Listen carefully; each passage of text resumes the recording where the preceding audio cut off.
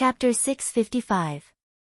After that, Dany sent the 72 blood guards of the 24 cars on their way to the afterlife. To Dany's surprise, after she killed all the cars, the one-eyed old woman seemed to be buying time for her. The eunuchs cleaned up the arena at a much slower speed. By the time she finished off the 72 blood guards, the sun was setting in the west and it was almost dusk. Then the Dosh Kalen immediately announced, "That's all for today. If you want to challenge again, you have to wait until tomorrow." Tomorrow? The centaurs were not afraid of death, and a few of them were eager to try. But when they heard that tomorrow, they looked at the woman on the arena. She had not eaten lunch from dawn to dusk, but she did not show any signs of fatigue. It was obvious that after a night's rest, she would be able to kill 100 people again the next day to recover her energy. After all, they were the leaders of the tribes, and they still had basic intelligence. Come to die tomorrow. So, other than Dany, the 26 colossus, a total of more than 300 cascos, stood up one by one, offered their scimitars and declared that they would give up the right to challenge Khaleesi. In other words, they acknowledged her identity as the Call of Cars. When the one-eyed old woman shouted 3 times in a row, "Is there a warrior who wants to challenge the Call of Cars?" and no one answered, she simply walked up to the high platform and knelt on the yellow soil soaked in blood. She placed her walking stick beside her, lowered her head and kowtowed 3 times to Dany, saying, "You have fulfilled the ancient prophecy. The Horse King's city has finally met its true master. You are the steed of the world, the great Call of Cars, the king of the Horse Kings." Behind the old woman, dozens of Dosh Kalans prostrated themselves on the ground and surrounded Dany in a semicircle. Their faces were solemn, and their eyes were filled with fervor as they shouted, "The king of the Horse Kings, the Call of Cars." The Dosh Kalans' actions were like dominoes.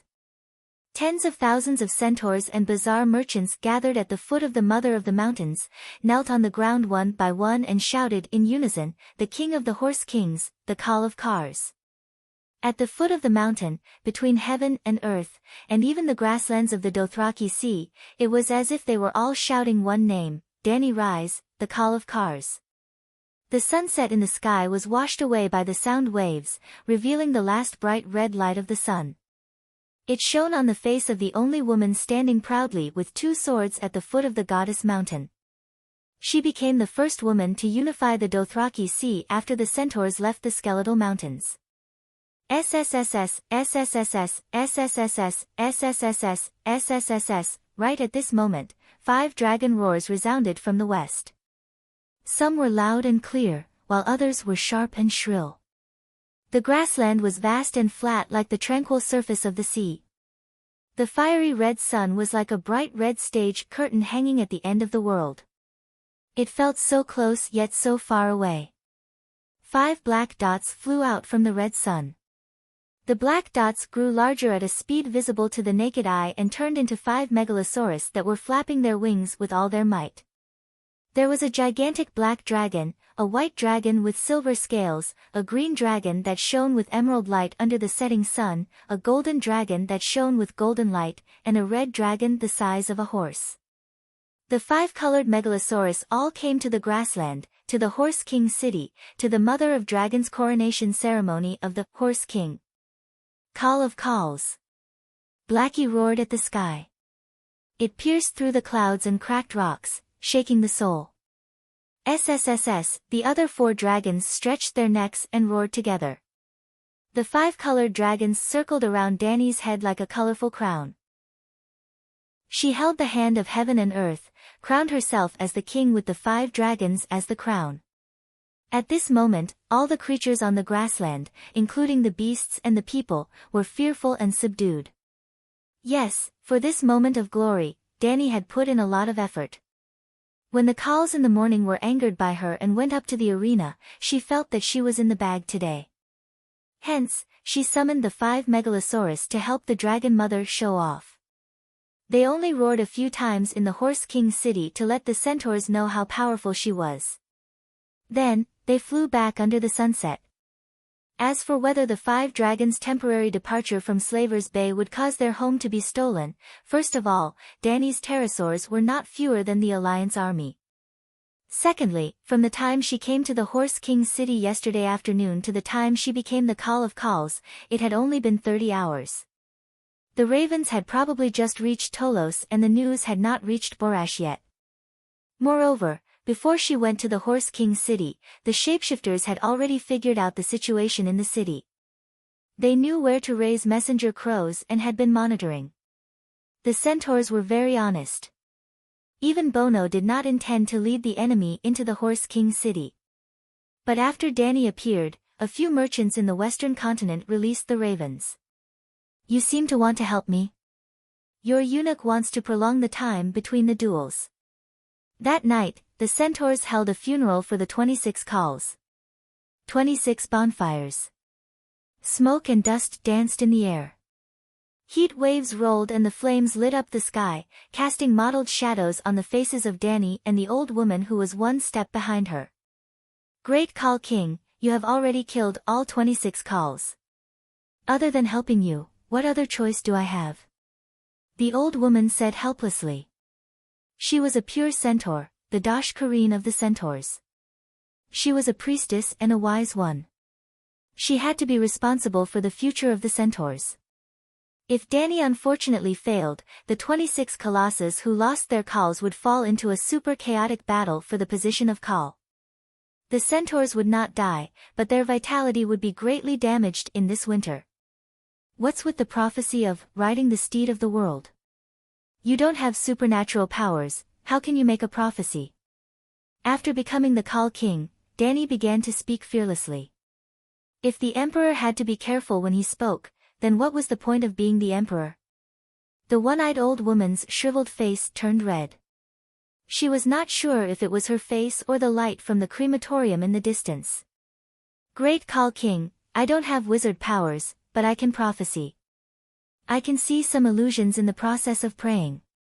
In that case, the one-eyed old woman might have supernatural talents, and it was a prophecy type. Dany fell into deep thought. Have you tested your magic talent? She asked again. The old woman said with a conflicted expression, Great Call King, the centaur's attitude towards witches.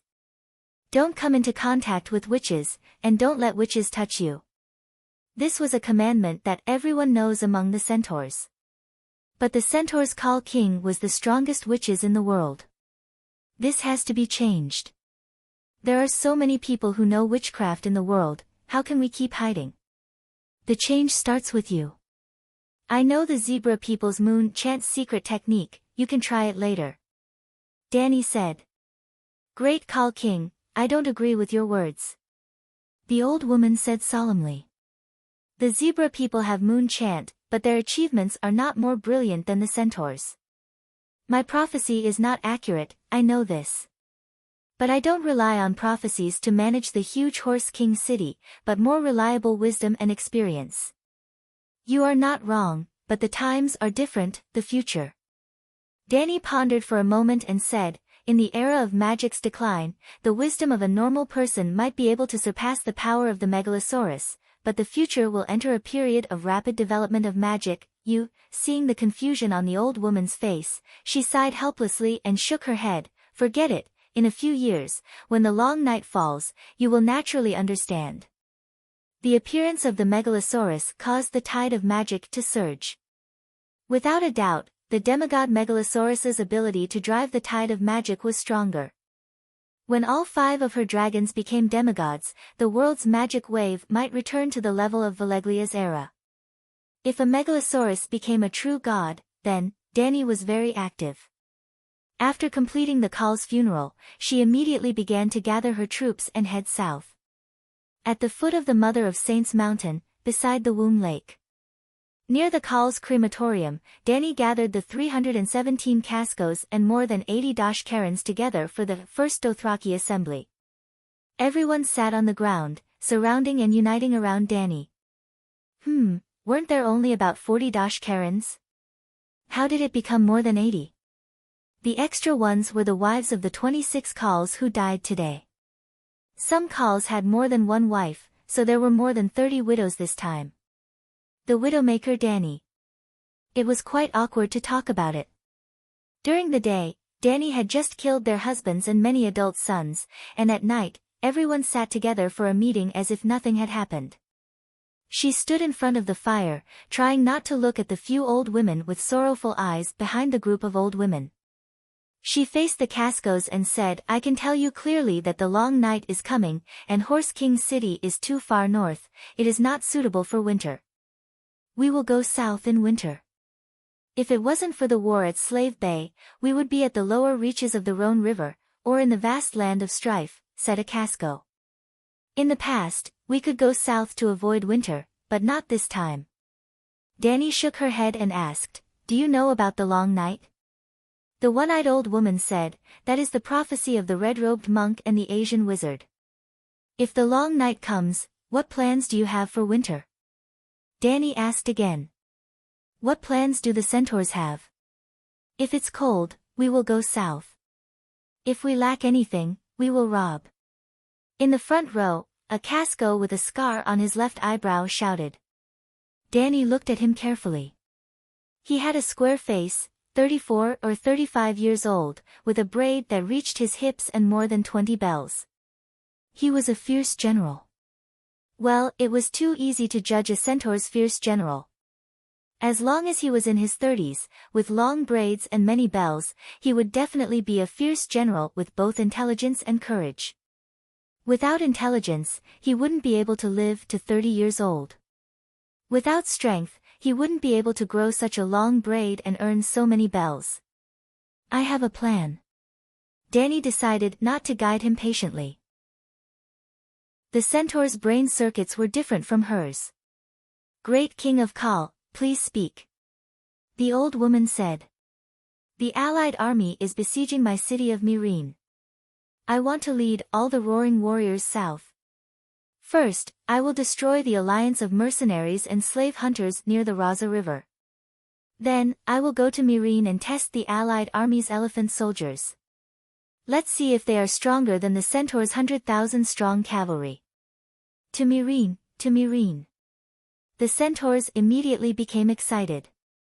They clapped their hands and hit the ground while howling loudly. Dany pressed down with both hands and waited for the howling centaurs to quiet down. Then she said, "After cleaning up the Raza River, I hope to build a Khaleesi city at the edge of the Red Wasteland.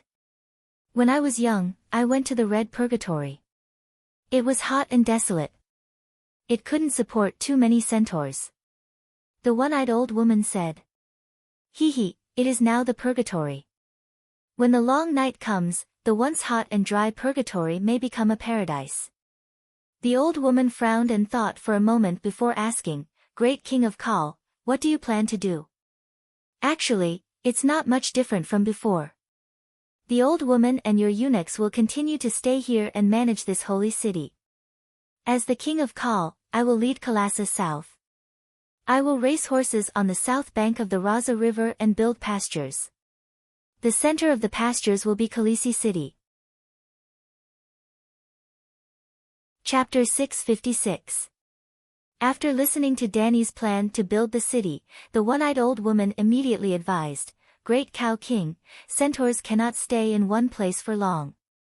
The life of the milk people in stone houses is too comfortable. It robs us of our courage and wipes us of our strength. When the long night comes, you will not say that." The Cow King had a lot of power. Once Dany made the decision, the centaurs immediately took action. First, she had to count the population and establish a household register. Then Dany found that she was invincible. Counting only the 26 Kalassas around Horse King City, there were about 500,000 centaurs and 200,000 roaring warriors. The ratio of soldiers to civilians was frighteningly high, almost every citizen was a soldier. 200,000 howling warriors. Dany could sweep the world with them. Then she ordered that according to the size of each Colossus, a quarter to half of the people would be offered to the Cow King. A total of 317 Colossus survived, they all had their own Colossus. Using a country analogy, a colossus was equivalent to a country, and colosses were the counties that formed the country, while colosses were the judici of the counties. Some colosses only had 100 or 200 roaring warriors, such as Dani in the past. Khaleesi was also a colossus. Her colossus tribe was newly formed and only had about 60 young warriors. Some colosses had been passed down for several generations and had 2,000 to 3,000 roaring warriors, such as Pinocchio in the past. His father was Zhuge Ji's father's colossus. He and Zhuge Gu had inherited their father's colossus.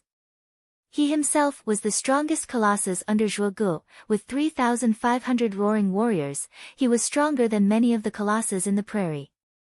In Slave Bay, in Dani's colossus, the colossus system was replaced by the Chiliarch system. The title of colossus was still retained, but their status was greatly weakened. Every Chiliarch was considered a colossus, but they only had 50 direct guards. But Dani was able to complete the reform because her colossus were too small, and there were too many centaurs in Horse King City. It was difficult to complete the reform in a short period of time, and she had to take her time to conquer the south. It was also a centaur custom to take people from the colossus to fill the colossus. In every battle, Khal would lead the roaring warriors to charge at the front. His caste would definitely suffer the greatest losses. If there were no reinforcements, after a few times, Khal would become a commander without an army. Similarly, if a certain cozy caste suffered too many losses, Khal would use newly captured centaurs to replenish his losses. Now, King Khal had taken a quarter of the people from Caste Jr. and half from Caste Senior. In just one night, she had about a third of the centaurs. In other words, there were an additional 70,000 caste people. She had brought 500 roaring warriors from Slavers Bay, all of them reserve centurions and Chiliarchs. 200 of the youngest warriors with the longest braids and the most bells were chosen from the 70,000 caste warriors. 700 centurions were in charge of 70,000 roaring warriors. Among the 700 centurions, there were 70 acting Chiliarchs. They were temporary and could be replaced by braver and smarter centurions or even decurions at any time. Among the 70 acting Chiliarchs, there were 7 captains. Dani, Gu and Kue Luashiu were captains, while Ricardo and Jogo were true captains. The remaining 2 10,000-men squads were temporarily represented by King Khal. If there were centaurs who were promoted based on their contributions, Dani would personally bestow them the position of captains. Afterwards, Dani chose the weakest 27 out of the 317 castes. Casco was old and frail, while Cass was the weakest. Of the 27 castes, 10 were left behind in Maong City to carry out King Khao's mission of digging deep, accumulating food, storing charcoal for firewood. Even if they knew that the night was coming, Maong City could not be given up. The other 17 castes were scattered across the grasslands, informing the other colossus about Dani becoming King Khao. Although 26 colossus came to Maong City, the grasslands were vast and there were still an unknown number of tribes. Just like that, Dani brought a total of 360 castes to the south, plus the 70 Chiliarchs under her, making up the number of heavenly cycles. King Khao was still wondering if he should create captains with the number of heavenly spirits and earthly fiends in the future, and then name each army with the 108 devil stars. For example, Leader Star Dani would lead the 10,000 Leader Star army. With such a strange thought, Dani rode Blackie and left Maong City in the wee hours of the morning. Before leaving, she left the one-eyed old woman a moon singer inheritance, a copy of the Pegasus Bible, a glass candle and a set of magic net communication keys. The one-eyed old woman did indeed have the talent of a transcendent, and she was very powerful. She was very compatible with the zebra people's moon singer meditation technique. Moon singers were different from shadow-binding knights. Blood witchcraft was a compulsory course for shadow-binding knights, but it was an elective for moon singers. Furthermore, the Pegasus Bible established a correct view of the world for the Dash Colossus. Dani felt that the old woman would not go down the wrong path. When the old woman learned witchcraft, even if she was thousands of miles away, Dani would be able to control Maong City through the glass candle. Mireen, the Queen's study. 7 gods above. 200,000 howling warriors.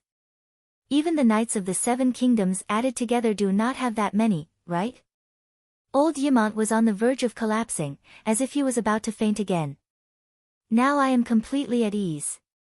With this world-conquering force, the Alliance is bound to lose. The old man's face was glowing, completely free from the shadow of the army approaching the city. Dani lowered her head and flipped through the documents and intelligence she had accumulated in the 2 days she was gone. She said absent-mindedly, "I told you long ago that we will win this war." The God Turtle Dam had been completed and was beginning to store water. Even if the Alliance could invite a true god to descend, they would not be able to escape this disaster. The 200,000 howling warriors were only trying to expand their victory by wiping out the hundreds of thousands of Alliance soldiers who had surrounded them. She wanted to make everyone suffer in one go, or even beat them half to death. This was the first time the countries of the world had formed an alliance to encircle Slave Bay. It would also be the last time. You have only been gone for 2 days, and you have already become the Cow King. Is it so easy to be the Cow King? Old Yamant calmed down and asked with a frown. Easy? Chui Luo shook his head repeatedly. His face showed a complicated expression of respect and disbelief. He recounted the process of Dani becoming the Cow King in detail. You challenged 143 centaur warriors in a row, and most of them were the strongest cow and blood guards in Kalasa. Other than Khaleesi, who else could have done it? He asked in the end. Old Yamant was once again dumbfounded. Your Majesty, you are too rash. 1 against 3, and you did not even wear your armor. The old man walked around the desk in a panic and went to Dani's side to check carefully. He even asked repeatedly, "Dani, are you injured?" This is the most terrifying part. Khaleesi's skills are amazing. Her 2 swords are like thunder, unstoppable. Her defense is like a giant shield that covers the sky, and not even water can get through. She fought dozens of battles with fewer people, and she was not injured at all. 2 days had passed, but when this matter was brought up again, Chui Luo's expression was agitated, and his voice was trembling. Your Majesty, you have reached the highest level of swordsmanship, divine transcendence? De Xiong asked in shock. No, I am the same as Hatter, the whip of Dugu. I have broken through divine transcendence and entered a divine realm. Dani looked up at the golden sunlight shining in through the window and said softly, "You can call me Sword God." Sword God? Isn't that a little too exaggerated? Old Yamant looked conflicted. He began to suspect that Dani was bragging out of habit. It's not exaggerated. Dani shook her head and said seriously, "Previously, I was indeed only at divine transcendence. But think about it, who were the 100 or so centaurs that I killed? They were the strongest of the hundreds of thousands of centaurs on the prairie. Did I not gain anything from fighting them to the death? Actually, it was because I broke through on the spot and consolidated my divine transcendence realm that I asked to fight 1 against 3. After the battle, I directly condensed the divinity of Sword God." Dani really was not bragging this time. Every generation of Sword of Dawn had almost reached or directly reached divine transcendence realm. Otherwise, they would not be able to become Sword of Dawn. Not every generation of Dayan had a Sword of Dawn. Only people with extremely strong swordsmanship were qualified to use the Dawn sword and receive the name Sword of Dawn. After thousands of years, how many Sword of Dawn had appeared? And Westeros worshipped the path of knights. The Dayan family was not the only family of knights with good swordsmanship. Among the 7 divine positions of the 7 gods, only warrior lived up to its name and was close to perfection. In the state of warrior, Dani gained countless experience as a swordsman. Her swordsmanship theory had already surpassed the limits of mortals. More than 100 Kars, Blood Alliance guards, Ko, and Kal's sons were all experienced babies that helped her turn her theory into real strength. She was also a demigod and could condense divinity. Divinity was equivalent to the deification of a certain profession. Was swordsmanship not a profession? Naturally, Danny could be called Sword God after condensing the divinity of swordsmanship. What kind of realm is Sword God? How many can you take on alone? Cora asked curiously. Danny thought for a moment and said, if 3 cars work well together, they can already injure me. But after every battle, I use holy healing to secretly heal my injuries. Against 4 cars, I'll be heavily injured. I might be able to win against 5 cars, but against 6, I'll definitely lose unless I wear tile steel armor. Even if I wear tile steel armor, 8 cars can still hurt me. Armor prevents piercing, not blunt blows. Seems, not too strong. De Xiong frowned. Very strong. Those are cars, not normal soldiers. Kuei Luo glared and emphasized. Not extraordinary enough. Old Yamant said softly. Indeed, she was not extraordinary enough. She was already a sword god, but she still could not take on 10. Unfortunately, the gods of this world were not extraordinary at all. Arthur Dayan, known as the best swordsman in the world, was beaten to death by 3 people. If she could really be like the sword gods in Eastern fantasy novels, with sword aura, sword light splitting, and sword will splitting the air, why would she specially create a pair of white and red swords? Her magic black sword from before was left in Mirin. In wuxia novels, having no sword was better than having one, and everything could be a sword. But in this world, 2 swords were better than one, and a sword was better than being empty-handed.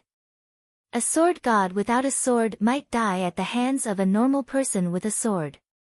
That was the reality, that was so awkward. That's because I didn't use magic. With tile steel armor and a magic sword in hand, I'm truly a match for 10,000 people. That's right. You still have magic. De Xiong nodded. Then, he seemed to have thought of something. With a hesitant expression, he asked softly, Your Majesty, about that mist in the garden upstairs. The raven transformed into a little elf. Can my father be resurrected into a fire elf? Chapter 657. Little Fog was a new life. She was full of curiosity and desire to explore everything in the outside world. Therefore, she was different from Ah Fu, whose heart was dead. She did not want to be a corpse in Danny's sea of consciousness. She needed sunlight, she enjoyed the feeling of bathing in the breeze, and she enjoyed playing with flowers even more. In the morning, she woke up on the top of an apple tree. When the Dragon Queen practiced her swordsmanship, she stood on the persimmon tree and sang a gentle and moving song. In the morning, Little Fog's crystal-clear little wings flapped quickly in the sun. Like a diligent little bee, she carried a small apple-sized kettle and watered the flowers and weeds. When she encountered pests, she would also point her finger at them and shoot out a thin line of fire, accurately hitting them. At noon, she would leave the pyramid and chase the birds and butterflies in the sky. In the afternoon, she turned into a raven and joined the army of shape-shifting animal spies. She circled above the marching army of the Western Allies. In the evening, she returned to the Great Pyramid. Little Fog was like a little sparrow, chattering about her day's experience and the intelligence of the Allies to the Dragon Queen. At night, she would patrol around the pyramid before returning to the small wooden house hanging on the treetops in the garden to rest. Many times, Danny needed to pass a message to her subordinates or issue an official order. Little Fog would also act as the Queen's messenger, dictating the Queen's orders, or holding a scroll of Imperial Edict to the target person. Not to mention Cora, even the people in Mirin City knew that the Dragon Queen had caught a tree elf on the opposite side of the Sasros continent. Except for those close to her, no one else knew the true origin of Little Fog. Sasros even had King Kong, so it was not surprising that a tree elf appeared. At first, everyone was amazed by Little Fog's delicate appearance and cute image. But in this world where Megalosaurus and giants were common knowledge, the fantasy of the little elf had not only grabbed the headlines for 4 or 5 days. Everyone was used to it. Except for those who really knew the details of Little Fog. For example, old Yamant had always suspected that Danny was bragging. Little Fairy was not created by her at all. It was a pet found in the rainforest when she was looking for the pterosaur, just like how she said she had a 30-meter-tall gorilla as a pet. At first, De Xiong had the same doubts as Yamant. However, Dragon Queen was able to take on 26 cons by herself. Creating a fire sprite didn't seem to be any harder than that. The souls of the children of the forest are different from those of ordinary people. If our souls do not enter the divine kingdom, they will quickly disintegrate and dissipate into the world. But in a strange way, they are preserved forever. At this point, Danny looked hesitant, and her tone became uncertain. Perhaps eternity also has a time limit. Otherwise, there wouldn't be only 3,000 crows left. But your father's soul is definitely not as resilient as a child of the forest, there is no doubt about that. Unless my fire creation ability is upgraded a few more times, otherwise, your father's soul might really be destroyed by me. How long do we have to wait? Will my father's crow die of old age? Big Bear asked nervously. Your father's crows won't live as long as the children of the forest. They'll only live as long as normal crows. John's raven father was lucky to have met John before his consciousness dissipated. Otherwise, he would be no different from an ordinary raven. When will your life creation ability be upgraded? Will it be too late? Big Bear asked worriedly. I'm not sure. Danny could only guess that there were two ways to upgrade her fire creation ability. One was to find more children of the forest crows and turn them into fire sprites, increasing her experience and understanding through practice.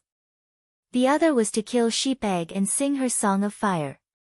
Fundamentally speaking, fire creation was an attribute of the Song of Fire. Comprehending the Song of Fire would definitely enhance this attribute. Even Danny herself could vaguely guess why Lalo and Sheep Egg coveted her body, bloodline. To obtain the special Song of Fire attribute of fire creation. Yamant looked skeptical. He asked tentatively, if you can even revive the dead, then you're no different from the Holy Mother, right? Isn't the Holy Mother me? Danny complained in her mind, but her lips curled into a smug smile.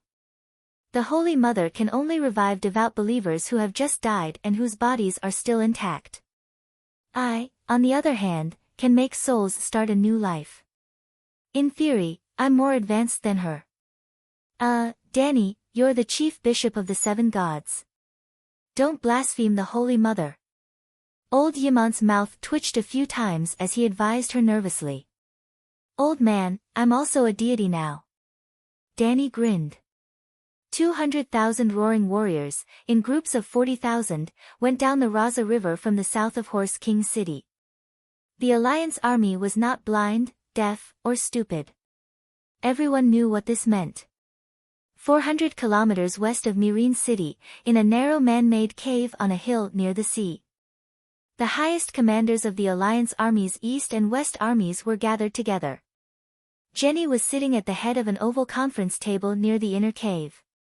War God Yuan Kai, commander of the East Army, and triangular-faced Sibirio, commander of the West Army, were on her left and right. Under the 2 commanders of the East and West armies, there was the Prince of Ragged Clothes who had changed into steel armor, the King of Long Nose who commanded 5,000 elephant soldiers, the commander of the 3 Sisters Alliance Fleet Chui Gu, the commander of the 3rd Fleet Zero, the commander of the 2nd Fleet Zanetti. There were about 20 people here, and they were all here for one thing, Maddie Danny. Everyone, Danny Rise has been crowned the King of Kal. The centaurs who should have been our helpers have been subdued by her. 200,000 troops are approaching the Raza River. What do you think? War God Yuan Kai asked first. 200,000, that's more than the Alliance army. How are we going to fight? Zanetti said in despair. We've lost. There's no hope. Chui Gu sighed and said helplessly, before the centaurs arrive, let's disband the Alliance army and go back to our homes to stop our losses. And then? Zero raised his eyebrows and asked in return. And then what? Chui Gu was confused. Why did we form the Alliance army? Zero straightened his back and stared sharply at Prince Reese, who had accused him of being a spy. He said sternly, "This war has nothing to do with glory or money. It's only about our survival. Quills, Volantis, Reese, Mir, Tarosai, and the cities of the Jade Sea are all slave countries. It's not just for the slave trade. In these cities, the ratio of slaves to free citizens is as high as 4:1. Our wealth, rule, and superior living conditions are all built on the bones of the slaves.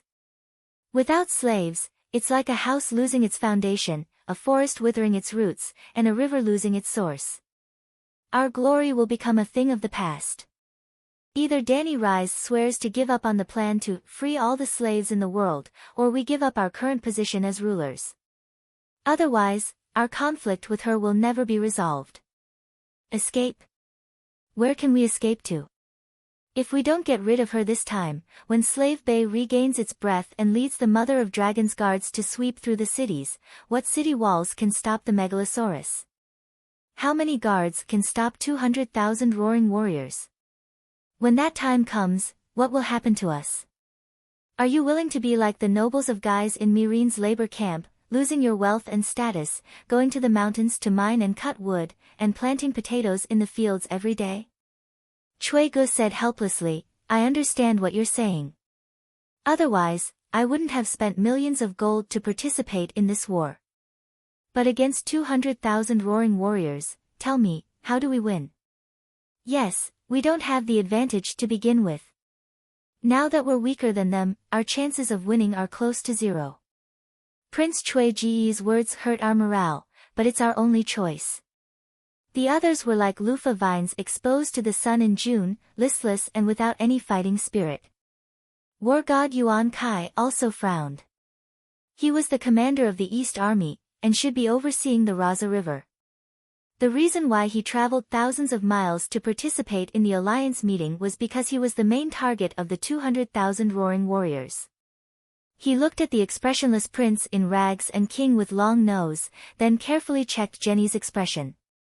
Her clean little face was solemn, but there was no trace of panic. She seems to have a trump card. With a thought, War God Yuan Kai said softly, "Lady Jenny, the vanguard of the centaurs will enter the Raza River in 20 days. And the East Army is made up of the Jade Sea slave hunters, pirates, bandits, and mercenaries. The composition of the soldiers is messy and weak. Plus, there are only 40,000 of them, and they won't be able to withstand a single charge from the roaring warriors." On the night that Danny Rise became the Cow King, a group of pirates ran out of the camp. I noticed them in advance and caught them and beheaded them in public. Only then did I manage to stabilize the morale of the army. Even so, I can feel that the people in the camp are anxious, and the mercenaries are looking at me strangely. The closer the centaurs are to the Raza River, the higher the possibility of a mutiny. I wonder if Lady Jenny has a solution. Prince in Rags glanced at Jenny and said, "Give up on the East Army's plan, either go down the river and force their way into Slaver's Bay, or go through the secret passage in the mountains and meet up with our West Army at Myreen City." Grazdan's pupils contracted. He was sure that Jenny still had a trump card. Then, what was the trump card that could deal with 200,000 centaurs? None of the people present were fools, and like War God, they guessed that Valeglia still had a trump card. Chui Gu was about to ask, but he suddenly saw Jenny's cold and inhuman eyes. He shuddered and turned to the head of the mercenaries and muttered, "If we don't have confidence, how can we appease the soldiers?" "You guessed right, I am hiding something from you." Jenny finally spoke. Her expression was cold, but her attitude was honest. "I have a secret method to deal with Danny Rise, and I can even kill her in one strike. But there is a condition, the secret cannot be leaked out." Zanetti frowned and looked at the mercenary leader, asking, "Does Prince in Rags know?" "He is a believer of the great Balerion, and is completely trustworthy," Jenny said indifferently. Everyone's expression was complicated. They were happy that Valeglia had such amazing methods, but also annoyed that their status was not as high as a mercenary's. "Lady Jenny is right. Trigri glanced at Zero from the corner of his eyes and sneered. Some people are in the Allied army, but their hearts have flown to Myrene. No matter how careful Lady Jenny is, it is not excessive. As expected, a bite from a dog will bite into the flesh. Zero could not suppress his anger, and the ruby on his nose trembled. He growled, "You are the one who betrayed the alliance, but you maliciously accuse me. Last time, when New Guys fell, your wife personally confessed that you were the one who leaked the secret." Chui Ji's expression was ferocious as he interrupted, "That was Danny Rise's scheme, she wanted me to be the scapegoat. Luckily, I asked Zanetti to help me collect the letters of the Alliance's commanders in New Guise, and through the comparison of the handwriting, I was able to confirm that you were the traitor." "Idiot, shut up!" Jenny shouted angrily, "I already said that spies are the animal companions of shapeshifters. Danny Rise purposely schemed to cause internal strife between the two of you, and now you are really doing as she wished." Chapter 658. After the fall of New Guise, the Allied army carried out a vigorous rectification and elimination of traitors campaign. They believed that there were two possibilities for the military secrets of the Allied army to be exposed. First, the Allied army commander had a big mouth and spread the contents of the high-level meetings everywhere. Second, there was a traitor in the Allied army's upper echelons. The rectification targeted the first possibility. The elimination of traitors targeted the second possibility. In the operation to catch the traitor, the thing that shocked the Allied army the most was the conflict between Chui Gu and Zero. Their positions were too high. One was the representative of Queers, the commander of the Third Fleet. The other was the representative of the Reese, Tarosai, and Mill Sisters Alliance. They controlled almost a quarter of the Allied army's logistics fleet. If even those two betrayed the Allied army, what hope did the Allied army have? The operation to catch the traitor almost destroyed the morale of the Allied army. Fortunately, Jenny found out that the Dragon Queen was the real spy. She helped the two commanders, who were already in prison, to unify their thinking. The Allied army's higher-ups were united against a common enemy. Speaking of which, how did Chui Gu and Zero get involved? Remember the Second Dragon War in Myrene?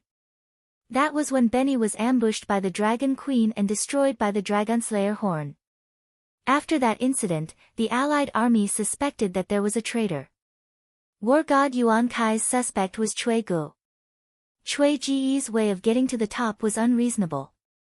There seemed to be the shadow of the Dragon Queen behind him. His wife, Linny's, and White Knight Garth were siblings. This relationship, War god Yuan Kai secretly found Zero and told him his suspicions. He also asked Zero to ask his old friend when he went to Astapor to redeem the captives. Chapter 524, Zero remembered his mission and really went to find Danny and Tyrion to ask for their opinions. Damn it! He just happened to find the two smartest and most cunning people in Slaver's Bay.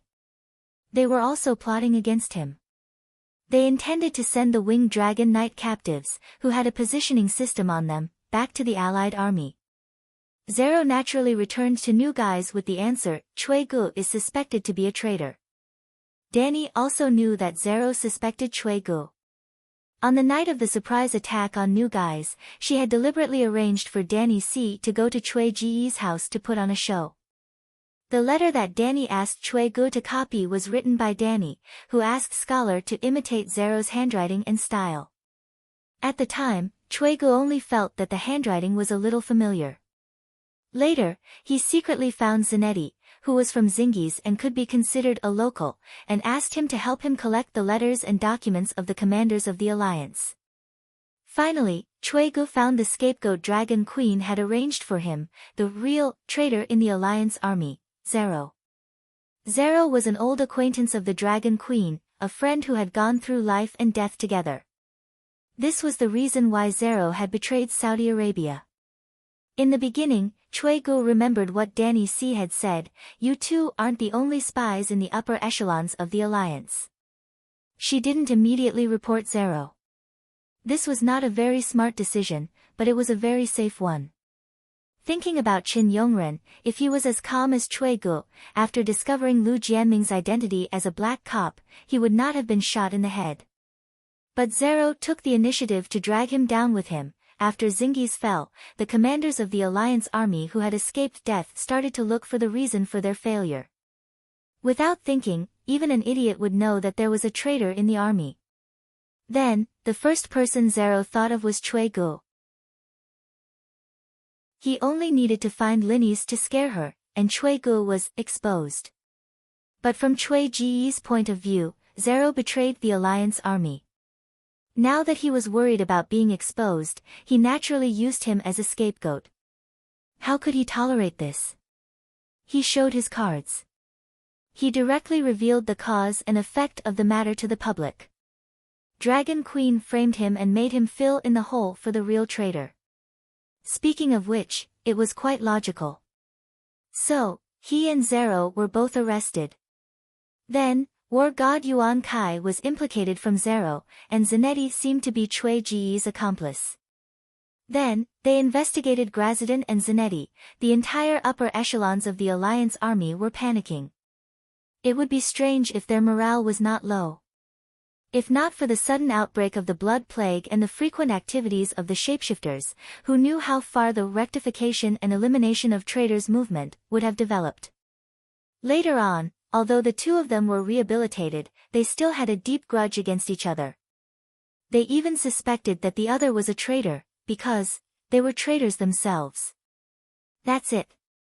Jenny did have a trump card, but she didn't trust US and didn't say it in public during the meeting. But don't worry, Your Majesty, I will continue to follow up on this matter. After the meeting, they returned to the flagship of the Third Fleet. Zero was in the captain's room. He spoke softly to the petrel that landed on the table. The Ragged Prince is a believer of Balerion. He knows Jenny's secret. The long-nosed king seems to know something as well. I suspect that it has something to do with the elephant soldiers. I suggest that Your Majesty invest more espionage resources in the elephant soldiers. Also, the East Army is about to make a strategic shift. After the meeting, they returned to Jean Island. Without telling his wife, Cui Gu spoke to a raven in his study. They weren't traitors, but after being locked up as traitors for a period of time and being coerced by Danny multiple times through the raven, they really became traitors. First of all, they were both wronged and had resentment in their hearts. They blamed the Dragon Queen for being cunning, and secretly hated their allies for not trusting them. Secondly, Danny had both of them on the hook. Cui Gu was able to rise to the throne because the Dragon Queen rode a dragon and burned Prince Reese to death. But the Dragon Queen was able to accurately locate the locations of the princes because of Linnis' guidance. Linnis was Cui Ji's wife. Cui Gu benefited the most from the deaths of the princes. Zero didn't have anything on him, but the Dragon Queen knew his house number. Last time when she went to Cure's Raging Flame City, she purposely avoided Zero's mansion and the warehouse at the docks. If he didn't agree today, she might correct her mistake tomorrow, burn Zero until he was penniless. Lastly, and most importantly, benefits. The Dragon Queen promised them wealth and status. When the alliance was first formed, the Dragon Queen's promise wasn't worth a single copper coin. Because in the beginning of the war, in everyone's hearts, she was bound to lose. What was the use of a loser's promise? But the Battle of Toros, the Battle of Myrine, the fall of Zingis, the blood plague of the Eastern Army, the departure of the centaurs of the Northern Army, and the daily attacks of the Dragon Queen, the alliance wasn't made of iron, and it was even more impossible for everyone to have an iron will. After going through this series of events, how could they not be discouraged and depressed? How could they not be shrouded in a shadow? Horus. Outside the holy church where Danny received the inheritance of the great wizard. In the sea of lava, black pillars of smoke rose from the endless dark Red Sea. The seawater boiled, and white steam rose from the surface. I understand that there is a traitor among the higher-ups of the Alliance, so I only told you the secret. At the edge of the cliff, the hot sea breeze mixed with the smell of sulfur fluttered Jenny's cloak. Her porcelain doll-like face was illuminated by the red light surging from the bottom of the sea. "What do you want to do?" The prince in ragged clothes was drenched in sweat as he asked with a hoarse voice. He was an old noble of Pentos, a descendant of Valeglia, and even a branch family of Belarus. After the great calamity, he still believed in the ancient god of Valeglia Belerion. So, after seeing Jenny, he completely gave up on all contact with the Dragon Queen. But he was still a normal person, and he was not used to the high temperature and high magic radiation of this cursed land. Under this sea, there is still the earth fire of the 14 fire peaks. Jenny opened her arms and embraced the entire world. Her voice was loud and her expression proud. "Do you know what this means?" "It means that I can rebuild a core of the magic net at any time in Oris, in the Holy Church by the sea. Its power is 100 times, 1,000 times greater than on Dragonstone Island." Core of the magic net. What's the use of it for the upcoming Battle of Myrene? The prince in ragged clothes was confused. In an information war, I can seal off all the glass candles in the world and turn all the wizards in the world blind and deaf. In a magic war, I can. Jenny's voice stopped abruptly. The fervent look on her face suddenly turned into regret. "Unfortunately, the gods have sealed this world. The power of the magic power tower cannot be transmitted out, so it cannot provide me with unlimited magic power on the front lines. Even if we can obtain an information advantage, it's already good enough." The prince in ragged clothes said excitedly, "Coincidentally, Yuluan contacted us at the King's Landing. Perhaps we can send a team of pterosaurs to the Westeros and seal off the magic net on Dragonstone Island before taking down Aegon." Jenny's eyes lit up. She nodded with a smile and said, "Good idea. If we take down Aegon, we might be able to threaten her. Even if she wasn't threatened, sacrificing him before the final battle would still cause her to go crazy, and then, my little baby will be able to make a grand entrance." Boom! Before she finished speaking, the steaming sea of smoke suddenly exploded with a splash that was 40 to 50 meters tall. The gray clouds in the sky seemed to have been blown away, revealing a thin layer of sunlight. The prince in ragged clothes widened his eyes and knelt on the ground. He muttered with a trembling voice, "Belerion above, so big, big? No, this is still in its infancy. Wait until I build the magic crystal tower and inject magic power into its body. At that time, even Dany Rise's 5 little worms will not be enough for it to chew on, ha ha ha ha. Valeglia is indeed powerful, and Belerion is indeed powerful. She actually has such a powerful weapon. No wonder 200,000 centaurs could not move her." The prince in ragged clothes was excited. When Dany received the report and began to think hard about what other powerful weapon Jenny could bring out, something happened in the Westeros. Tomon I was dead. Tomon was 10 years old this year. He had blonde hair and blue eyes. He was a chubby little fatty. His personality was as harmless as his body. He was gentle and shy, liked to read, and loved to play with cats, dogs and other small animals. The past 2 years had been quite difficult for Fat Tomon. First, his mother was arrested by Despero and paraded through the streets. Then, his wife drank moon tea and everyone knew about it. The people of King's Landing did not think that Marjorie was wrong. Instead, they thought that he was incapable and could not satisfy Holy Mother Marjorie. He was still young and didn't know much about the matters between men and women, so no one would gossip about him. However, his mother suddenly locked his wife up and even killed his father-in-law's family. Not long after, it was revealed that his own biological brother, Emperor Joffrey, was killed by his wife. Oh, no, she was still his sister-in-law at that time. Now, Tomon was finally free. He had completely jumped out of the mud pit of King's Landing and returned to the embrace of the Holy Mother. That was what Despero said. Blackie and Dany did not agree with it. This morning, the maid waited outside the king's bedroom for a long time. When she did not hear Tomon I's call, she went into the bedroom with White Knight Marantran. She was shocked to see that the king's face was swollen and purple. There was a black blood scab at the corner of his mouth. Sir Meryn put his hand under his nose to check if he was breathing. There was no need to. His body was stiff and had no temperature. There were also livor mortis below his neck. The Red Keep immediately fell into chaos. Cersei almost broke down. She hugged her son's body and cried. She was heartbroken. Just as she ordered the Demon Mountain to slaughter the attendants in the Thoman Palace, her cousin Sir Devon reminded her that the dead might not necessarily be unable to be resurrected. It was better to leave the attendants for interrogation and go to the Great Sage Hall to invite the Great Sparrow. Since the trial, Cersei returned to the Great Cathedral of Baelor for the first time. When she arrived at the Great Cathedral, she found that there were more believers praying to the seven gods. There was also a long queue in front of the marble square. There were people in grey clothes, nobles in brocade robes, and knights with swords on their waists. Cersei had just woken up. She was still in her pajamas. Her clothes were messy, and her hair was loose. She was barefoot. She carried Tommen and galloped over on her horse. She only stopped when she reached the stone steps of the podium. She did not wait in line. She carried her fat son, who was almost 100 pounds, and squeezed through the crowd like a crazy woman.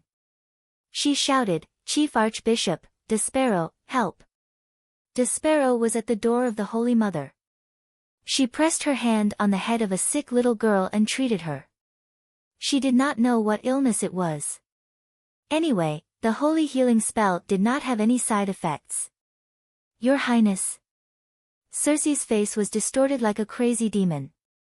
Despero was so scared that she almost could not recognize her. "Chief Archbishop, the Holy Mother is merciful. Please save my son." Cersei no longer had her usual fierceness and pride. She knelt in front of Despero. She was as fragile as a reed flower in winter, crying and begging. "Ah, King Tommen, King Tommen." Despero did not see the person in Cersei's arms. They also saw Tommen's bruised and swollen face. Hesitation flashed across the old sparrow's face. He was about to ignore them, but when he saw Cersei's miserable state, he remembered the doctrine of Mother of Mercy. He sighed and said, "Let's go to the inner hall." Despero saw a few white knights coming from afar. He said coldly, "Demons are not allowed to enter the sacred place." In the end, only Cersei and Sir Meryn entered the great cathedral. Dany then knew that Tommen was dead. Despero did not fool Cersei. Despero prayed to the Holy Mother. Although Tommen I was a bastard, he was usually obedient and kind. Every month during the festival, he would come to the great cathedral to pray, hoping that the Holy Mother would show him mercy and give him a miracle. Despero was not just being kind. If the seven gods could resurrect a king, it would mean, however, the Holy Mother could not resurrect a dead person whose soul was nowhere to be found. Tommen might believe in the seven gods, but he did not even have the 50 faith points of a devout believer. He was far from the 200 faith points of a saint. In other words, he could not open the gate of faith. His soul could not enter the space of faith of the seven gods. This is fate. He has been dead for too long. Despero said regretfully.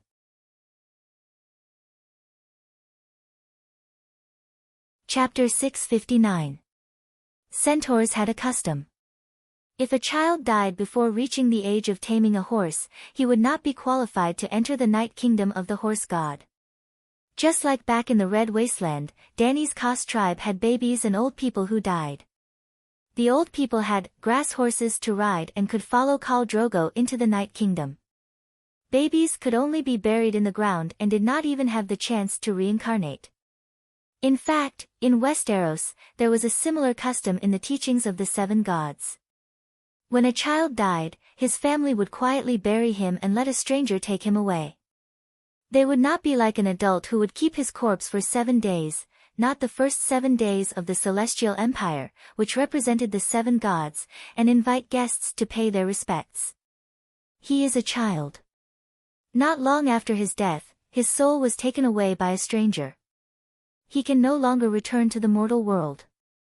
This is his fate. The Holy Mother gave an explanation and went offline. Not to mention that Toman's soul had entered the world of death. She did not have the title of God of Death, so she could not get him back.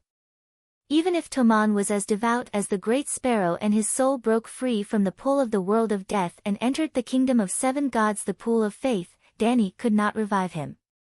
She did not have much divine power left in her song of water. It was barely enough for her to cultivate with the Rhone River. Reviving someone was a luxury. Perhaps, one day in a few hundred years, she would be able to sing her own song of water and develop the divinity of life in fire to the limit and obtain the title of stranger. If she could fully master the song of ice and fire, the law of life and death, she might be able to revive someone without the need for a corpse. The great sparrow shook his head and sighed. Your Highness, King Toman is still a child and his faith is still uncertain. What request does the Holy Mother have? I agree, Circe said anxiously. He thought for a while and tried to turn the Holy Mother's words into the teachings of the 7 gods. The Holy Mother's only request for the mortal world is to be devout, merciful, and kind. He then explained, if the king is an adult, his soul may enter the Holy Mother's kingdom. But he is still a child and his faith in the 7 gods is not mature. He has not experienced a complete life. The stranger should bring him on a new journey, which is reincarnation. If he had just died, perhaps he could have asked the Holy Mother for mercy, but now. Big Sparrow bent down and looked at Toman's collar. He frowned and said, the corpse stinks. He has been dead for more than a night. With Toman's death, the great Templar bell once again rang throughout King's Landing. The people of the 7 kingdoms were first shocked, and then they began to guess who had murdered their king. The deformed little devil monkey continued to work hard and sneaked into the Red Castle to murder his nephew. Circe muttered. There were quite a few people who believed it. After all, the dwarf had killed his father, his uncle, and publicly stood on the side of Aegon VI. He had the motive and ability to rebel against the Iron Throne. This was revenge. The River Bend nobles who were loyal to hiding Tyrell were taking revenge on Lannister. It could even be a revenge plotted by Queen Margaret, who was locked up in the ***** residence. There were quite a few people who believed the rumor that spread among the nobles because after Circe returned to the Red Castle, she went to the ***** residence and beat the emaciated Margaret half to death. If Yuluen and Sir Devon had not stopped her, Margaret would have died that day. His wife and mother had done too many bad things. Toman could not take it anymore and drank the medicine to kill them.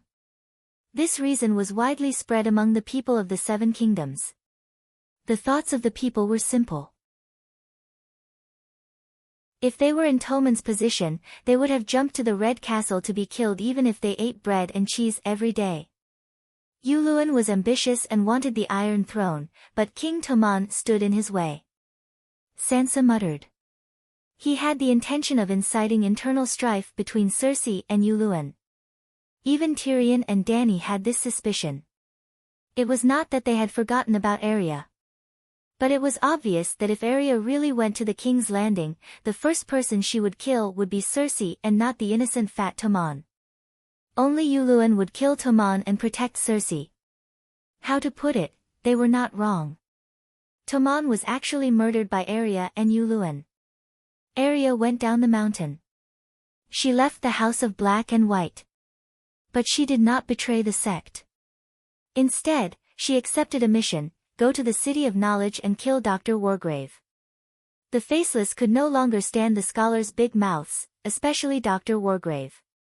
He had been particularly active recently and had created a large number of classics that could be passed down for thousands of years. He was hailed as the first literary hero of the 7 kingdoms by countless writers and opera singers. Because the Dragon Queen had been busy fighting in the past 2 years, there were no more works that could be passed down in Slaver's Bay. Some people thought that although Dr. Wargrave had imitated the style of the Dragon Queen, he had surpassed her and was qualified to be called the first literary hero of the world. Wargrave's works became popular culture, and his criticism of the faceless in his works became the mainstream of public opinion. The faceless reputation and business took a nosedive. Now, even the naked children on the streets began to imitate the characters in the plays and treated the faceless as demon-like villains. The children subconsciously thought that the faceless were vicious, cruel, inhuman, betrayed the gods, and devoid of human ethics. What future did the faceless have? Children were the future. What made the faceless even more hateful was the appearance of the anti-faceless special mutt. In the past 2 months, several faceless who were on missions had their pants bitten by fierce dogs that suddenly rushed out and exposed their identities and were arrested. Arya did not go directly to the old town because her Reaper's Bible was not complete and could not avoid the special patrol dogs of the City of Knowledge. That's right, Arya became a demon assassin and practiced the Reaper's secret technique that Uncle Jia Kun had painstakingly found in the City of Knowledge. Jia Kun was very selfless because his mother had always whispered to him, for the future of the faceless, you can't steal the Reaper's secret technique. You must make it public and let this meditation technique become the basic skill of the faceless. After returning to Bravos, the good boy Jia Kun did not hide anything and wrote down the Reaper's meditation technique that Fire Demon Hades had left in his mind.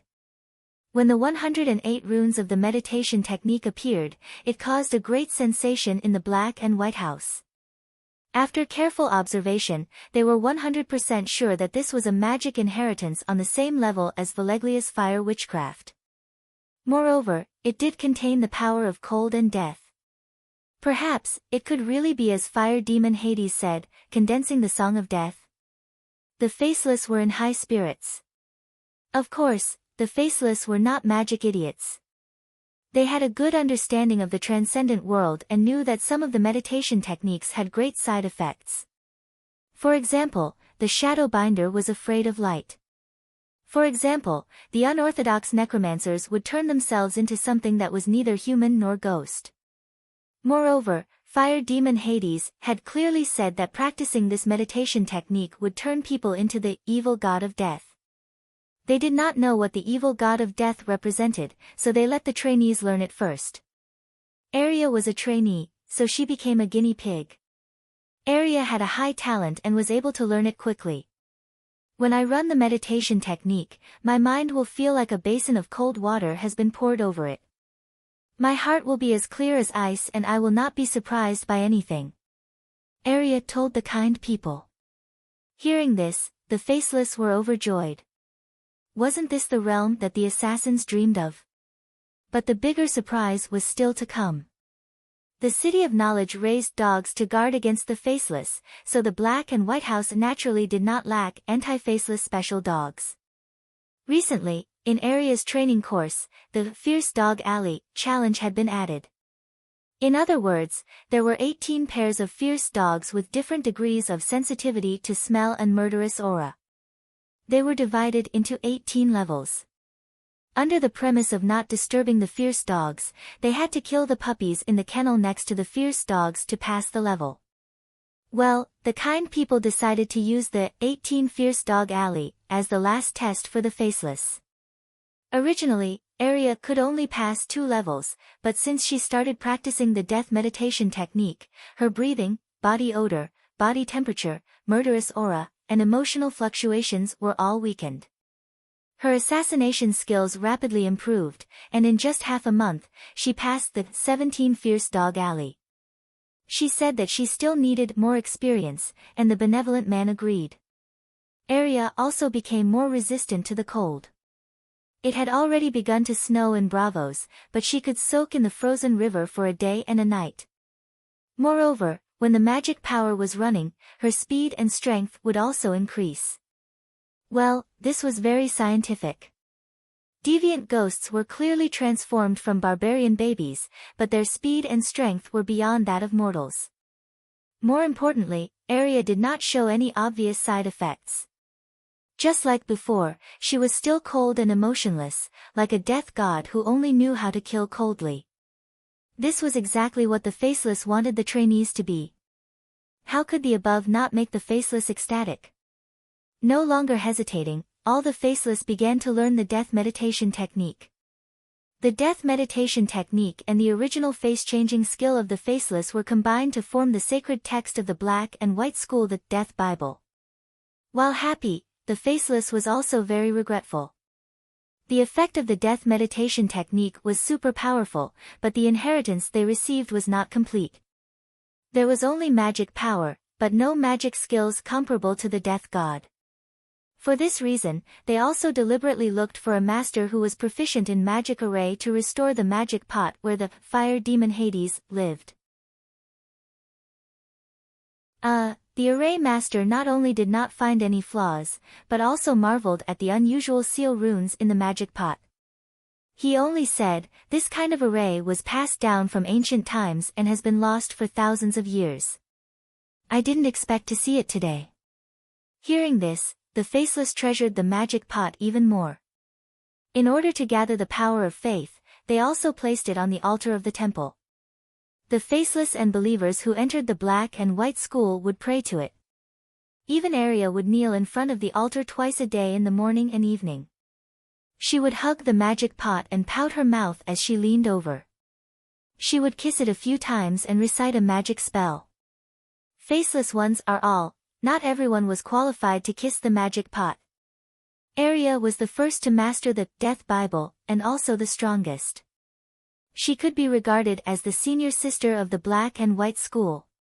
Now, the senior sister had returned from her training and began to take revenge. She had Arya's revenge notebook.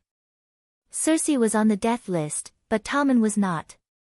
Arya's original target was indeed Cersei. Dorne's Princess Arya had a son and a daughter. The daughter, Rhaenys Targaryen, once had a black cat.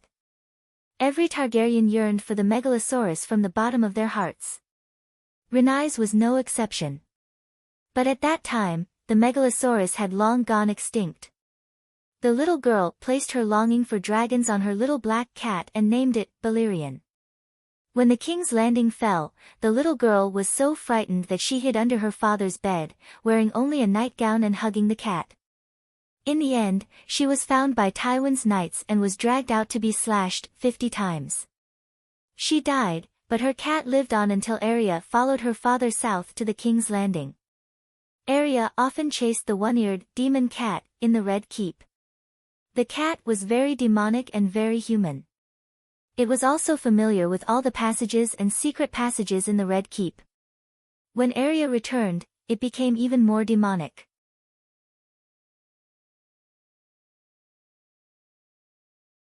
Chapter 660. An ordinary cat only had a lifespan of about 10 years, but the one-eared black cat had lived for a long time.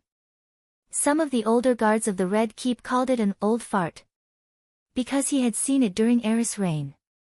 According to the lifespan of a human, the black cat was at least 120 years old, but it was still as fast as the wind. Some people jokingly called it the real king of the castle, because it ran wild and did whatever it wanted. Once, when Robert invited Duke Tywin to a banquet, the black cat jumped on the table and snatched a roasted quail from Tywin's hand. The one-eared black cat had done many things like jumping on the king's table, bullying Tommen's pets, and scaring the maids in the middle of the night. But other than Arya, who practiced the water dancer, caught it for a while, no one could do anything to it. This year, Arya returned from her studies. When she got close to the Red Keep, she saw her old friend again. This time, Arya caught it with just a thought. Arya easily returned to the Red Keep. When Ide was the Prime Minister, Arya lived with him in the Red Keep's Prime Minister's tower. She skillfully found the Queen Dowager's palace. But when she opened her poisoned claws and was about to send Cersei on her way, a pair of dark eyes with extreme malice stared at her. She had been discovered. She saw him. The husband of the Queen Dowager Regent, Luwin Greyjoy. She saw him staring at her with a cold smile. She felt a great terror that made her soul tremble from his eyes. She stepped back in fear. Then she saw his eyes change. The cold murderous intent and piercing sarcasm disappeared and turned into a meaningful look. "Get out, this is the Queen Dowager's palace." He roared at her, then turned his head and said to the Queen Dowager, "This is the one-eared black cat that always bullies Tommen's kitten.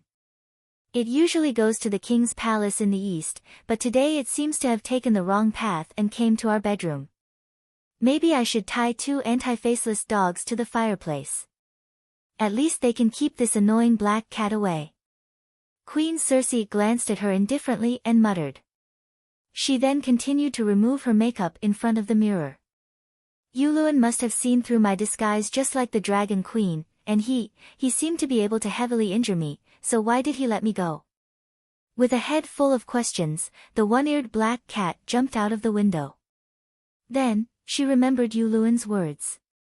Tommen was in the east, Cersei, Meryn Tran, Eileen Pine, Rafe Sweetmouth, meow, the cat's cry was filled with sinister killing intent.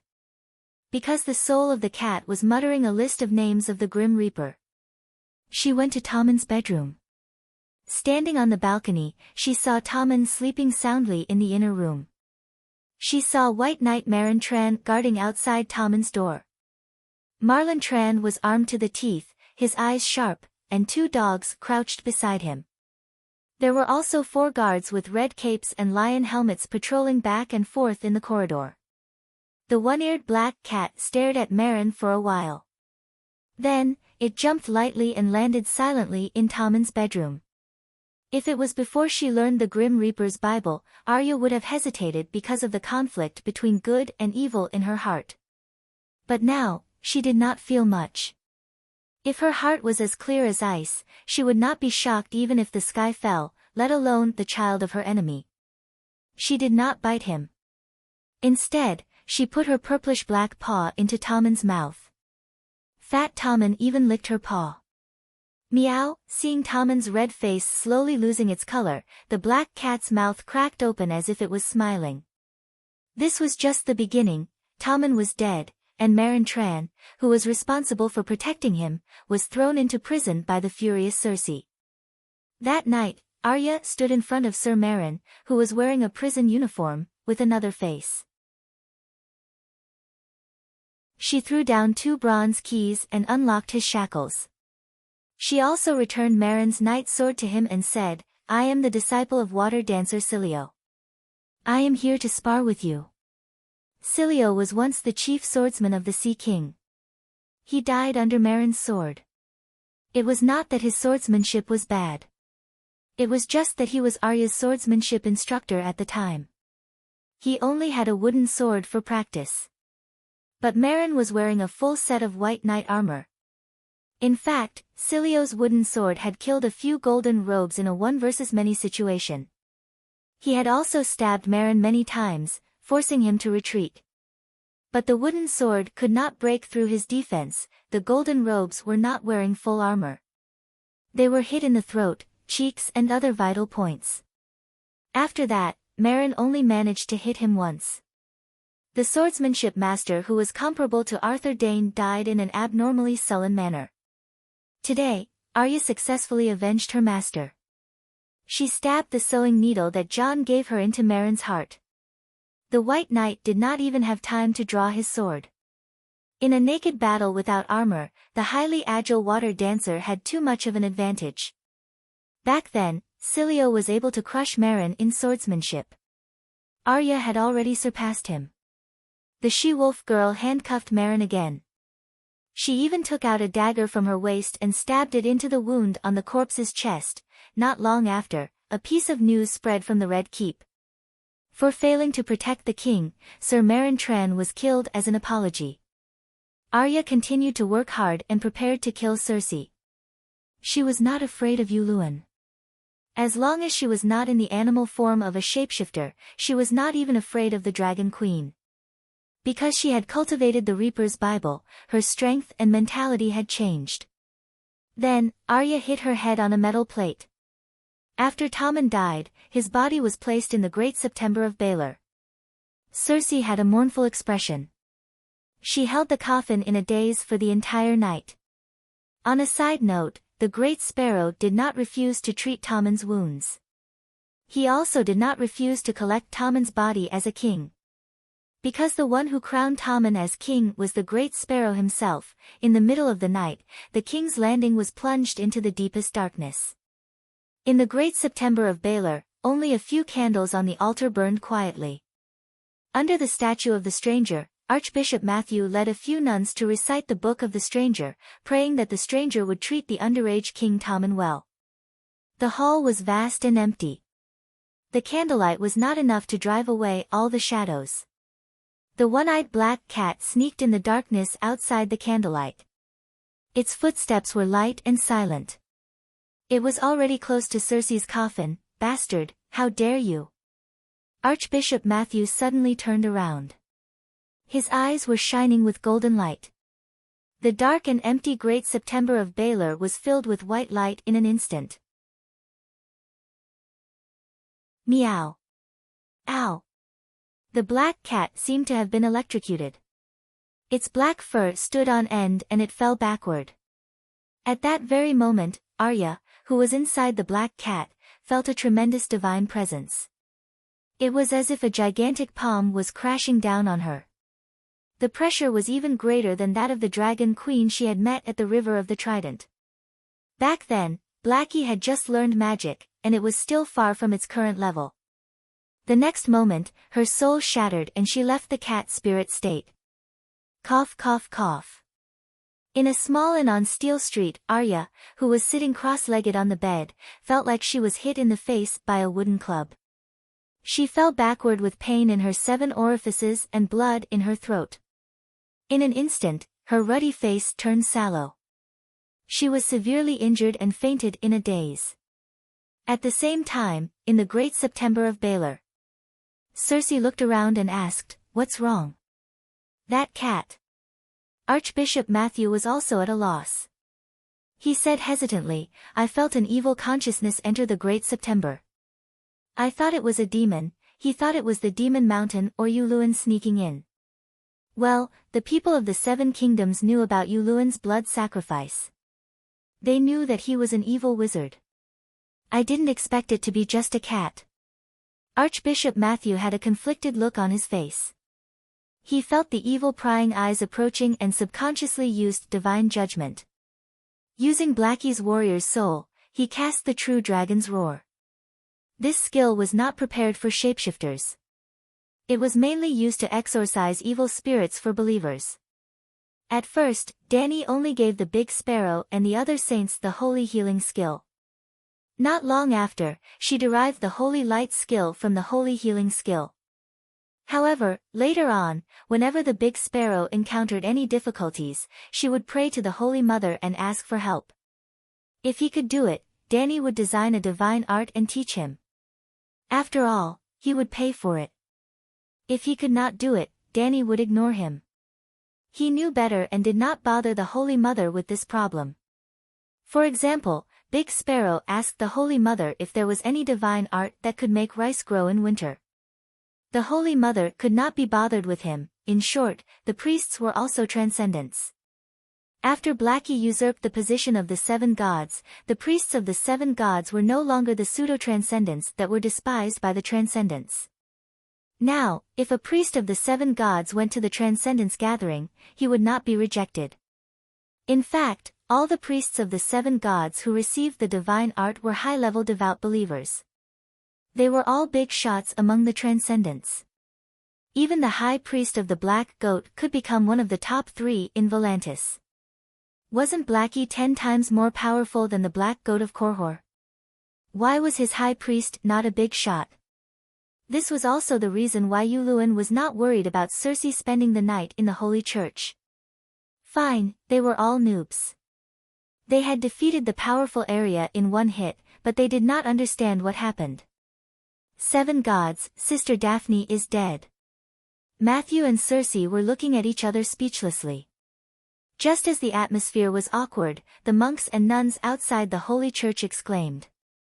It was actually Arya who had suffered a vicious blow and had broken free from the cat spirit state. The one-eared black cat covered its head and rushed out, but the cultivators and nuns swarmed over to stop it. Then, a nun named Daphne met with tragedy. Her arm was hit by a claw and she died in less than 3 minutes. Ah, there's poison on the cat's claw. This poison. Archbishop Matthew's expression changed. Circe quickly went over and looked at the 3 light purple wounds on the nun's right arm. Then, she looked at the nun's swollen face. It was exactly the same as Toman's in the coffin in the Holy Church. This, Tyrion, Circe's beautiful face twisted into a demon's. She gritted her teeth and said, "The one-eared black cat killed Tommen, and now it wants to kill me. That dwarf is so ruthless." Why Tyrion? Archbishop Matthew was confused. Other than him, who else would be so evil and hate me so much? That little magic monkey who should have joined the circus must have learned how to control cats and dogs from the bitch queen in Slaver's Bay. If the bitch queen can control the pterosaur, isn't it reasonable for the little magic monkey to control cats and dogs? Circe said with hatred. Well, the 2 of them were not to be blamed for their ignorance. Even Stark's family, who had become wolf spirits, resisted the instinct to bond with wolves due to their lack of knowledge. Stark in the north did not know about shapeshifters, let alone the Undulls in the south of the Neck Swamp. Hearing Circe calling Saint Dania, bitch queen, Archbishop Matthew was not happy. He shouted, "Your Highness, this is the Holy Church. Please do not insult the children of the 7 saints." Well, Saint Danny and Saint Sparrow were children of the 7 saints who were recognized by the Holy Mother. They were like righteous people in Christianity. That bitch violated the holy oath. She said that she would not start a war between the 7 nations, but she let a fake impersonate Ray Cannon.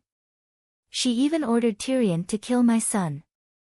Why can't I scold such a person? Circe shouted hysterically with tears in her eyes. After the pain of losing her son and the strange and terrifying assassination, Circe needed to vent the pressure and resentment that had been building up in her heart for a long time. Poor Archbishop Matthew was the target of his anger.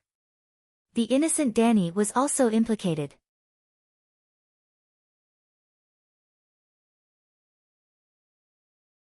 Chapter 661. Time flowed like water, and another month passed quickly. In this month, the situation in the Westeros changed drastically, and the battle at Slaver's Bay gradually reached its climax. Let's talk about the Westeros first. Tommen's death did not affect Dany at all.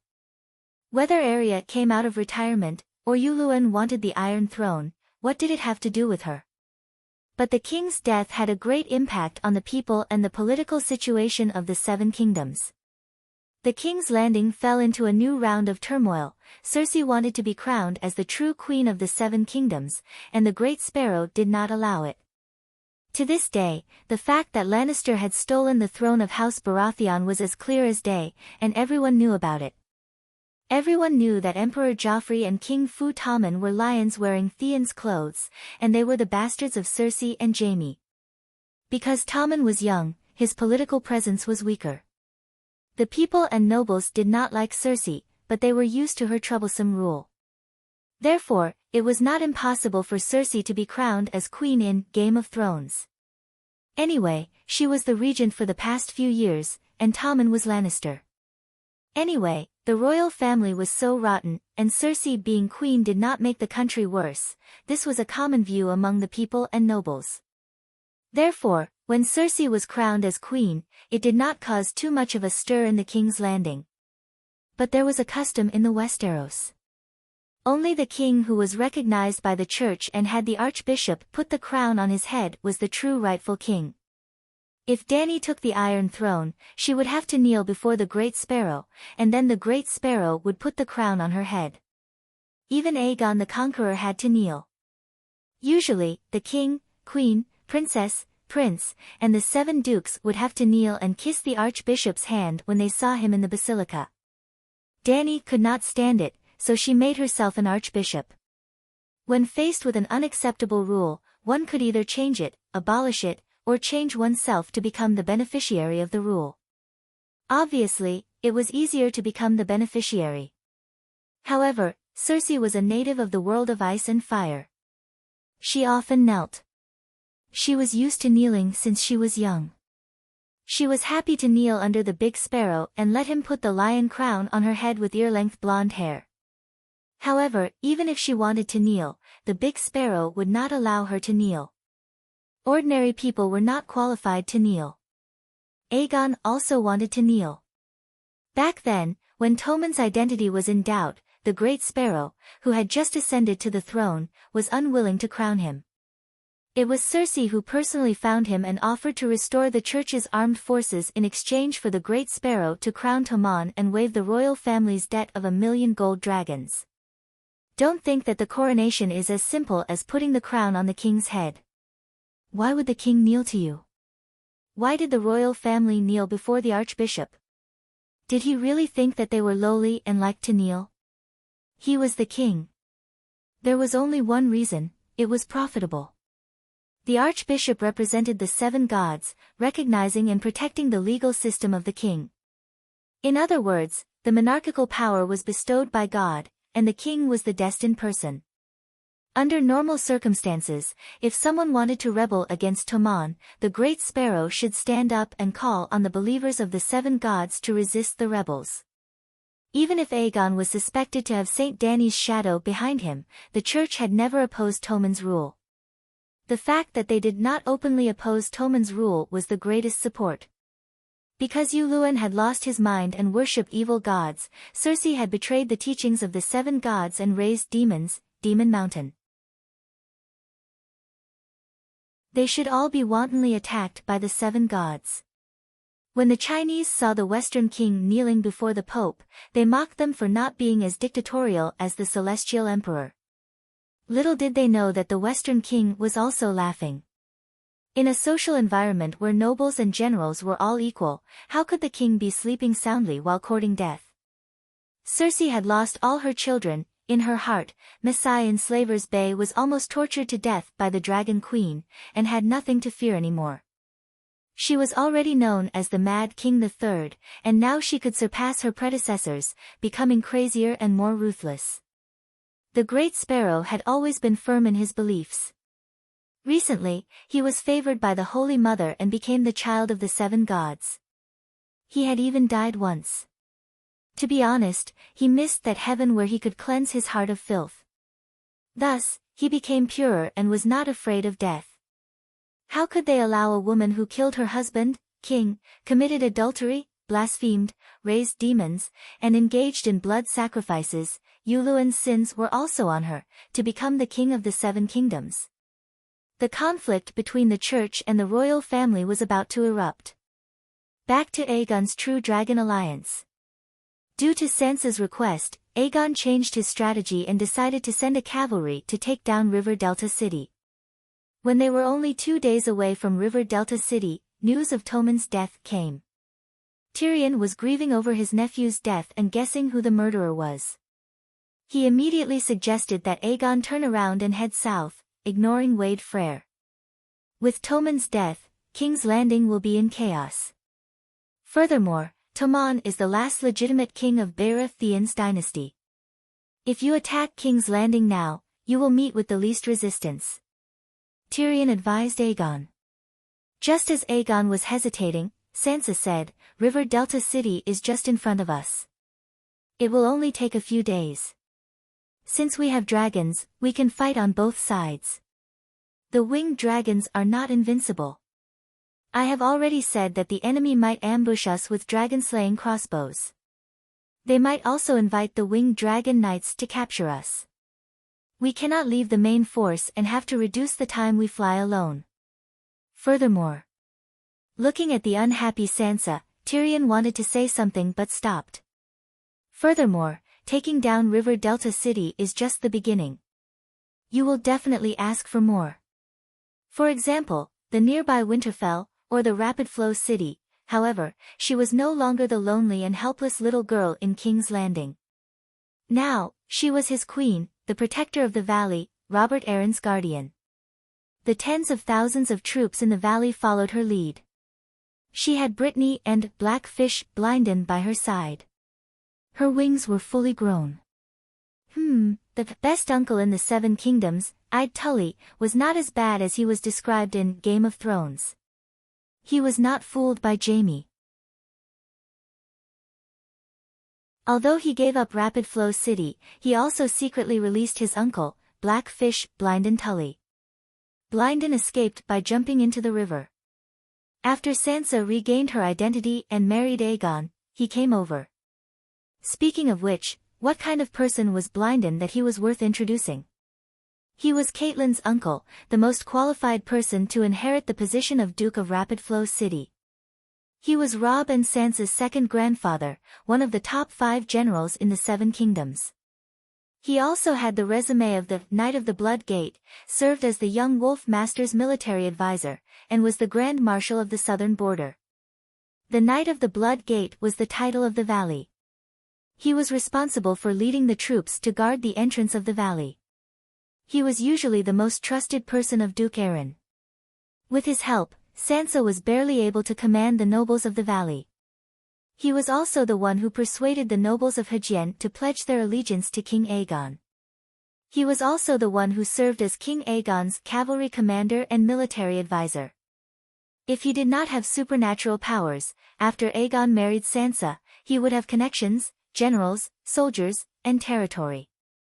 The 3 kingdoms of the valley, Hejien, and the northern border had unlimited territories.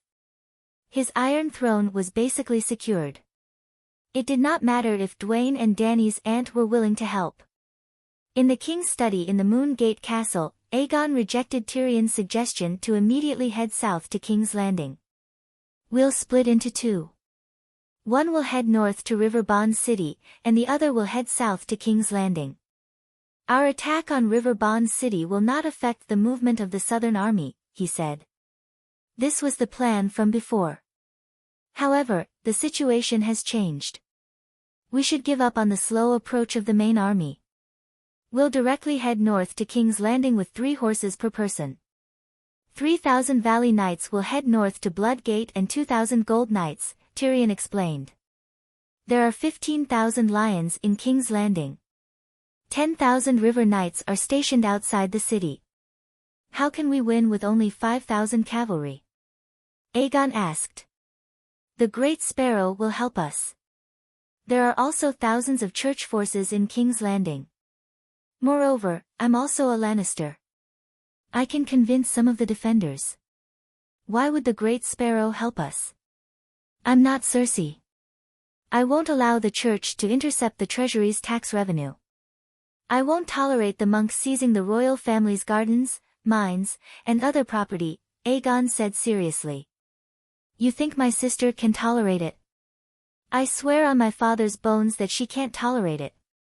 She can't tolerate the church seizing the royal family's benefits.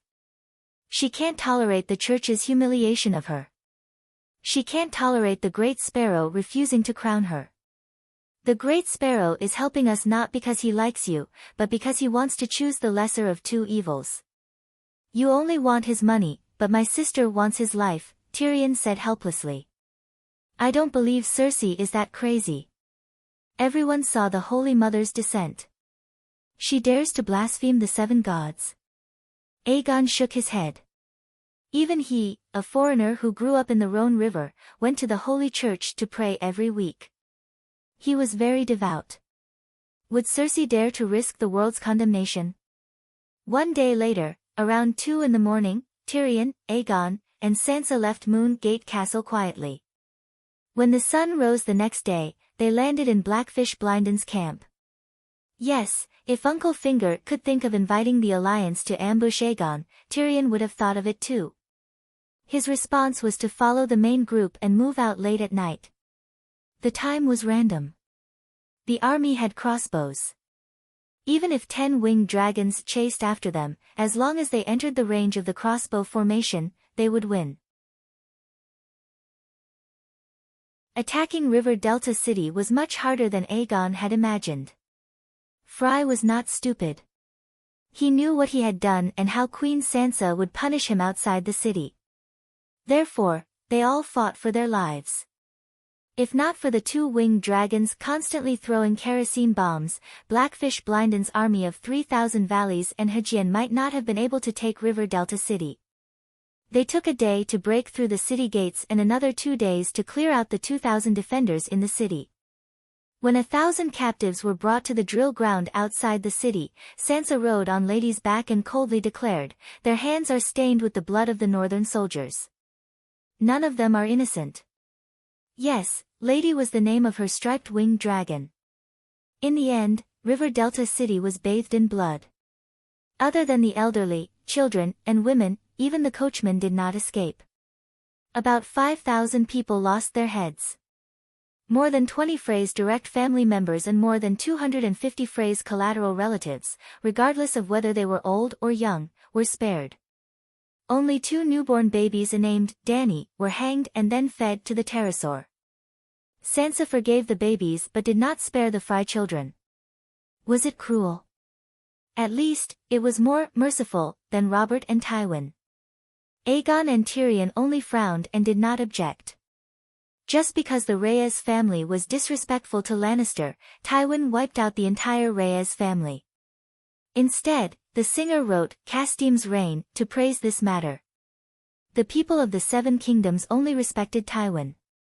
They did not criticize him for his cruelty.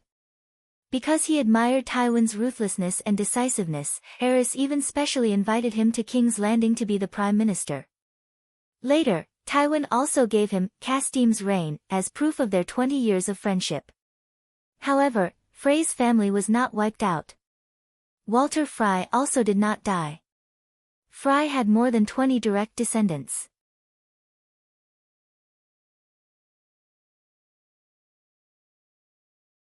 Chapter 662. Tyrion and Frey were actually relatives. The dwarf had an aunt called Xena who married the 14-year-old Aemon Frey when she was 7. Aemon was Wade's second son. Xena was Tywin's sister. Aemon and his wife had always lived in Casterly Rock City. They did not marry into the family and their child's surname was Frey. They lived in Casterly Rock City because Tywin's father had left a large inheritance for Xena. Aemon was the second son and did not have the right to inherit Casterly Rock City. Logically speaking, Wade Frey was close enough to the lion, right? But in the early stages of the War of the Four Kings, Wade stood firmly on Robb's side and even sent a large number of his direct descendants to fight for the young Wolf Master. Xena and Aemon had 4 sons, but they were all working for Lannister. This meant that on the battlefield, 2 Freys could fight for different allegiances. In fact, Xena's eldest son fought with Jaime and was captured by his uncle and cousin. The reason why Wade Frey did not help his in-laws and stood on Robb's side was not because of the bullshit Frey-Tully relationship. It was because Catelyn represented Stark and made a sacred oath to satisfy the Frey's interests. Kinship was only useful when the interests were aligned. It was also because the price Robb paid was too high that the Frey family felt humiliated and angry when Robb broke the oath.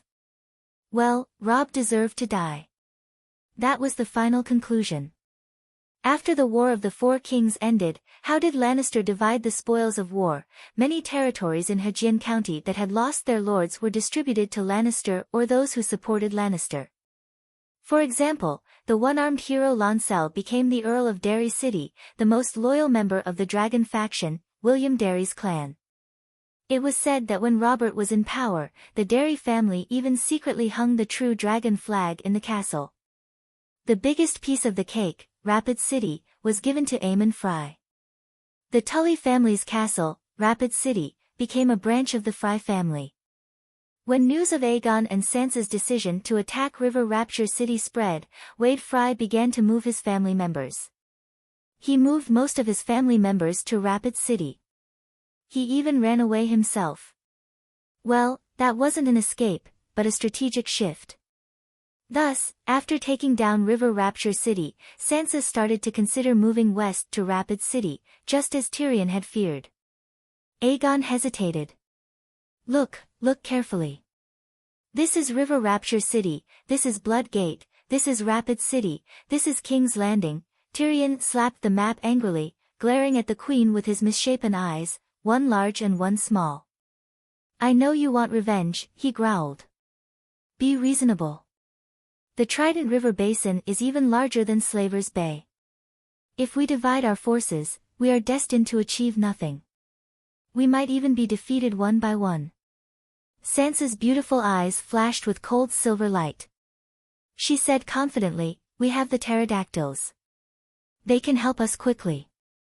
Even if it was my first time on the battlefield, I could still see how effective the pterosaur was in the process of breaching River Contracture City. She had mastered the Moon Singer meditation technique and had become an extraordinary. A hint of hesitation flashed across Blackfish's weather-beaten face. He said with a hoarse voice, "After taking down Rapid City, I will temporarily take over the position of Rapid City Duke and Hejian Land Protector. This will win more support from the nobles of Hejian Land. If I have enough time, I can even make the whole of Hejian Land support His Majesty." As one of the famous generals of the Seven Kingdoms, he deeply understood how correct Tyrion's suggestion was. However, he was not only a general under Aegon's command, but also an avenger. He was the last hope of the extinct Tully family. Tyrion wanted to protect his family, and the motto of the Tully family was, family, responsibility, honor.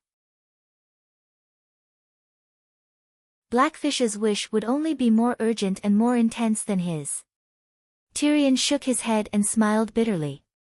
"Right now, our forces are enough to take down King's Landing. More nobles of Hejian Land joining us is unnecessary. Moreover, from the valley to Rapid City, we have to travel more than 1,000 kilometers. On the way, we will pass through the territories of many nobles who are loyal to Lannister. Do we have to fight our way there? How many people do we need? By the time tens of thousands of soldiers reach Rapid City, it will take at least 2 to 3 months. Are we not going to attack King's Landing? Let the army split up.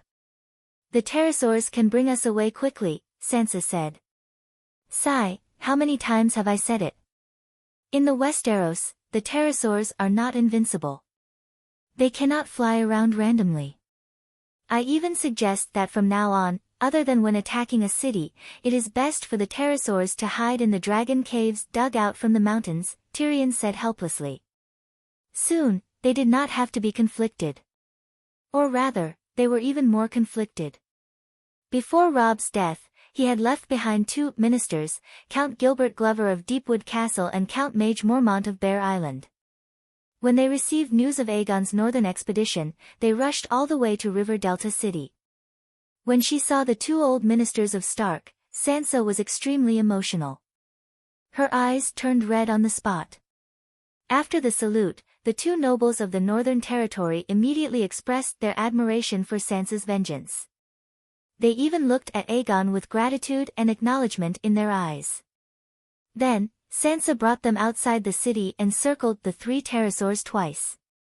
Seeing the pterosaurs gnawing on Frey's corpse, Count Mage clapped her hands and laughed heartily. She laughed so hard that tears flowed out of her eyes. She thought of her eldest daughter, Daisy Mormont, who had been stabbed in the back by Frey. After rekindling their old feelings, the 2 counts of the Northern Territory explained their intentions to Sansa.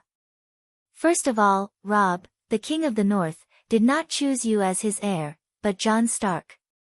Second, Rickon Stark wasn't dead. Jon had brought him back from Skaggs Island. Finally, Jon and Rickon had landed from Widow's View. They were leading an army of 6,000 barbarians and tribal warriors to Winterfell. River Delta was at the border of the Neck. After crossing the Neck, they would meet up with Jon. Hence, they hoped that Sansa could cooperate with Jon to take back Winterfell and restore Stark's glory as the King of the Northern Territory. Because we're traveling by sea, the ships can't carry too many people and resources. Lord Jon only deployed 2,000 elite barbarians from the Great Wall. The remaining 4,000 tribal warriors came from Skaggs Island. Though they're brave and have 500 powerful unicorn riders, they haven't participated in large-scale battles, let alone sieges. Bolton and Frey's allied army numbered more than 15,000. They're biding their time and defending the high walls of Winterfell. The people of the Northern Territory were straightforward. If Jon Stark was the king of the Northern Territory, then what did Aegon marry? At that moment, Aegon and Tyrion's expressions changed. Sansa's face paled and then turned red.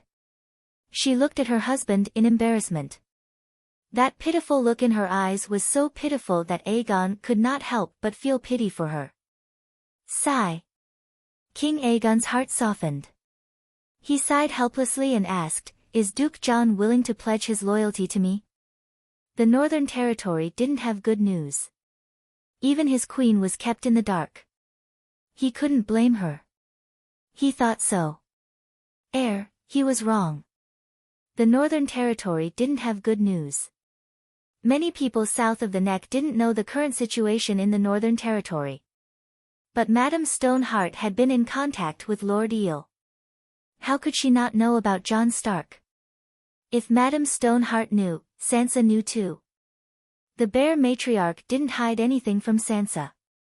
She said, "Lord Jon and Stannis have formed an alliance. Stannis even has the support of the Iron Treasury. He is currently recruiting mercenaries in Bravos.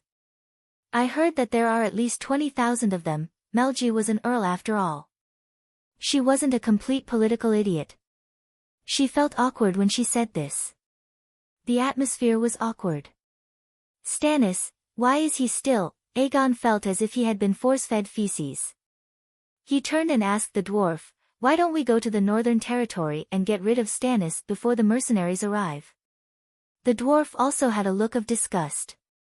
After the Battle of Blackwater River, he thought that Stannis would be unable to recover and become a thing of the past. He didn't expect to meet him again a few years later. It's a little strange. Kings have appeared one after another and died one after another. But Stannis, who lost his underwear at Blackwater River, is still alive. It seems like he still has a chance to turn the tables, Tyrion muttered. There were actually a total of 5 kings in the Battle of the Four Kings. Erlu, Renly, Joffrey, Robb and Balon. Lonley ate the peach, but died before he could achieve victory. Let's not talk about this. But among the remaining 4 kings, Erlu was the first to be eliminated. When Erlu lost at Blackwater River, Joffrey was still the emperor, Robb was still the god of war and King Balon was proudly roaming the Sunset Sea. All of them were like the sun in the sky. Oh, that's not right. Erlu wasn't lucky. Before he left Dragonstone Island, he invited Joffrey, Robb and Balon to eat a roasted leech.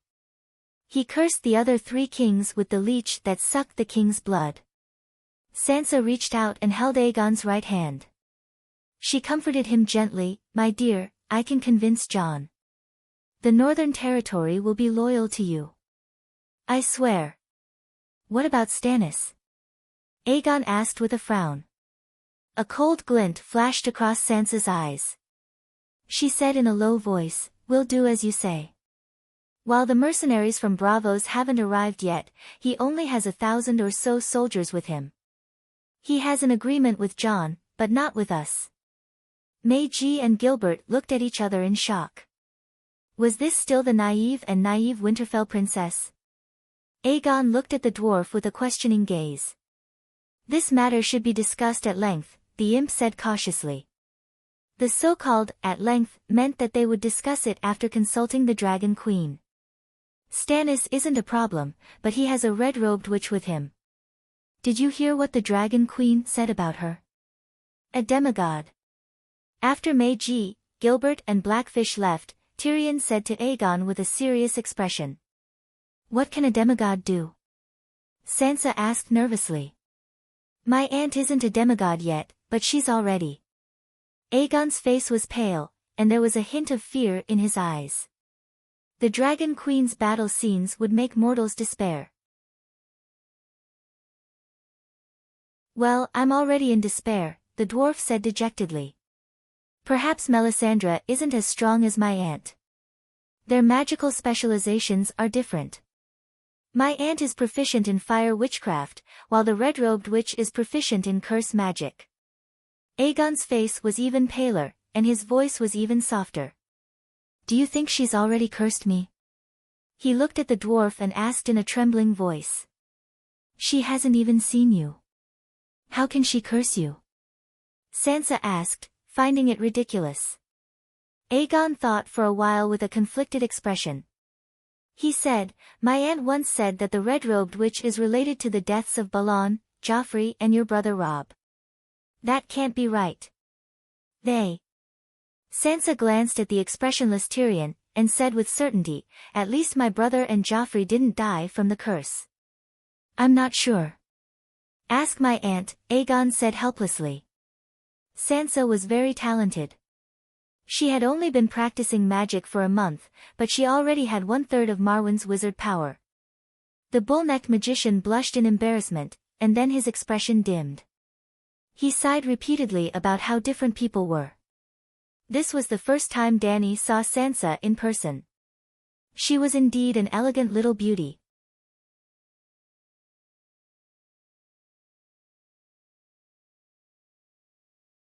Chapter 663. "Aunt Dany, you're so beautiful." Sansa smiled innocently. She looked like an obedient child who admired her elders. "This woman is a scheming bitch." Aunt Dany immediately sensed the aura of a kindred spirit. Sigh, Aegon is so lucky to have such a talented and beautiful wife. Aunt Dany's smile was natural and gentle. Sansa felt a sense of concern from the bottom of her heart. "Let's get down to business, Sansa. The Queen's magic power is still weak. She won't be able to last long." Tyrion's mouth twitched. Sansa first asked about Robb's curse. "I heard it from Scholar Pylus. The red-robed woman first used 3 leeches to absorb Idric Storm's blood. Then, she used the leeches as a medium to curse Robb, Balan, and Joffrey. Idric was the illegitimate child that Erlu gave birth to when Robert raped the bridesmaid on his wedding bed." Dany had seen this scene in Game of Thrones before. However, the one whose blood was drawn was not Idric, but John Dely. She only found out the truth after asking Pylus. Pylus had served Erlu before and taught the Onion Knight how to read and write. The two had a good relationship. The red-robed woman kept asking to burn Idric to awaken the dragon in the stone. However, the Onion Knight did not want his respected and righteous king to kill his own kin. So, he worked with some righteous people on Dragonstone Island, Erlu's followers who believed in the 7 gods, to steal Idric and send him to Lys. Scholar Pylus was one of the righteous people. He helped Davos and knew about the leech's curse. "But my brother and Joffrey didn't die from the curse," Sansa muttered. "Maybe, the curse weakened the king's luck," Dany said uncertainly. "After all, the people who were cursed all died within a year. Could it be so coincidental?" The king's blood in Idric's body was also real. The king's blood had power, and Aunt May had real skills. Well, Idric's king's blood wasn't thick. It was drained after 3 leeches, and the rest of the blood no longer had any magic power. Aunt May had originally planned to use the king's blood to hatch a dragon, but Erlu was a hypocrite and didn't want to kill his own kin. He successfully hypnotized himself, so the king's blood was wasted. If Erlu had agreed to Aunt May's plan back then, the mystic dragon would have been almost 2 years old by now, provided that Aunt May could really hatch a dragon. What is destiny? Aegon was puzzled. Just think of it as luck. When one's luck is gone, they will be unlucky.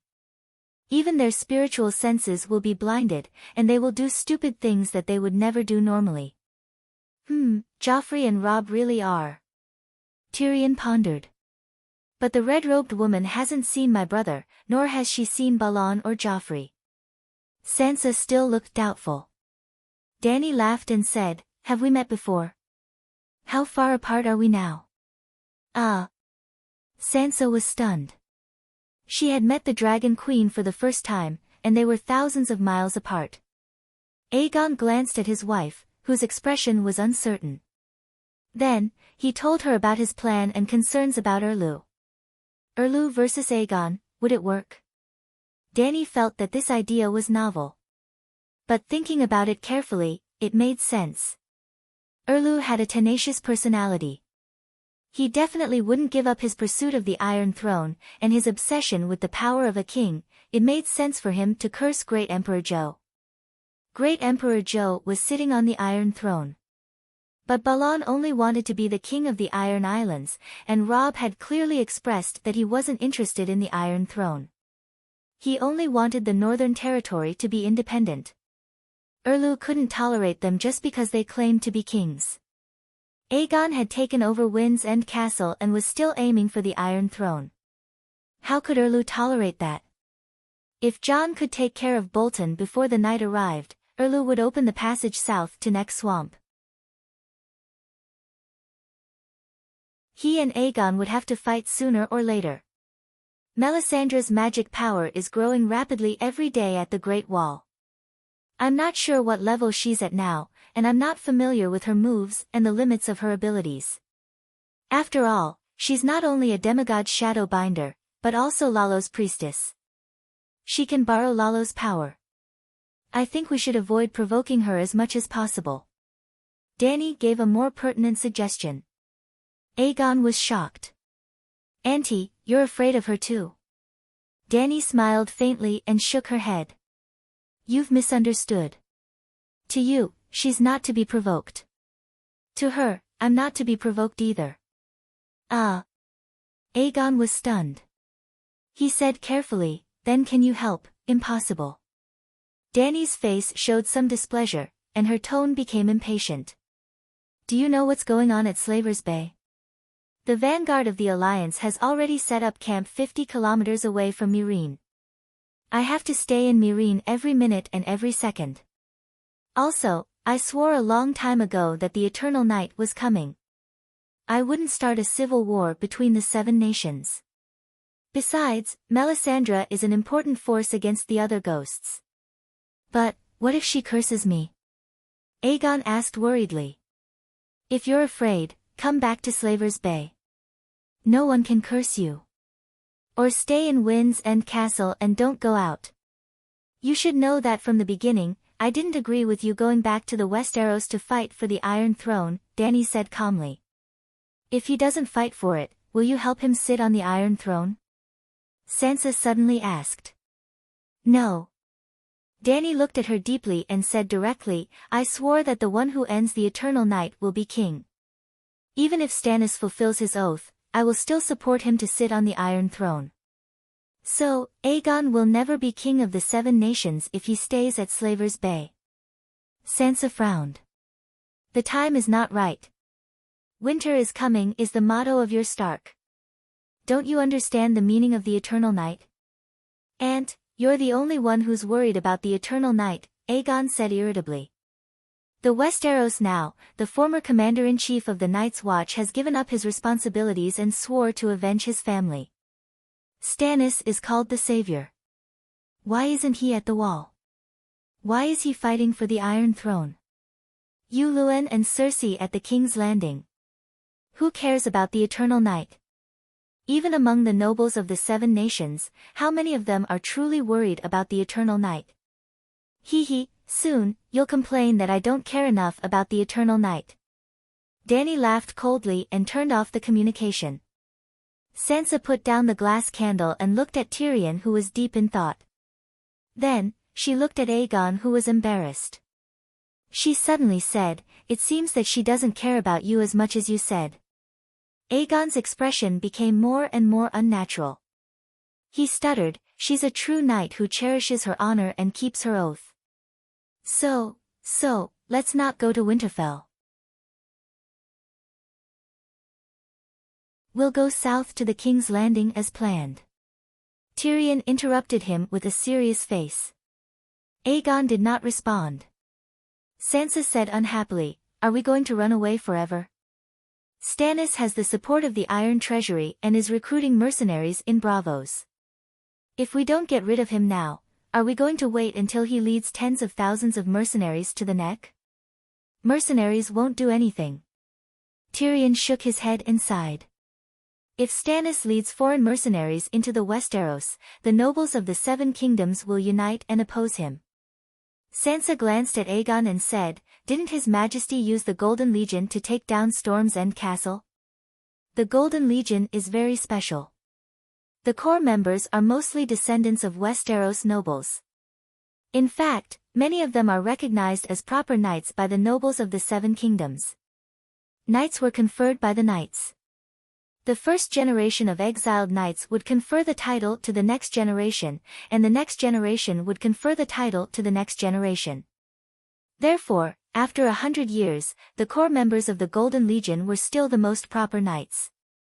After a pause, Tyrion said, "Even so, I've been trying to reduce the influence of the Golden Legion and try to win over the nobles of the Seven Kingdoms for His Majesty. Stannis can also use mercenaries as support to win over the nobles of the Seven Kingdoms," Sansa said. Tyrion looked impatient and said unhappily, "Then tell me, how do we deal with the red-robed woman beside him? If we can get rid of Melisandre, I'm all for going to the north to kill Stannis right now." Sansa blushed and said angrily, "What kind of attitude is that? Don't forget, I'm your queen. You were my wife before this." Tyrion walked up to the queen with his deformed short legs and bowed.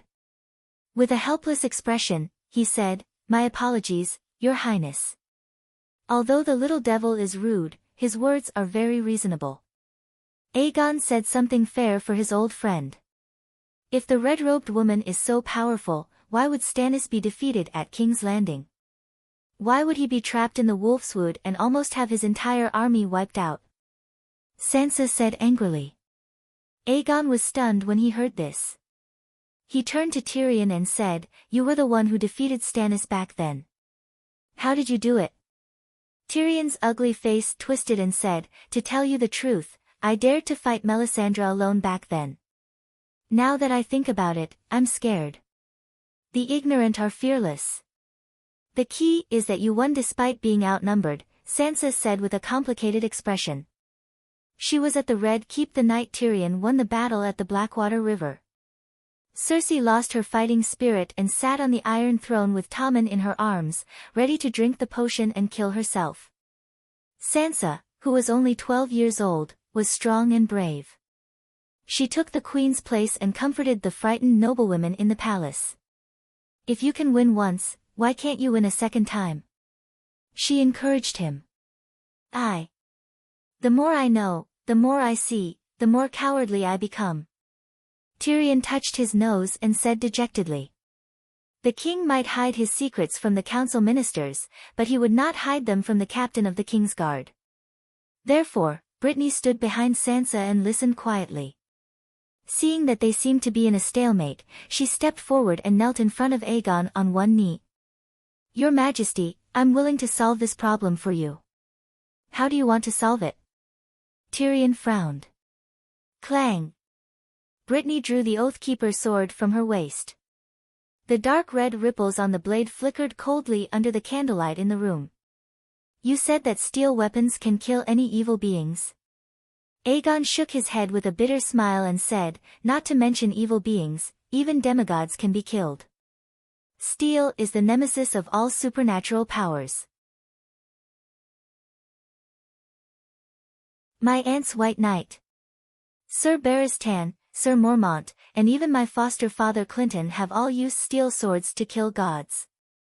But they didn't do it alone.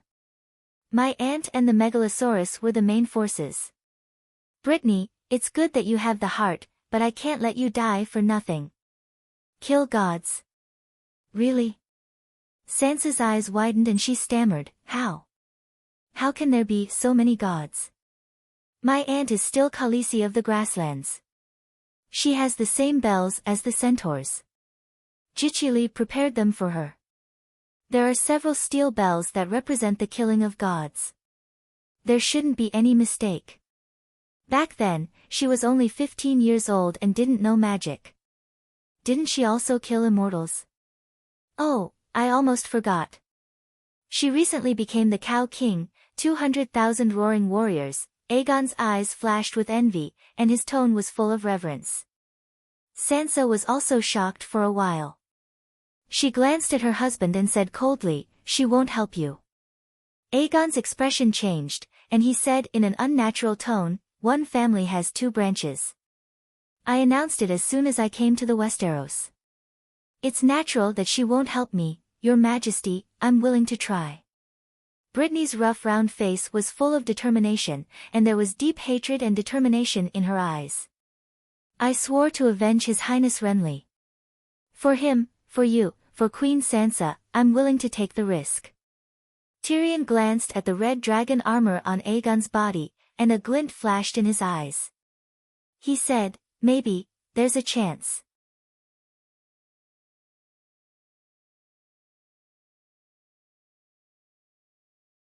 Chapter 664.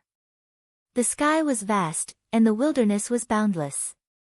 The northern wind swept across the land, and the bronze grassland rippled with gentle waves. Crunch, crunch, crunch. The wheels rolled over the grass, snapping it and pressing it into the black soil, leaving behind a shallow rut. This was a huge caravan with more than 20,000 people.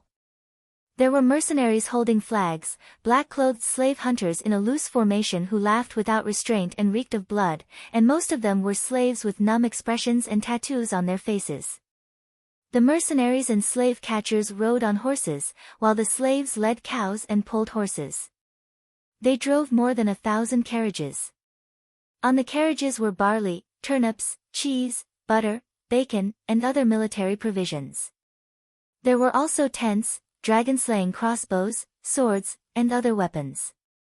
There were also carriages with gorgeous curtains, leaving behind the sweet fragrance of cosmetics and the laughter of women. The procession formed a long black line. Looking down from the sky, it looked like a snake wriggling over the bronze sea.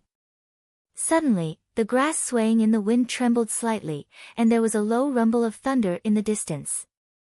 Then, the scout disregarded everything and galloped away from the torrent.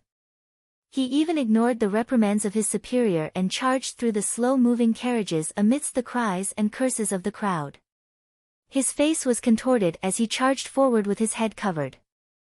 The mercenaries and slave hunters were puzzled at first, but soon, the earth began to tremble, and the rumbling of thunder came from afar. The black mass of cavalry rushed towards them like a flood.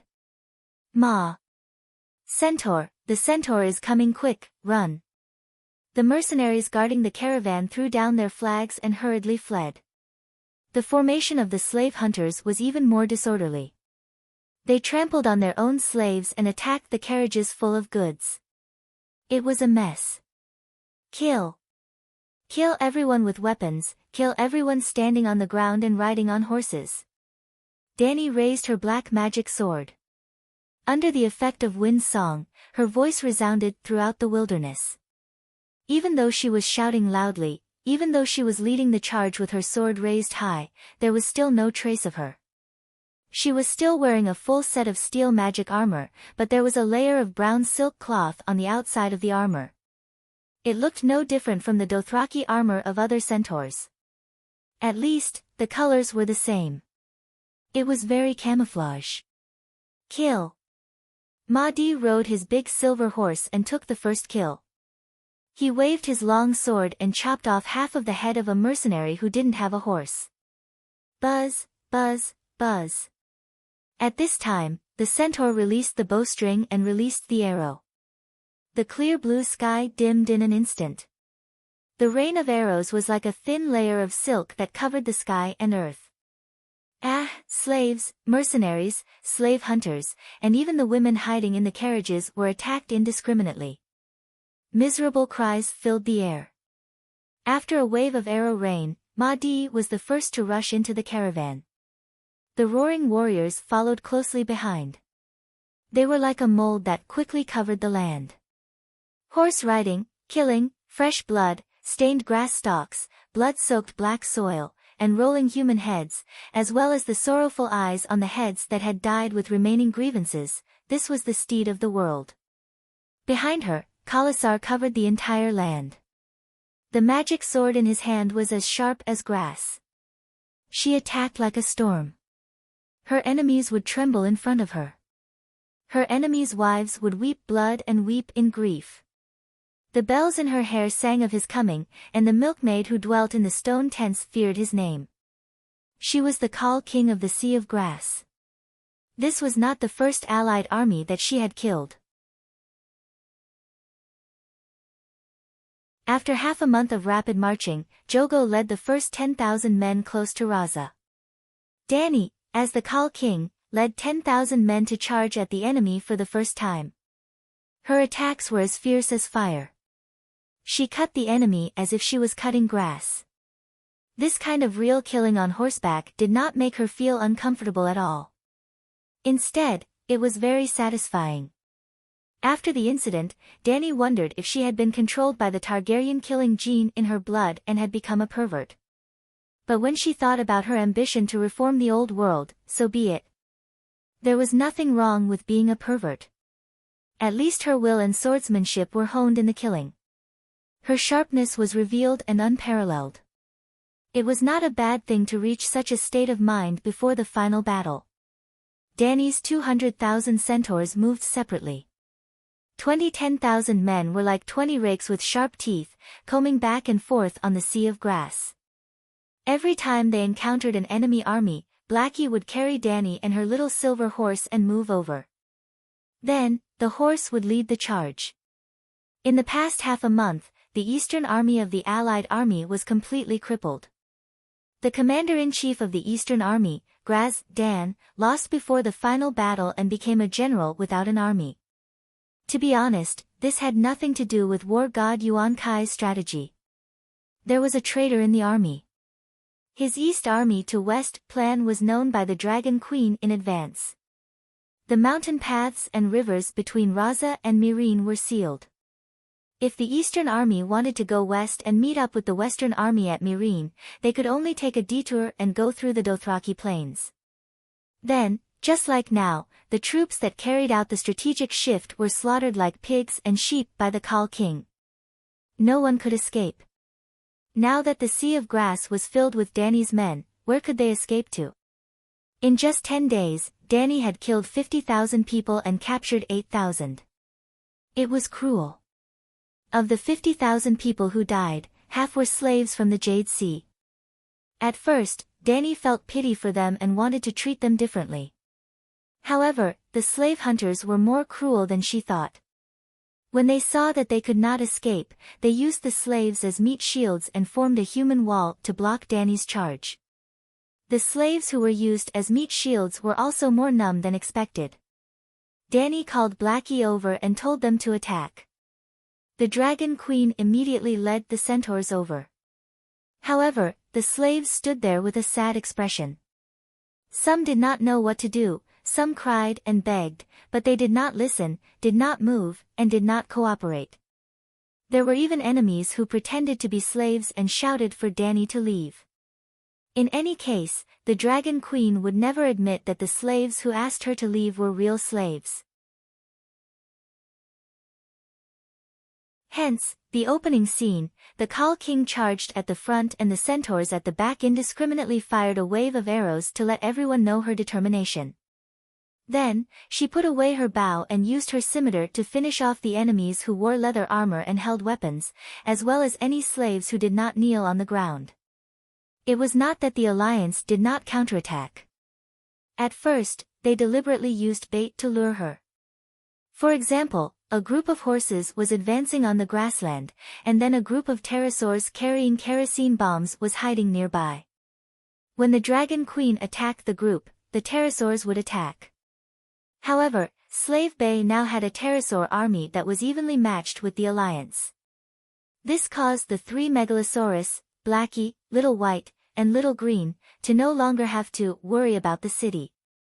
Little White and Little Green still had patrol missions, but Blackie was completely free and became an aerial force that could move freely. With Blackie hovering above Dany's head at all times and her shape-shifting animal companion monitoring the surroundings, who could sneak attack her? After losing 4 pterosaurs, the Alliance became completely honest and did not dare to think of ambushing Mahdi. On this day, Dany led 2 groups of 10,000 people close to Giant Snake City. Suddenly, she received a thought that she had hidden in Dr. Wargrave's mind. This could only mean one thing: a great writer of a generation had passed away. Without any warning, the writer who was deeply respected by the world had died. What was the cause of death? It was definitely not due to illness and aging. Illness and aging had a process. Just yesterday afternoon, before Dany went to bed, she habitually let the thought write. Using the great writer's avatar, she wrote a mid-length fantasy novel about Dark Princess Kanya. Yes, it was about Princess Kanya who lost her country and family. Her country was destroyed and her home was destroyed. She wandered the streets and accidentally saved a faceless. Then, she took an iron coin and went to the Black and White Academy of Bravos to learn. Before the article was finished, the great writer fell asleep and did not wake up again. He was assassinated. Who did it? Soon, Danny knew the answer, a faceless. Dr. Wargrave was once only a little famous in Westeros. Other than the scholars, only intellectuals like Tyrion and Littlefinger who loved to read knew of him. But in the past 6 months, the old doctor had suffered from dementia. After he recovered, it was as if his brain had been blessed. His literary ideas gushed out like a fountain, and one masterpiece after another appeared. Now, he had become the world's #1 writer, in the hearts of some playwrights. How could the sudden death of the #1 writer not cause a stir in the world? The next day, the City of Knowledge issued an official statement, due to the repeated use of literary works to expose the dark side of the faceless and criticize the ugliness of the people of Bravos, the faceless made a move against the respected Dr. Wargrave. They arranged for the faceless to assassinate him. The scholars and people of the 7 kingdoms immediately believed it. After Marvin passed the news to Danny, she immediately agreed with the City of Knowledge's statement. The drama lovers across the narrow sea did not have any doubts. Even the people of Bravos and the Black and White Academy themselves cursed the City of Knowledge for slandering them, but they were secretly happy that the assassination was successful. Only Arya had doubts. After the failure of the Templars' assassination, she stayed in the King's Landing for a while, waiting for her body to recover before heading south to the Old Town. Cersei had to be killed, but the assassination of her shapeshifter partner had failed, so she only had one last move left, face-changing.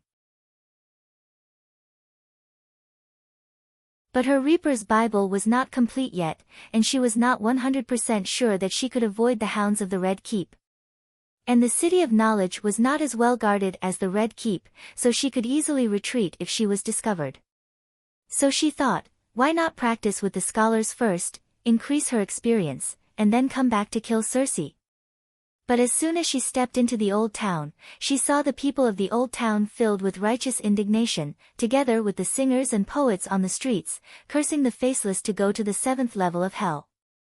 A great writer of a generation who had just risen was killed tragically. This was a long night in the history of human literature. Dr. Wargrave died at the hands of a faceless a few days ago. Arya was dumbfounded. The Black and White Academy would also send multiple faceless to attack the same target at the same time, but they would always give notice in advance. Otherwise, there was the possibility that a faceless intended to replace another faceless who had changed identities.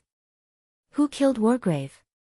The mission was completed inexplicably, but Arya did not immediately leave the Old Town. While she was gathering information in the tavern, she also heard many operas by the great writer Wargrave, one of which, Rosie's Dream, caused ripples in the heart of the ice-cold assassin. The villain in the story was her dear uncle Jia Kun. She had to see what Rosie looked like.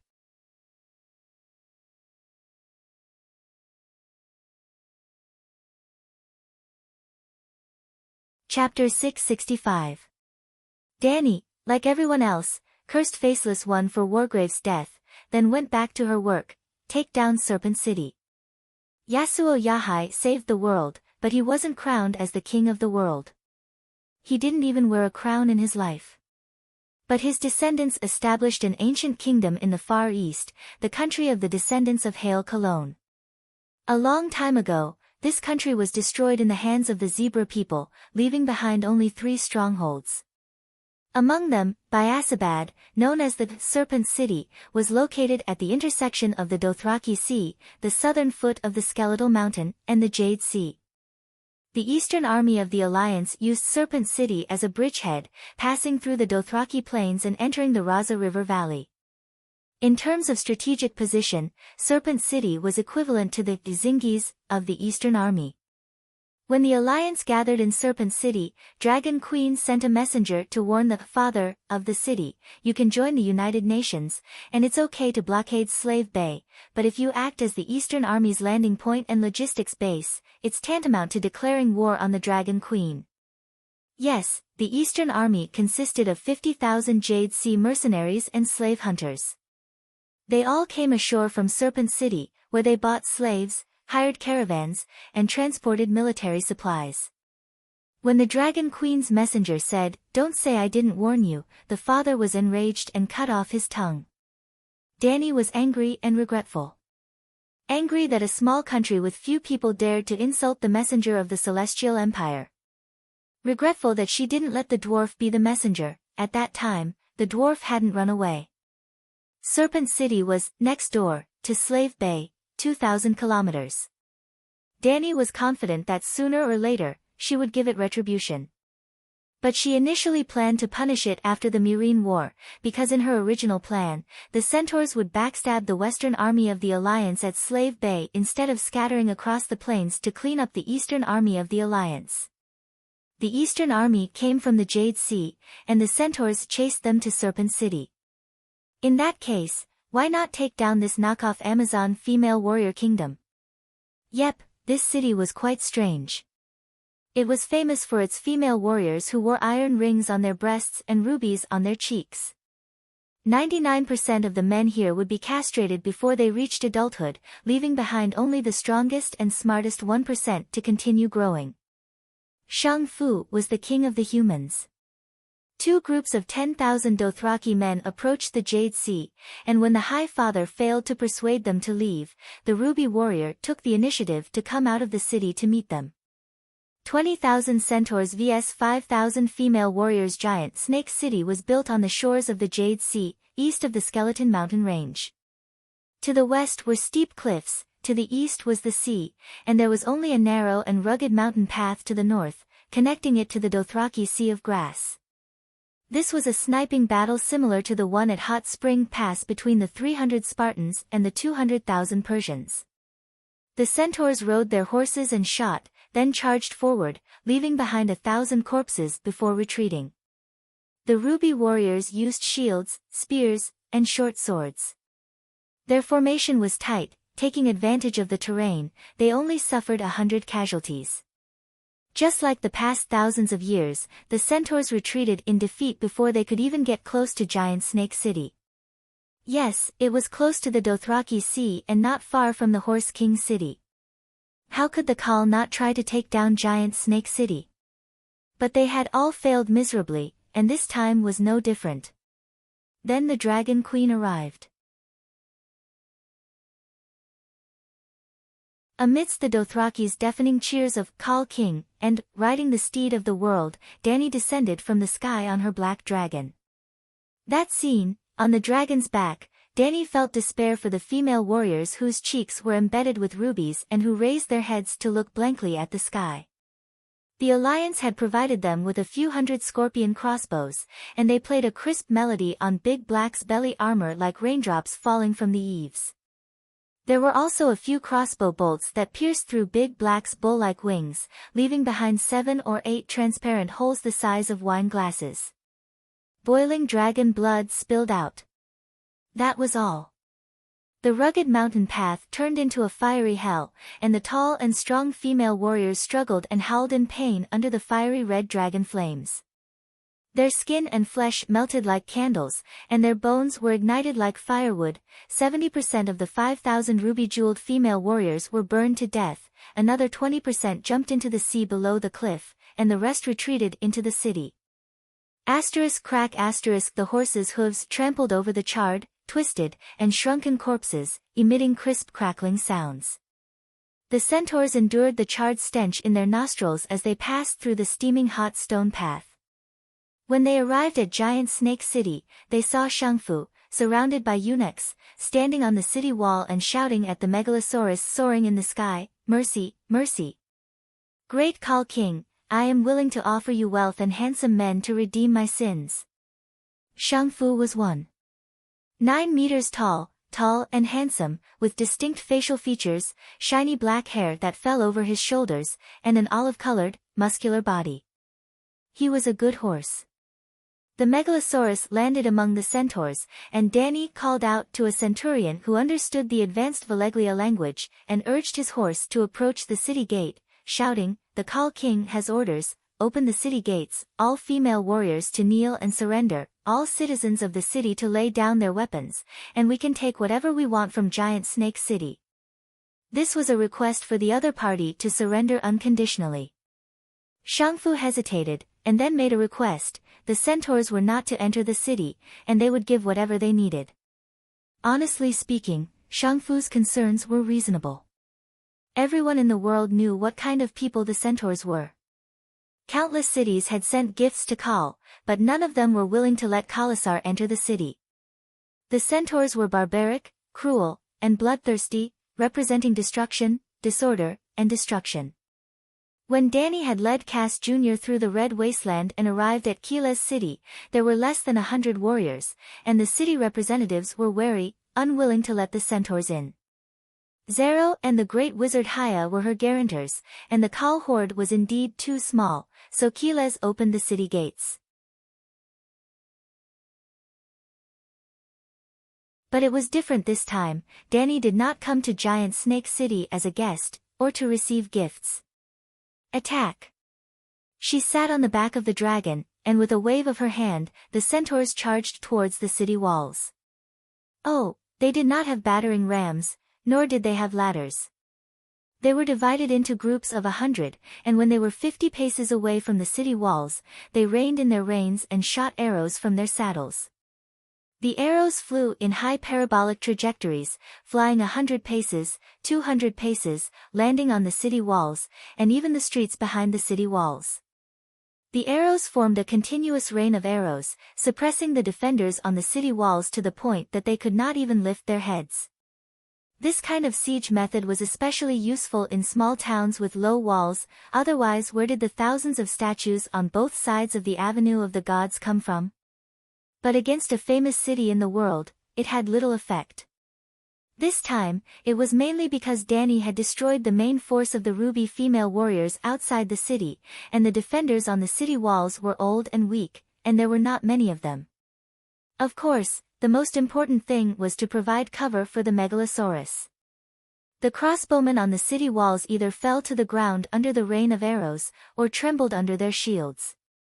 Blackie lightly flapped its wings, lightly flew over the city walls, and then spat out dragon flames. The King of Cow rides the steed of the world. Under the frenzied cheers of the 19,000 centaurs, the city gates exploded in the flames. Kill, kill, kill. The centaur raised his scimitar and led the charge. That night, the Dragon Queen sat on the throne of the High Father, and in the High Father's palace, she drank the High Father's wine with the centaur warriors. Ha! This time, after taking down the giant snake city that has blocked the centaurs for 1,000 years, how many more bells will I add? I am the first to ride into the palace. A centaur with a white beard laughed. So what if you are the first to enter the palace? It only means that you run fast. I even helped the King of Cow cut off the High Father's head. Another centaur with red paint on his face said. The centaurs discussed for a while, only to realize that the King of Cow was sitting on the High Father's wide throne with his hand supporting his forehead, drinking wine. There was no joy on his face.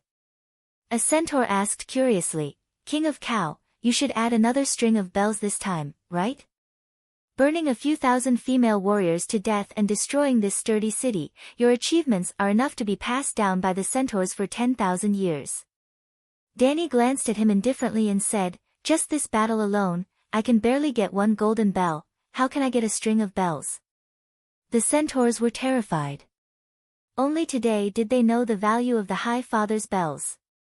2 days later, a terrifying news began to spread throughout the Jade Sea. The famous city with thousands of years of history, Biasabad, was destroyed by the High Father because of a messenger's penis. The men were all slaughtered, the female ruby warriors were all killed in battle, only the eunuchs, slaves, and children survived. From today onwards, there will only be 2 cities left in the descendant country of Higher Cologne. The men were all killed. It sounds scary, but the centaurs only killed a few hundred strong men, and there were more than 100,000 eunuchs in the city. They were not slaves, those eunuchs were all the brothers and uncles of the female ruby warriors. Dany skillfully freed the slaves, distributed the land and houses, established the Mother of Dragons guards, established the household registration system, and arranged the officials and the acting city lord. By the time she leaves, there will only be old people, eunuchs, new freedmen, a large number of prisoners from the Alliance army, and 1,000 centurions to maintain order in the city. The centurions and chiliarchs are all familiar centurions from Slave Bay. The familiar centaurs led the wild centaurs to strictly abide by the rules set by Dany in Slave Bay. The adult women, young children, and children were all taken away to build Kalishi City on the south bank of Raza. The women would be married to centaurs or shepherds, the boys would no longer be castrated, the girls would take off the rubies on their faces and the iron rings on their thighs, dressed and educated according to the customs of Slave Bay. They had to give up the god of darkness, P.S., that they once believed in, and convert to the glorious 7 gods. Those who disobeyed, beheaded. Dany destroyed their kingdom, executed their royal family, destroyed their ancestral temple, moved their citizens, changed their customs, and snatched their hero's statue. The Cow King also abided by the centaur's customs, and arranged for 1,000 men to transport the tall hero's statue from the city's central square back to Horse King City, and place it beside the Avenue of the Gods. The statue of Yesor and Ahai holding the light emissary, roaring with their heads held high.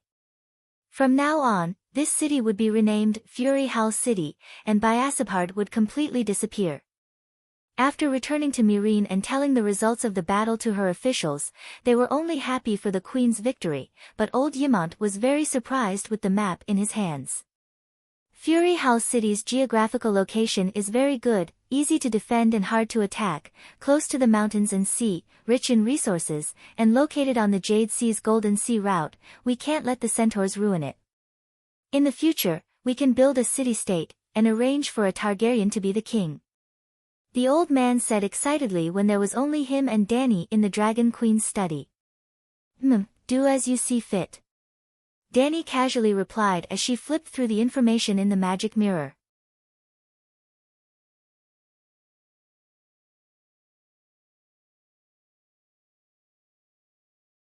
Chapter 666. There's also New Gith, Queers, Volantis. Jade Sea's Ko Chang. It's also one of the main forces of the Alliance. We can't let it go. 7 gods above, how many kings have there been? Old Ymont said agitatedly. Dany was puzzled.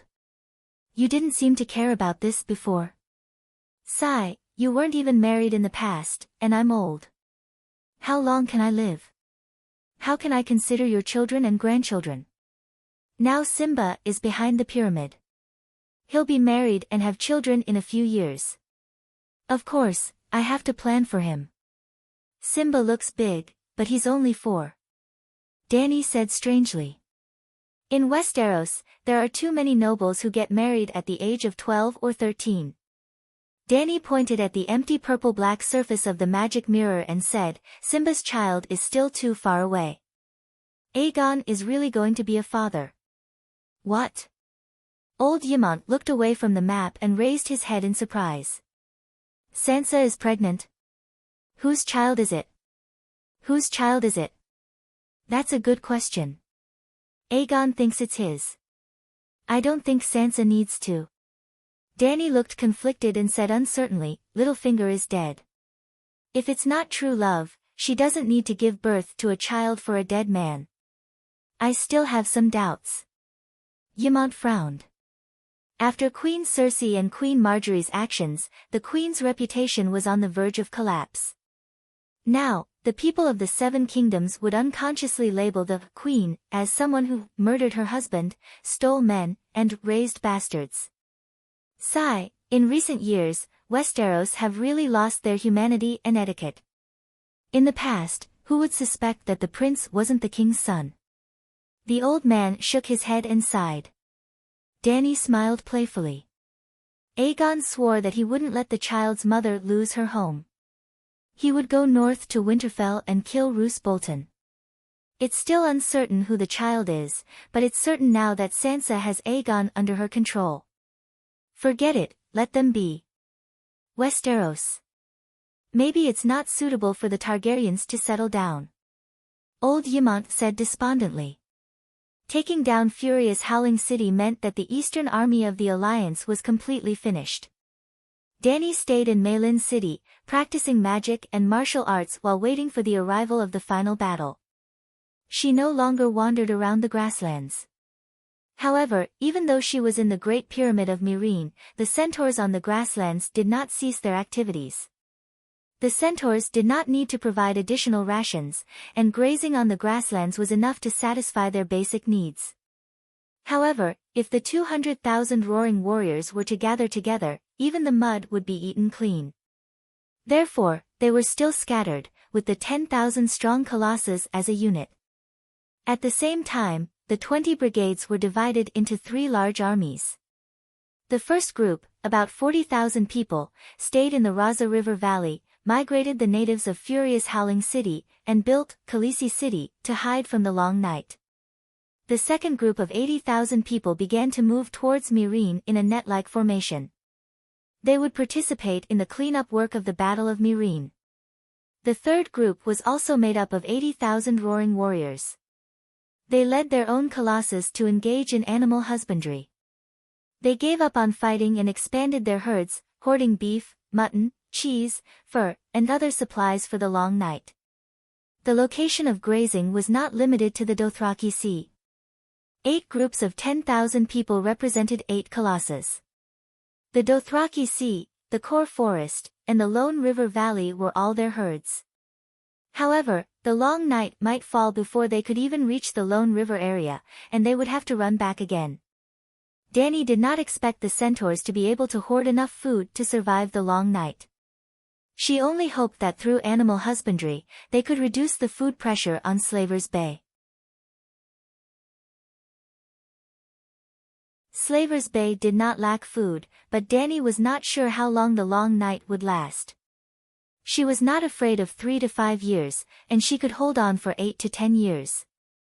However, if it really lasted for a generation, 15 years, or even 20 years, on this day, Dany meditated under a persimmon tree and entered the state of Song of Wind, slowly but effectively perfecting her meditation technique.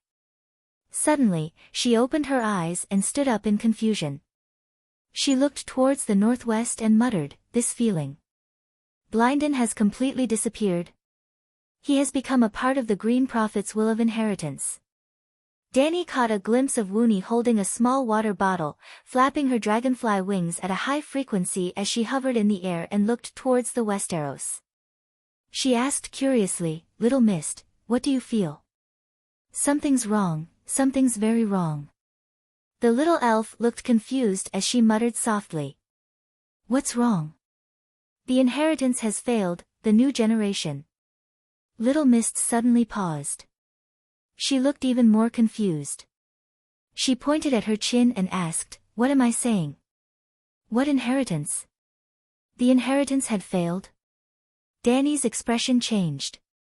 Little Mist had lost her memories of her past life, but she still retained her keen senses as a child of the forest. Because of her elemental transformation, her senses had become even stronger. She was not speaking without thinking. Awkward. Ah Fu has lost 80% of her memories. She can't elemental transform, Anne. Dany still entered her mind and asked Ah Fu, who looked like an old man with dementia. "Have you noticed the change in the Green Prophet's inheritance?" "Green Prophet? Who's that?" Ah Fu asked blankly. Dany ended the telepathic communication in a daze.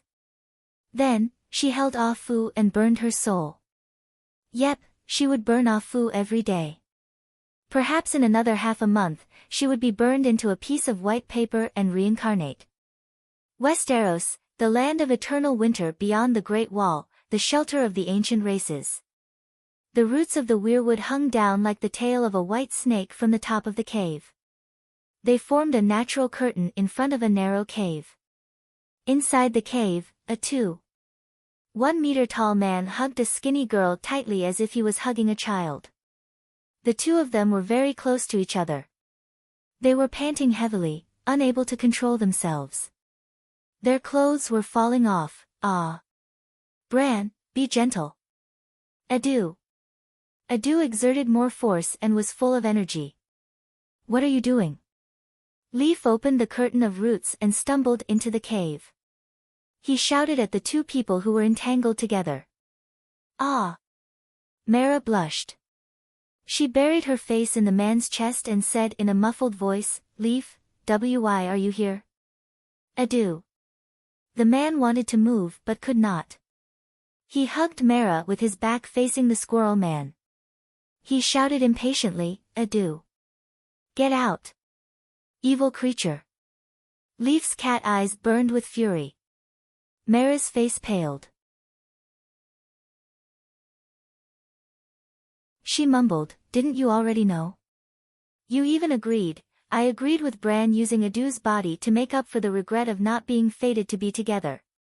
However, Bran is not just Bran. He's also the three-eyed crow of this generation. However, he rejected the Green Prophet's seal because of his personal desires. Leaf shouted.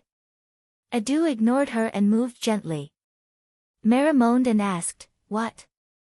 What are you talking about? Leaf ran over and clenched her small fists.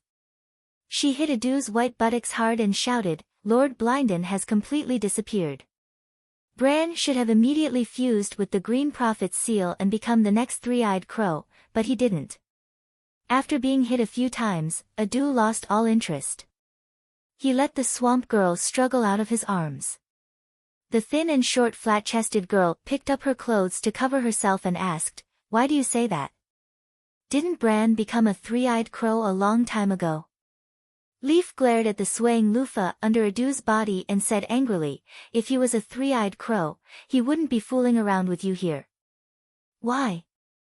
Adu lowered his head and looked at Mara affectionately. He said, A three-eyed crow has no personal feelings. He's like the most selfless god. However, I don't want to leave you, and I don't want to waste my love for you. Bran, my prince. Mara was so touched that she hugged his arm and called out her lover's name softly. Bran, you're still a child. You don't understand anything. I shouldn't have listened to the Dragon Queen. I shouldn't have encouraged you to use Adu's body to fulfill your final wish. Leaf's golden cat eyes were filled with tears, and she started crying sadly. I was once a child, but after spending hundreds and thousands of years in the tree roots, I'm older than you, and I'm also more mature than Dany and Rise. I understand what I need. Adu's brown eyes, which were once pure and ignorant, became wise and experienced. Leaf shook her head and sighed. You don't understand. The Green Prophet's seal contains a great will, and it's difficult for an ordinary person to control it. In the past, Lord Blinden spent a long time to perfectly fuse with it. If you had inherited the seal the moment he completely fused with it, you would have been able to instantly fuse with the seal with the help of Blinden's final thought. However, you deceived Lord Blinden and let down everyone's expectations. The longer the Green Prophet's seal is without an owner, the harder it will be for you to perfectly fuse with it in the future. The long night is coming. Are you worthy of Jojen, who sacrificed himself for you? Jojen. Mara's thin and rosy cheeks suddenly turned pale. Adu's eyes were red, and his rationality was gradually replaced by impulse. He shouted at Leaf, You're the ones who don't understand. When Blinden became the three-eyed crow, he was already more than 70 years old. He had loved and made contributions. He had lived a life that was almost like a legend. The past Green Prophets were more or less the same. They all had lives that truly belonged to them, and they all lived them. What about me? I broke my leg when I was 7, and I started to accept this shitty fate passively. I came to the Great Wall to obtain power to change my fate, but what happened? I was like a deer that fell into a swamp. The more I struggled, the deeper I sank. When he said this, a string of bean-sized tears rolled down from Adu's large brown eyes. He choked with sobs as he said, "From the age of 7, a normal person's life has already ended.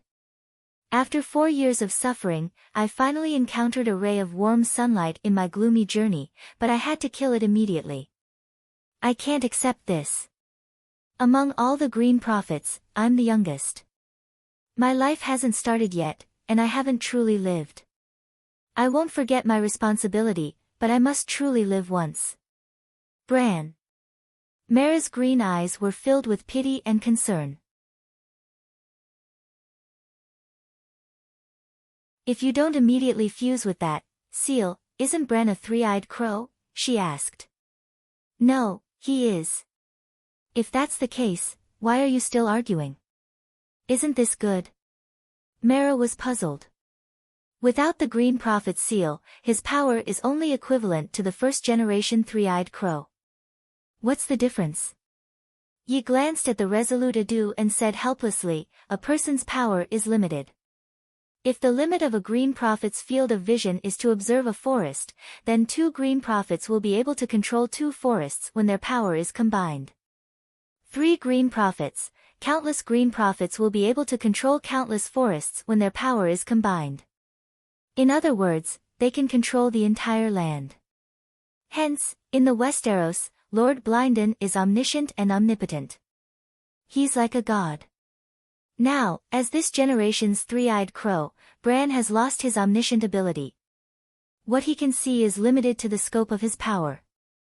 With the Green Prophet's seal, Blinden could receive and deal with everything that happened in the Westeros. Bran was a human, and a human's field of vision was limited. His brain could not handle an infinite amount of information. If he wanted to understand something, he had to personally enter the roots of a certain place and examine the tree's memories. "Bran, is that true?" Mara asked worriedly. Adu patted her head lightly and said with a smile, "I still have a flock of crows. Thousands of crows are my eyes."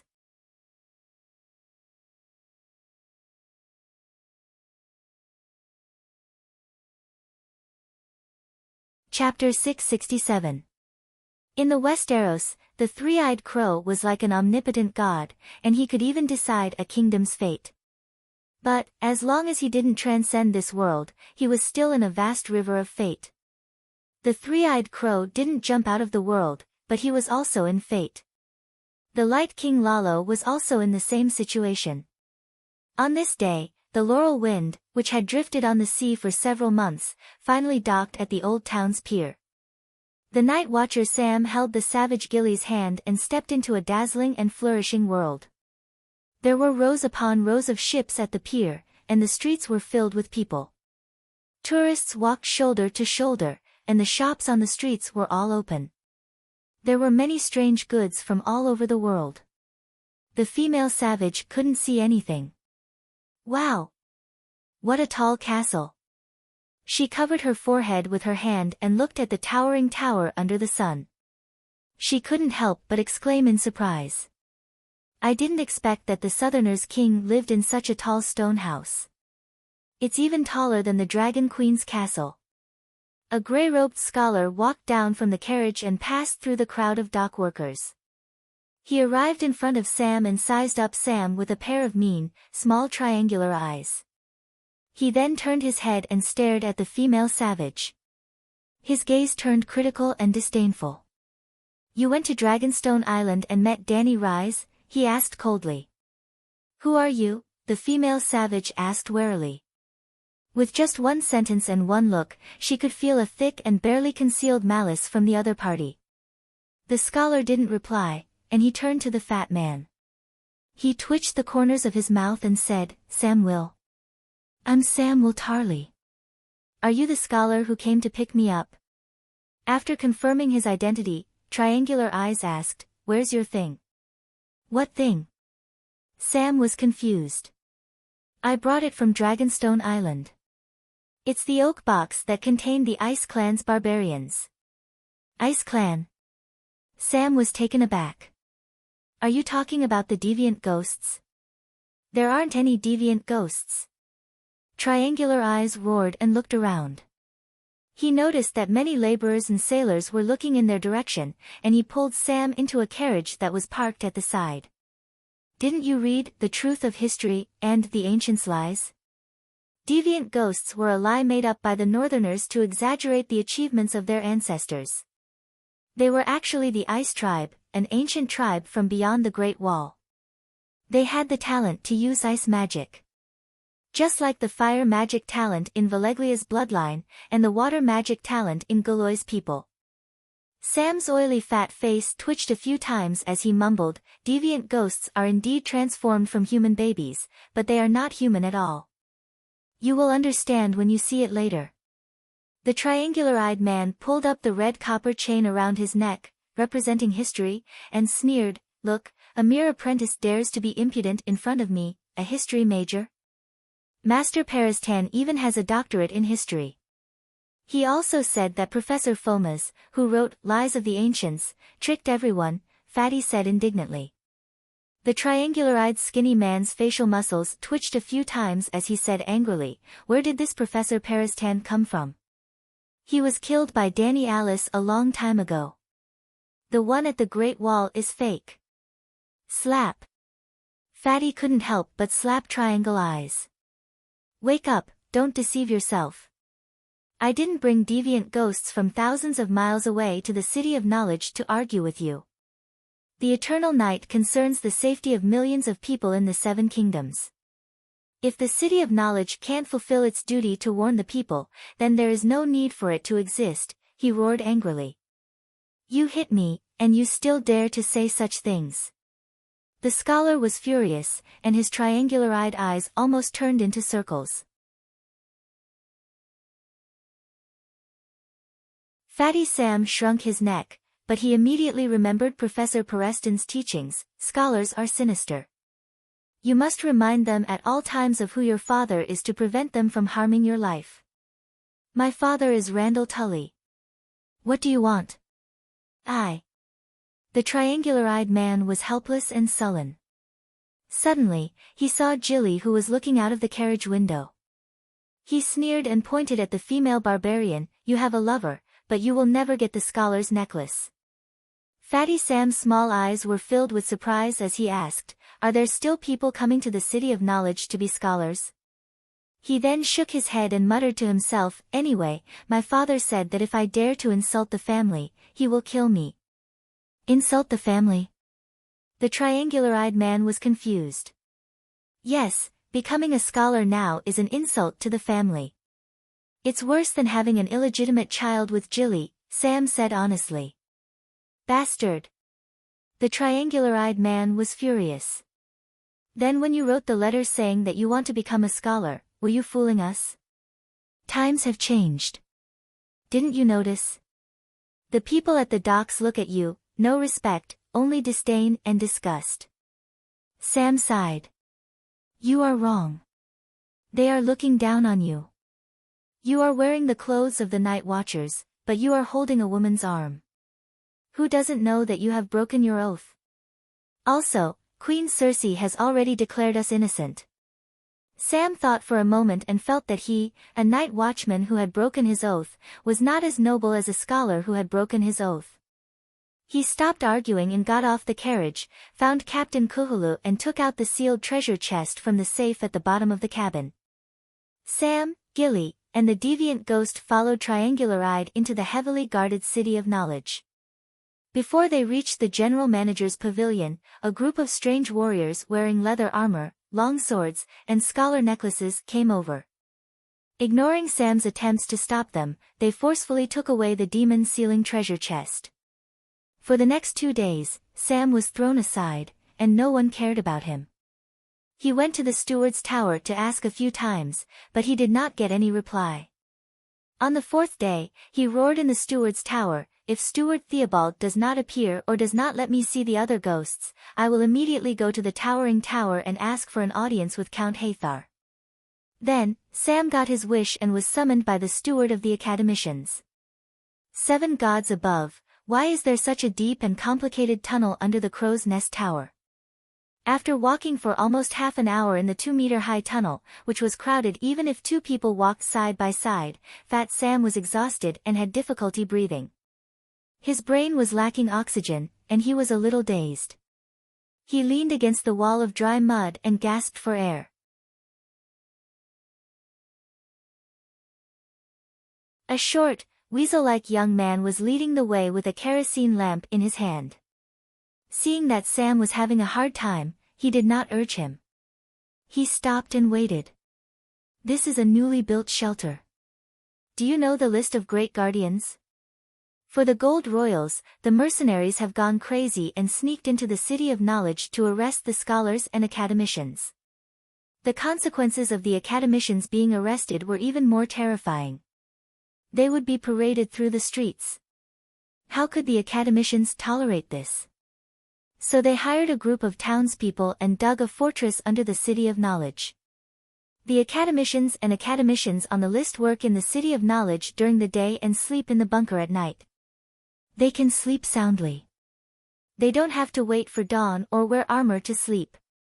Sam thought of the twists and turns he had taken and suddenly said, "So, there is more than one passage in the bunker?" The weasel-like young man nodded and said, "The crow's nest where many academicians live is connected to the bunker." Do we have to hide like a mouse for the rest of our lives? Sam found it hard to accept. It's fine if you get used to it. It's warm in the winter and cool in the summer. It's quite comfortable. You also live in the bunker? Sam asked. Recently, we have offended bravos and the faceless. It's safer to live underground. The faceless can change their faces and become you and me. What's the use of the bunker? Sam disagreed. You will understand in a while. The young apprentice smiled mysteriously and said proudly, according to Professor Wargrave's method, no faceless can sneak into the bunker. The great writer Wargrave? Sam was surprised. He had been drifting on the sea and did not know this newly risen great writer. However, there were too many classics of the great writer and they were too popular. He only stayed in the city of knowledge for 3 to 5 days. Even Savage Jilly had seen the plays of the great writer. She also pulled him and ran to the feather wine bottle with many foreign merchants to pay homage to the former residence of the Maiden of Dreams, Rosie. Fatty had to admit that after seeing Rosie from afar under the peach blossom tree, he also had some shameful thoughts when he lay on Jilly's body at night. Rosie was obviously not cuter than Jilly, but after seeing the famous works of the great writer, he felt that Rosie was shrouded in a layer of halo, with a dreamlike and intoxicating temperament. The bunker was built by him and he personally designed it. He said that he would fight bravos to the end, even if it was a tunnel war. The apprentice's face showed a look of reverence, waking Fatty from his reverie. But he died. He died in the hands of the faceless. At this point, Sam could not help but sigh. He secretly cursed the death of the faceless for causing the literary world to enter a long night before the real world. Sigh, the bunker apartment prepared by the City of Knowledge for the doctor was just renovated. I was about to move in, but... The weasel sighed regretfully. Sam had rested while talking and continued to follow the apprentice. Now, they came to another corner. There was a small stone room at the corner, and there was an old apprentice inside and outside the room. It's Robert. The old apprentice outside the room recognized the weasel and looked at Fatty warily. He pointed to the copper basin on the wooden shelf in the corner and said, "Come and wash your faces." Sam didn't know what was going on. He saw the weasel put down the oil lamp, walk to the basin, and wet his face. He picked up a piece of soap from the side and rubbed his face carelessly, especially at the juncture of his face and neck.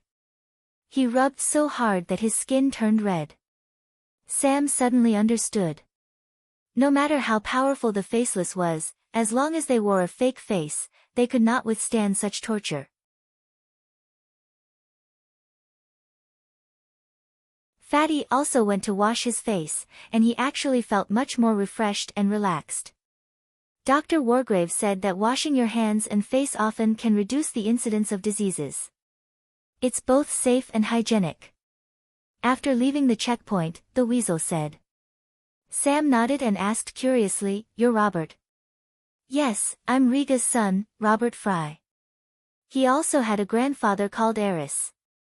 Lord Eel's Fry faction used his father Riga to make meat stuffing and gave it to his grandfather Eris.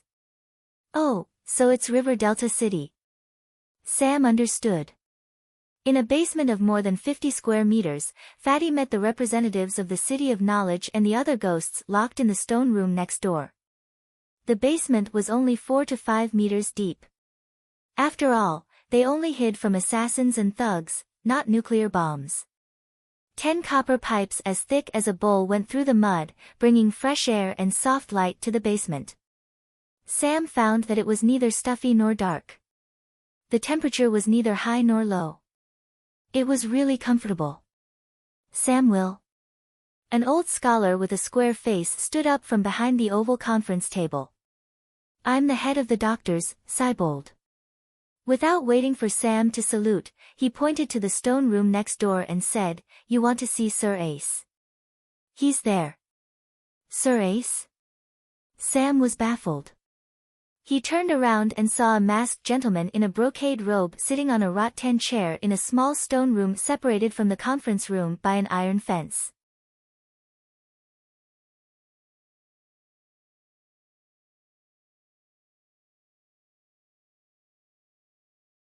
Chapter 668. He was wearing a dark purple mask that looked like a gas mask, revealing his pale and wrinkled forehead and a pair of pale blue eyes. There was a thin layer of thin and fragile white hair on the top of his head. He was wearing a double-breasted white velvet suit with empty sleeves, as if he had no arms. He was wearing a pair of white lambskin trousers and brown high-riding boots. 7 gods above. Sam's small eyes widened in horror as he took a few steps back.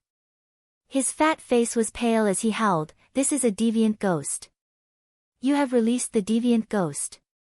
You have betrayed the humans of the 7 kingdoms and sided with Frost God." No matter how much the other party dressed like a gentleman, even if he was wearing a mask, Fatty could still recognize his identity through the pair of flickering blue eyes. Deviant ghost. Bastard. The triangular-eyed scholar who had brought Sam into the City of Knowledge at the docks shouted angrily.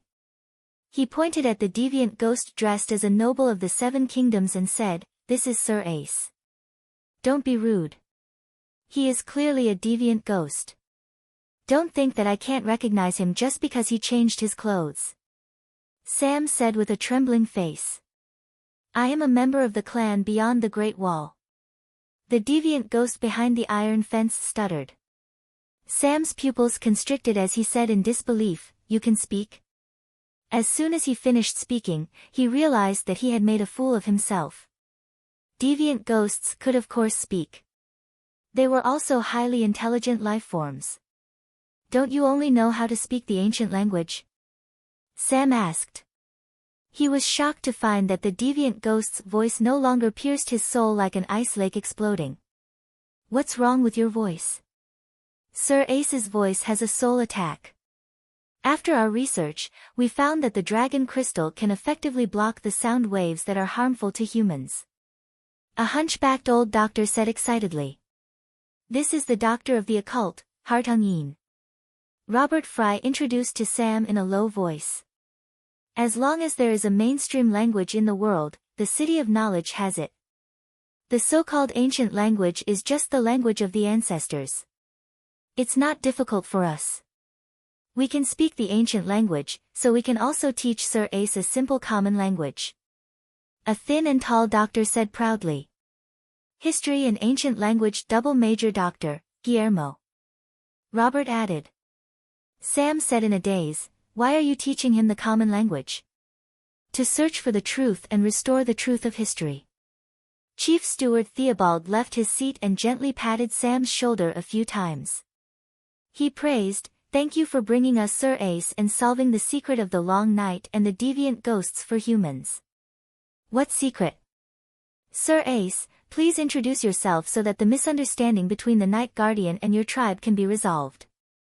The head doctor faced the well-dressed white ghoul in the small cell and said gently, "My name is Ace Magna, tribe leader, of the Eternal Winter tribe.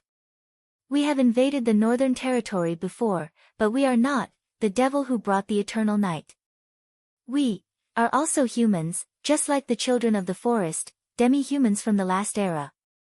The well-dressed deviant ghost was truly like a polite gentleman. He explained the history of himself, his tribe, his race, and the origin of the long night in detail. In short, they had been living in the land of eternal winter. They were neither the ancestors of ice magic in lies of the ancients nor the evil force that brought the long night to the world, according to the Night Watchers. Sir Ace is also a lord beyond the Great Wall and is worthy of the title, Sir. We should treat him with the etiquette of a noble captive and give him the necessary respect, the thin and tall doctor of mysticism said. I've really seen deviant ghosts. You believe the nonsense of deviant ghosts? Sam shook his head. At least they didn't bring the long night. Now that Sir Ace has come to the old town, it only lowered the temperature in the basement a little. The long night didn't come. And in the past few thousand years, Sir Ace's people have been living in the land of eternal winter in the far north. They believe in the old gods. Although they aren't ancestors, they aren't much different from them, the doctor said. You haven't seen deviant ghost babies before. They turn human babies into deviant ghosts. Can the ancestors beyond the Great Wall do it? Sam said excitedly. Even if what you said is true, what can you prove? Legend has it that the deviant ghosts even steal human children. It's not rare to see cannibals among the barbarians. At most, Sir Ace was an enemy of the Northern Territory. But it was too much to let them bear the crime of bringing eternal winter to the world. I don't want to discuss the reason for the long night with you, Sam shook his head and said seriously. The Great Wall is threatened by deviant ghosts. I only brought deviant ghosts to the City of Knowledge for one purpose: to use the Scholars Network to call on the nobles of the 7 countries to end the civil war and fully support the Great Wall. Regardless of whether the long night will come or not, and regardless of why the long night came, it's a fact that deviant ghosts intend to attack the Great Wall. The barbarians have also tried to take down the Great Wall and invade the Northern Territory. But now the barbarians have become allies of the Night Watchmen. Why can't the ice tribe of the land of eternal winter turn from enemies to friends? The doctor asked. Sam looked around in shock and anger. Seeing that the doctors either nodded in agreement or remained silent, he couldn't help but say angrily, "You're all crazy. I'm going to tell Count Hathar, tell the Dragon Queen of Dragonstone Island, tell the Night Watchman on the Great Wall." Sir Ace, please excuse me. The doctor bowed to the deviant ghost and then pulled Sam out of the door with a cold face. They walked along the dark tunnel for 40 to 50 meters and entered a small room with plenty of light. Do you have a pig's brain? The doctor scolded loudly. Those who are not of our tribe will definitely have different intentions. Do you think I don't understand this principle? What? Sam, who had been indignant, was at a loss. The doctor's thin lips moved up and down like a machine gun. He quickly said, whether the monster you brought is a deviant ghost, an ancestor, or as he said, an ancient remnant, it's a fact that humans know nothing about them. Now that he's willing to speak, whether it's the truth or not, we can extract some useful information. We can understand the social structure of the monsters, their population size, and the reason for going south. The secret of the long night. Oh, no, there is no long night. You're tricking him into giving up information.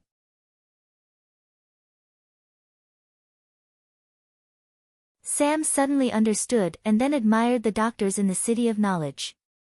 The older the ginger, the wiser it was. He didn't see it at all before. Will the deviant ghost be fooled? He asked doubtfully. Natural selection, survival of the fittest. Since we humans are the protagonists of the world, it means that humans are better than other species. We are either stronger or more intelligent. That monster was born with powerful ice magic and is stronger than humans. Therefore, it must be less intelligent than humans. Furthermore, the scholars are the smartest among humans. Isn't it natural for smart people to trick fools? The doctor's square face was filled with arrogance. Sam nodded repeatedly. He looked at the long chain around the doctor's neck. He really lived up to his name. His analysis was so reasonable and logical that he couldn't find any loopholes. Dr. Theobald, you have to be careful. The deviant ghost's ice magic is powerful. A steel cage won't be able to hold it, Sam reminded. Don't worry, it's foolproof. There's more than 50 kilograms of wildfire buried in the ceiling. Theobald said confidently. What? Sam was shocked. In the conference room we were in before. Of course, other than wildfire, there's also kerosene and gunpowder. Once it's activated, it's guaranteed that he'll die. But, Sam felt a lingering fear. If the deviant ghost went berserk and the doctor activated the trap, the deviant ghost would definitely die, but wouldn't he? 7 levels of hell. When they were talking earlier, the doctors all looked natural. None of them even glanced at the ceiling. What kind of mental fortitude was that? As expected of the ruthless person who designed the Blood Dragon's wild dance, murdered the Dragon Queen, and hardened the Faceless. Fat Sam suddenly felt true respect for these doctors. Ignoring their character, who could compare to their fearless spirit of seeking death? Doctor, did you get any useful information? Sam asked. Of course, Ace is only a minor feudal lord. Above him, there's a king of monsters. All feudal lords listen to the king of monsters. Dr. Theobald's expression became unprecedentedly solemn. He slowly told them the information he had obtained. It wasn't necessarily accurate, but it was very organized. It was obvious that the doctor had targeted the problem and was very purposeful in obtaining information. To be honest, the doctor had indeed wanted to destroy the corpses and evidence to prevent the deviant ghost from reaching the old town. Admitting the deviant ghost was equivalent to admitting that the real world, that the City of Knowledge had insisted on for thousands of years, was a joke. If the threat of deviant ghosts always existed and only supernatural powers could resist them, then the act of destroying human magic power was akin to castrating oneself. If the real world was a joke, then the Blood Dragon's wild dance led by the scholars would be a complete sin. This sin was enough to shut down the City of Knowledge. But when the deviant ghost personally appeared before them, some of the scholars remembered their responsibility. When the scholars received the chains, they swore a sacred oath to serve the people, the nobles. Moreover, as scholars, they had the spirit of seeking the truth. Was this contradictory? It wasn't. The scholars of the City of Knowledge were a unified title, but they were also divided into 2 generations, past and present.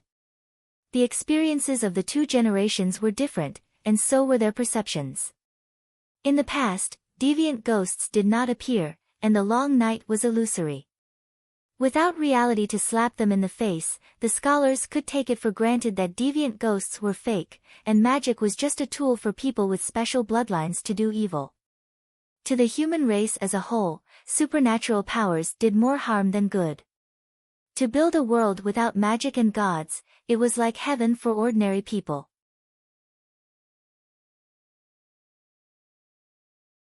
But now, the scholars were constantly being taught a lesson by reality. Rationally, they would no longer insist on the idea of the real world, but the seniors had already driven the car into a dead end. There was no way out, and they could only go all the way.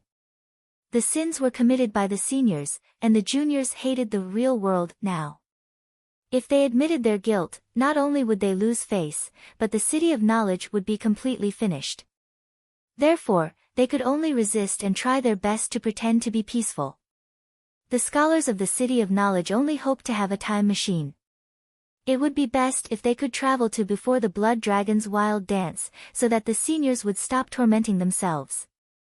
Secondly, they could travel to before the ambush of the Dragon Queen and directly kneel down and surrender, so that the Dragon Queen would be merciful and let the City of Knowledge off the hook. The scholars did not have a time machine, so they denied the long night verbally while seriously studying deviant ghosts in action. They were tormented by the contradiction. The head scholar said, "I didn't want you to participate, but you kept making a fuss. Since that's the case, you will cooperate with us. The scholars will play the good cop, and you will play the bad cop. Figure out the details of the monsters." Sam thought about it. The Dragon Queen had also hoped to figure out the secret of the deviant ghosts, but she did not succeed. If the smartest in the world scholar could do it, it would be a good thing, so he nodded and agreed. But he also put forward his own request. "I came to the City of Knowledge for two purposes. One of them has already been achieved. The rest is to persuade the City of Knowledge to send out messenger crows to warn all the nobles about the deviant ghosts." "That won't do. We haven't asked clearly. It might be a false alarm. The deviant ghosts can't cross the Great Wall at all."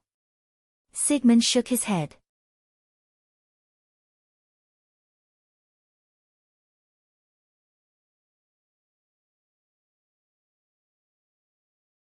Chapter 669. Doctor, I understand your concerns, but the City of Knowledge's reputation has already hit rock bottom. Admitting your mistakes can at least prove your courage and reduce your psychological pressure, Sam advised. Pressure? What pressure? Don't spout nonsense. Everything we do is for the people of the 7 nations. Theobald pulled a long face and tried his best to straighten his slightly hunched back to make himself look indomitable and magnanimous. We have a clear conscience. We eat well, sleep well, and stand upright, he emphasized again. Sam raised his head and pointed at the ceiling, the muscles on his fat face trembling. Why live in a bunker if there's no pressure? The deeper the bunker is, the more complicated the tunnels are, and the greater the pressure in your heart. The fatty's words were like a jack that had been supporting the doctor's back. The doctor's body collapsed, and his back became even hunchier than before. Then, he flew into a rage out of humiliation. His square face was distorted, and smoke seemed to come out of his nostrils. He scolded, "Bastard, you're just a little apprentice. How can you talk to the doctor's manager like this?" Sam was scared. He shrunk his neck and said in a panic, "My father is Randall Tarley. Randall Tarley is nothing in front of Danny Rise. I even dared to murder Danny Rise. My name is first on the Mystic Dragon's list of sinners," Theobald said sinisterly. Sam was no longer afraid after being threatened. He only said helplessly, "If the City of Knowledge doesn't want to cooperate, then forget it." Anyway, the Chief Bishop and Dragon Queen had warned the nobles. Long Night and other ghosts were already known to everyone. But now he really regretted it. He didn't listen when the Dragon Queen told him to go home and not go to the City of Knowledge. As expected, the City of Knowledge didn't provide any help. In the next few days, Sam tried his best to cooperate with the doctors, hoping to get more useful information from the other ghosts so that his trip wouldn't be in vain. They studied the ethnic composition of the other ghosts, the relationship between the ghouls and other ghosts, their eating habits, magic techniques. The other ghosts weren't very cooperative, but it wasn't like they didn't say anything. In just a few days, the doctor had recorded a pile of information about the land of eternal winter and beyond the world. According to the deviant ghosts, the land of eternal winter was just the front yard of the world gate. They could walk a few thousand miles further north. If the deviant ghosts weren't lying, then the land north of the Great Wall was no smaller than the land south of the Great Wall. Why is the world so big? The world isn't that big, but there are other worlds outside of this world, the deviant ghost said. Then, the scholar became more and more afraid of deviant ghosts. Even the deviant races in the world had ulterior motives. How could the strange races and civilizations outside the world have good intentions? Even the deviant ghost king that Danny had been very curious about officially appeared in the mouth of the deviant ghost. The king of savages is not permanent. When the ancestors beyond the Great Wall are unable to survive the winter, the various tribes will gather together and elect a king of savages.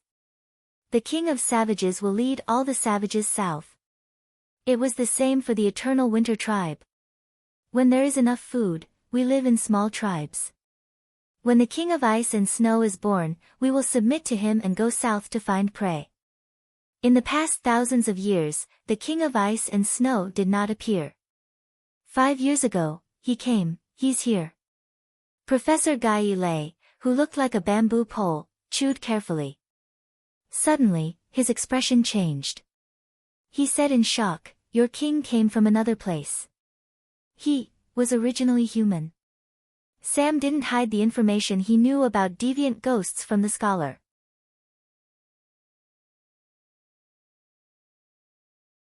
He told the City of Knowledge that deviant ghosts might not have the ability to reproduce and could only be transformed from the male infants of the ancestors who worshipped the old gods.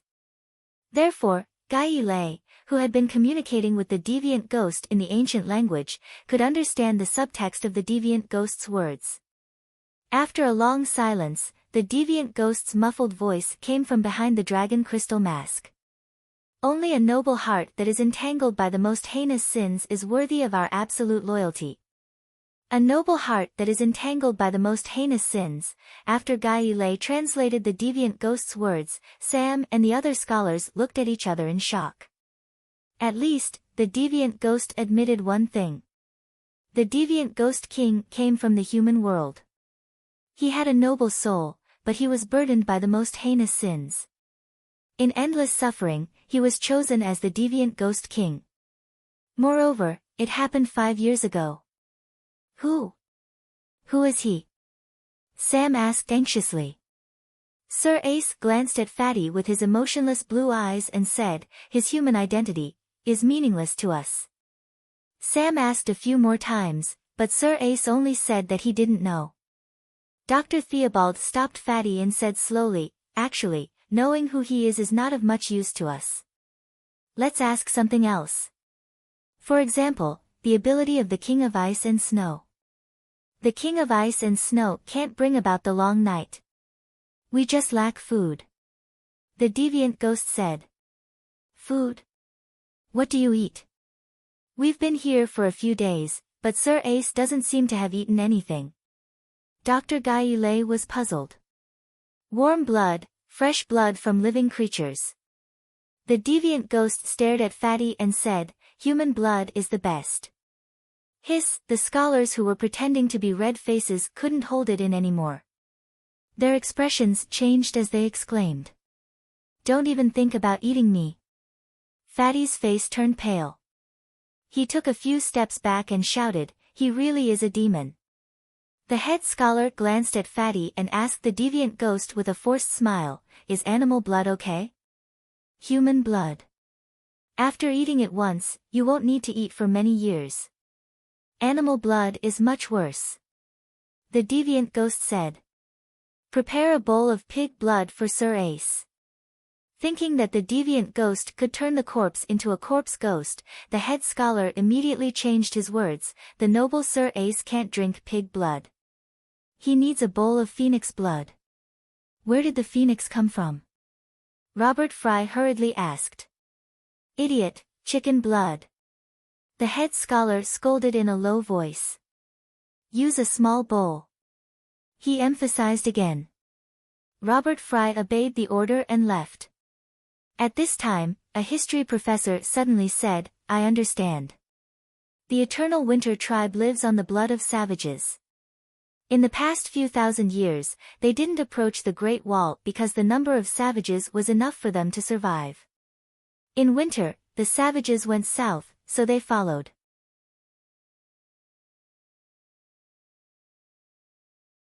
The long winter lasted for several years. The savages had no food reserves and died out. The eternal winter tribe could only invade the north. That makes sense. This is the truth about the long night and deviant ghosts. The head scholar immediately nodded in agreement. After waiting for about half an hour, Robert walked in with a large bowl full of warm blood. However, before he could enter the door, a trace of anger flashed across the head scholar's face. He hurriedly rushed out of the door and pulled Robert to the corner of the corridor. He scolded, "What did I say just now? You used such a big bowl. Are you afraid that the monster won't be full and won't have the strength to riot?" "This is the smallest bowl," Robert said, aggrieved. The head scholar was stunned. He said, "Find a goblet and pour a quarter of a cup. Just enough to moisten his throat." Robert's wretched weasel-like face trembled a few times. He hurriedly turned around to find a goblet.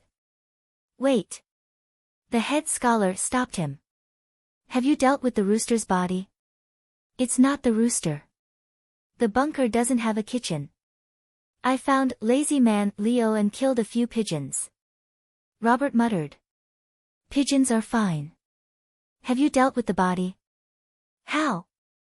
"Throw it into the fireplace and burn it. No body is allowed in the bunker, not even a pigeon." Theobald's square face was stern as he said sternly. "Oh." After almost an hour, Robert finally found Leo again. He found him sitting by the fireplace, the fire reflecting red light from his oily mouth. A mouthful of red wine and a mouthful of roasted pigeon with honey. Leo was using his own method to deal with the pigeon's body. "It smells so good. Give me one." Robert swallowed. He suddenly felt hungry. Leo Tyrell pointed at the fireplace and said casually, "You can get it yourself." "Huh? Why are there only 5 skewers?" Robert squatted down and found that 2 of the skewers were empty. There were 3 pigeons skewered on the skewers, giving off the smell of pepper, honey, and fennel. "I remember that we killed 6 pigeons in total." Robert turned around and said nervously. 6. Leo tilted his head and looked at the furnace. He said lazily, "You remembered wrong. There are only 5. Are you sure?" Robert was the first to become uncertain. "There are deviants in the cellar. The doctor told us to be wary of corpses turning into zombies." "Hey, it's just a pigeon. Even if it really turns into an undying monster, I can still squeeze it out of its shit." Leo waved his hand and said nonchalantly. "Maybe the zombies know magic." "Hee hee, I asked that damn fatty. The zombies are just resurrected from the dead. They are slightly stronger and faster, but their movements are stiff and they have no magic power. As long as their numbers don't increase, there's nothing to worry about. Still be careful. That monster drinks human blood." Robert held a pigeon and gnawed on it as he searched the room. He didn't find anything. "I said, only 5 pigeons," Leo said impatiently. Robert found a seat and sat down. He stopped talking about the pigeons and talked to Leo about Rosie's first night for the nth time. A few days later, Theobald found that Sir Ace was more willing to chat with them, but the useful information revealed in his words was getting less and less. Furthermore, the information it had revealed was so frightening that he decided to act brazenly and activate the trap. A large pot of wildfire fell from the ceiling. Sir Ace was caught off guard. He howled and cursed and was burned into a cloud of mist by the green flames. The doctor's decisiveness made Sam, who was at the side, extremely shocked. "What is this?" he asked blankly. The head doctor held a thick stack of imported dragon paper and sneered. "Either he has the intention to hide it, or he doesn't know much. In short, I can be sure that we won't be able to get any useful information from him."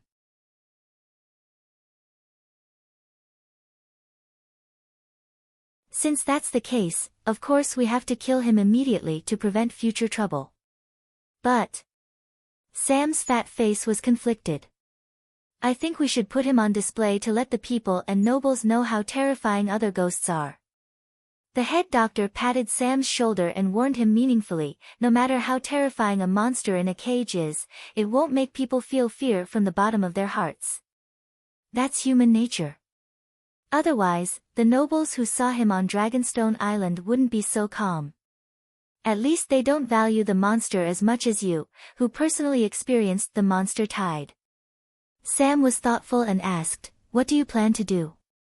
"Send a messenger crow to tell everyone about the monster." The head doctor waved the document in his hand and said with a complicated expression, "The scholars who serve the feudal lord will persuade their feudal lords to stock up on dragon crystals and strengthen the city walls. They will try their best to send all the idlers to the Great Wall."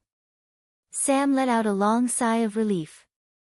Although the City of Knowledge still did not recognize the Long Night and other ghosts, it finally started to do something. "My mission is complete. I should leave," he said. "No, you have to get a scholar's necklace before you can leave." "Why?" "I don't want to be cursed on the street.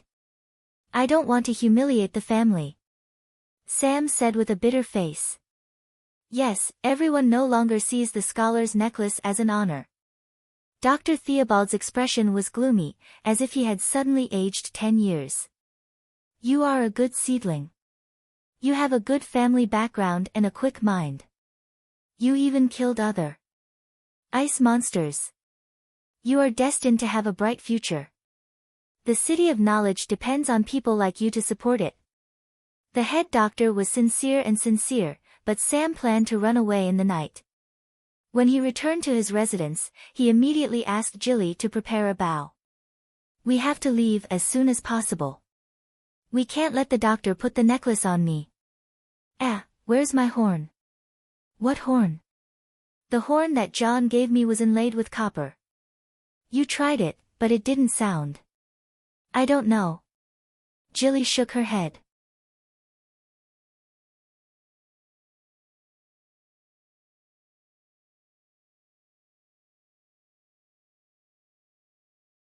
Chapter 670. Should he head north to Winterfell? Aegon was worried at first, but 2 days later, his wife suddenly announced the good news. "Darling, I am pregnant, you are going to be a father." Sansa held his hand and placed it on her soft belly. Looking at his wife's gentle, loving, and hopeful eyes under the light, Aegon decided to be a good man. When Dany Rise was pregnant and the old woman predicted that she would give birth to a horse that would ride the world, the Horse King decided to be a good man. He would avenge his wife and help her reclaim her home. After Sansa became pregnant, Aegon also decided to be a good man. He would avenge his wife and help her reclaim her lost home. The day after announcing the Queen's pregnancy, Aegon ordered Earl Mage of Bear Island, Earl Gilbert of Deepwood Castle, Earl Great John of Hethfire, and Sir Andor Royce of Valley, the eldest son of Bronze John, to lead 2,000 cavalry out of River Delta City. Because the people of Swamp provided them with supplies, they could travel quickly through the next swamp. In just half a month, they had traveled 800 kilometers, PS, and reached the Gulf of Carlin. What would it be like for a normal person to attack the Gulf of Carlin? Take the Looting Bridge as a reference. The next swamp was once an ordinary piece of land with forests and plains. 10,000 years ago, in the war between the children of the forest and the ancestors, several Green Prophet joined forces and cast a forbidden spell, causing a tsunami to reach hundreds of kilometers into the land, turning thousands of miles into a swamp. It was a map bomb. Perhaps the forbidden spell changed the rules, but even after the flood receded, the forests and plains did not return. Instead, they became swamps of death that devoured life. The King's Road that ran through the next swamp was like a bridge that connected the two sides. If a person or horse left the bridge and fell into the swamp, if they were unlucky, they would sink into the mud. If there were no companions to save them, they would leave behind a trail of dirty bubbles and disappear from the world. Therefore, crossing the Gulf of Carlin was equivalent to crossing the 400-kilometer-long Looting Bridge. It was hard to say whether the Gulf of Carlin or the Looting Bridge was more dangerous. Lu Dingxiao only needed to defend against attacks from the other side, but the enemy used automatic weapons. The output of machine guns and mortars would definitely be stronger than crossbows and swords. However, there were several towers built in the swamp at Carlin Bay. Apart from the one man holding the pass, at the front, there would be a rain of arrows and ballista fire from the left, right, and even behind them. Bolton had arranged for 200 men to guard Carlin Bay. In theory, they should be able to defend against the combined attacks of all the vassals south of the next swamp. However, In the face of aerial bombardment in a three-dimensional war, the natural barriers in a two-dimensional war were nothing. This was a true dimensional reduction attack. They did not even need the help of the swamp people. With just Tyrion riding on Tessa's back and throwing kerosene bombs, it only took them 5 minutes to clear the third perilous pass of the Seven Kingdoms, which had once stopped the Undulls for decades and Lothbolton for 2 years. Continuing north, Aegon's cavalry and Jon's barbarians met up at the barren grave of the ancestors. It seemed that the heavens were also on Stark's side. Today, winter had arrived, but there had been several months of sunny days. At the foot of Winterfell, the Dragon Wolf Alliance met Erlu, who was leading a group of defeated soldiers. Erlu had a tenacious heart, a steel-like will, and a brain like iron. Even when he was attacked by Dany, the matter of the child of the prophecy, he did not give up on his goal.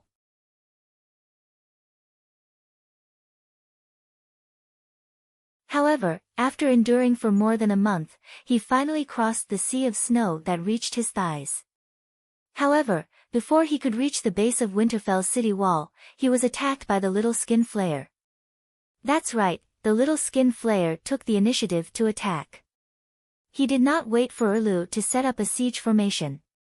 The Skin Flayer's army was even larger, and he was still waiting for an exhausted enemy.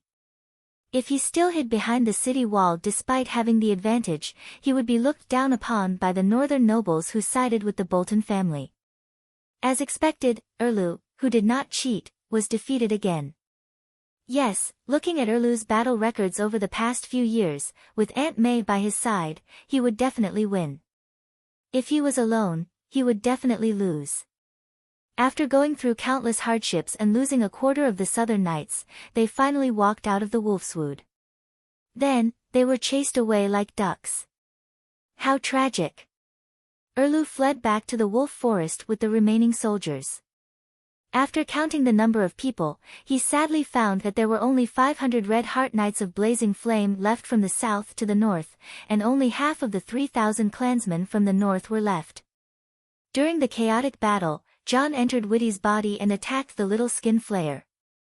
He bit off his calf and dispersed the cavalry that was chasing after Erlu. If not for that, Erlu would have been killed just like in Traveling Power. To be honest, when Tyrion saw Erlu at the foot of Winterfell, he had the urge to kill him immediately. Erlu was in a worse state than when he had just been defeated. He only had 1,000 emaciated and defeated soldiers with him. Erlu defeated Winterfell and the Dragon Wolf Alliance approached Winterfell for more than a month. They lacked food and clothing, lost the battle, and couldn't see any hope. Half of them froze to death and starved to death. Only 300 of the Southern Knights were left. They had lost their warhorses and were so hungry that they were all skin and bones. Their eyes were green, and they couldn't even lift their swords. What a pity, what a pity. After landing at the foot of Winterfell, Tyrion looked at the red-robed priestess standing beside Jon at the front of the army. Then, he looked at the 3,000 mercenaries on the left of the army who were holding the stag flag. He regretted it. Before Aegon got married, he should have ridden the dragon to the northern territory and secretly killed Erlu with kerosene bombs. But now, who would have thought that such a weak person would have a chance to turn the tables? Jon didn't come alone. He brought along Erlu's wife, daughter, Aunt May, and the king's hand. Erlu's wife and Aunt May only had 100 Southern Knights with them. They weren't a threat. Onion Knight Davos brought 3,000 Bravos mercenaries to save Erlu's life. They were all cavalrymen. Jon set off from East Sea View and took a ship to Widow's Point, which was about 1,800 kilometers away. Bravos was only 900 kilometers away from Widow's Point.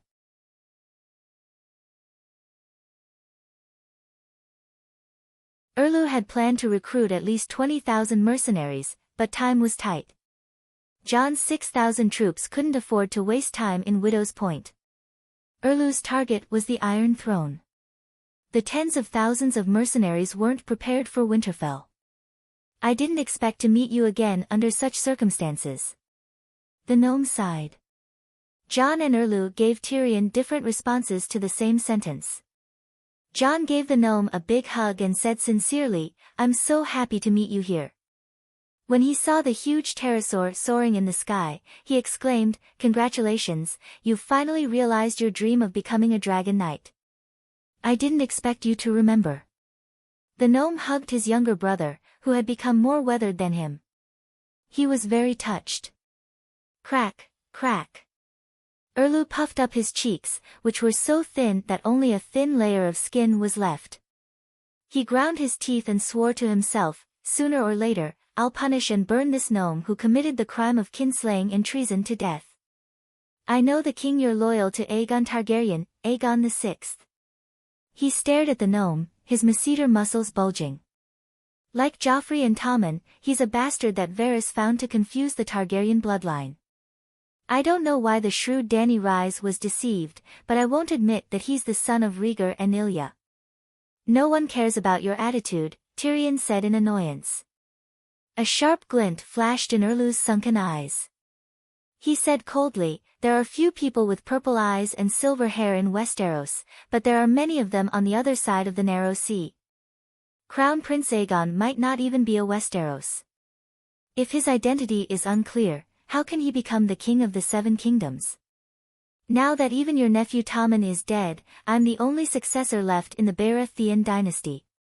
According to the laws of the Seven Kingdoms, all the nobles and citizens of the Seven Kingdoms, including you, should submit to the true king.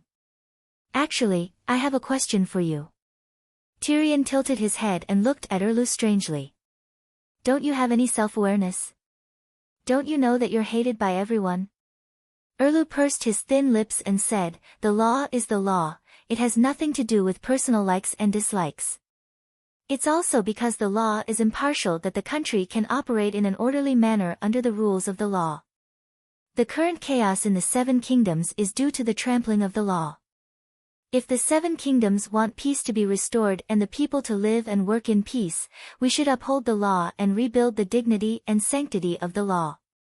You're not wrong. If the king and the nobles followed the law, the Seven Kingdoms would definitely be at peace now." The dwarf nodded with a complicated expression, then shook his head and sighed. "Unfortunately, we've always lacked a powerful, law enforcement organization that can judge the king's actions without affecting the king's authority. For example, you. I believe that you can strictly abide by the law and give absolute justice to anyone. Only to yourself. Do you dare to swear in front of the seven gods that you've never done anything against the law?" "I have a clear conscience," Erlu said, lifting his chin. The dwarf shook his head. "You can't.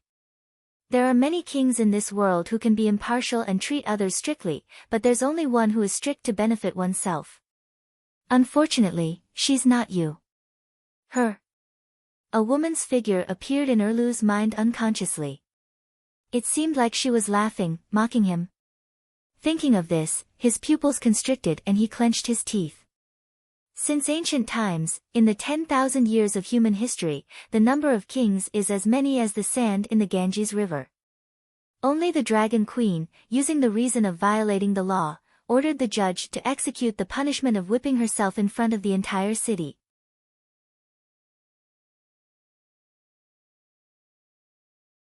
"You must know that she was the one who wrote the law," the dwarf said in admiration. Of course, he suspected that the Dragon Queen was putting on an act, but she was the only king who was willing to pay such a high price to put on an act. This was a matter of attitude. In front of the law, the king would also be judged and punished. Many years had passed, and the Dragon Queen had become a well-known figure. Some of her deeds had also spread out of Slave Bay and were known by the people of the world. Among them was the story of the Dragon Queen whipping herself and correcting the law. Therefore, after hearing the dwarf's words, Erlu was silent, John was deep in thought, and the surrounding nobles and knights were also shocked.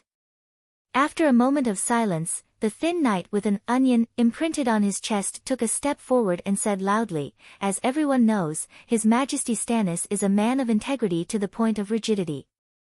He would not purposely make a mistake and then whip himself to flaunt his integrity." Onion. The dwarf glanced at the skinny brown-haired knight's chest, and then looked at his left hand, which was wearing a thick leather glove. The Onion Knight Davos? The hand of the king, Davos. The Onion Knight emphasized. Then, he asked with a smile, Knight, I wonder what your identity is now. A glint flashed across the dwarf's eyes, and he asked back, what do you think? I heard that you once swore allegiance to the Dragon Queen, and now you are Aegon VI's advisor. The Dragon Queen swore that she would not start a war between the 7 kingdoms, but you helped her nephew come to the Westeros to fight for the Iron Throne. Davos chuckled, looking like an honest and considerate person. Either you went back on your oath, or your actions went against your oath. What right does a person who went back on her oath have to judge the great King Stannis? If you did not go back on your oath, then your actions now represent the will of the Dragon Queen, and the person who went back on her oath would be her. She used her nephew as her chess piece. The Dragon Queen who went back on her oath naturally has no right to be compared to my great King Stannis. The dwarf actually saw through the evil intentions under the onion's skin. This matter, it is easy for others to understand, but unfortunately, the great King Stannis does not. The imp shook his head and sighed.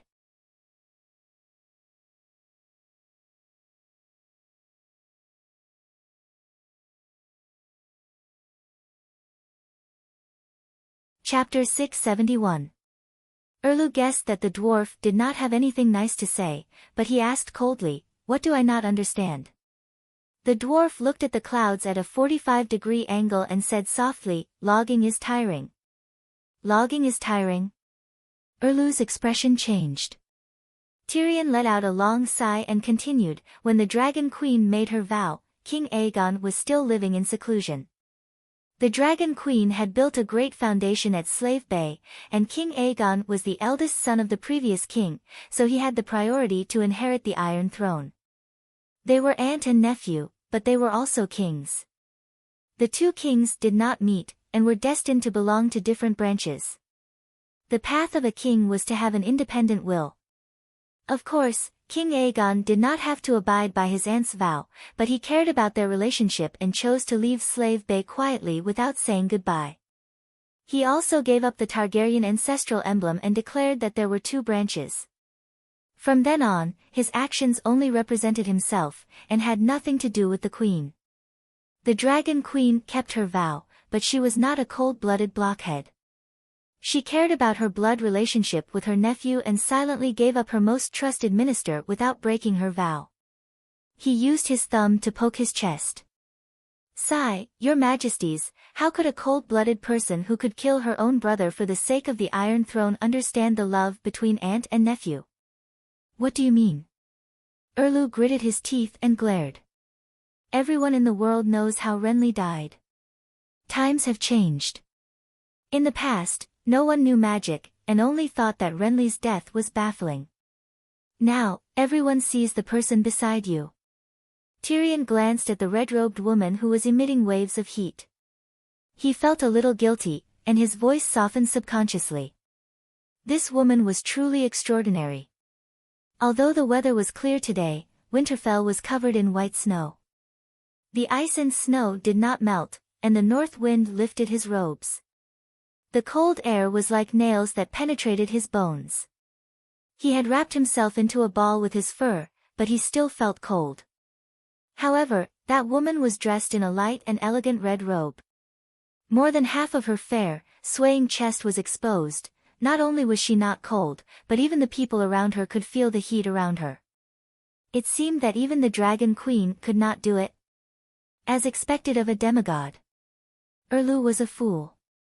He didn't bring her along for the Battle of the Blackwater River and the expedition to the south to attack Winterfell. You are a scoundrel who killed your father, uncle, and nephew.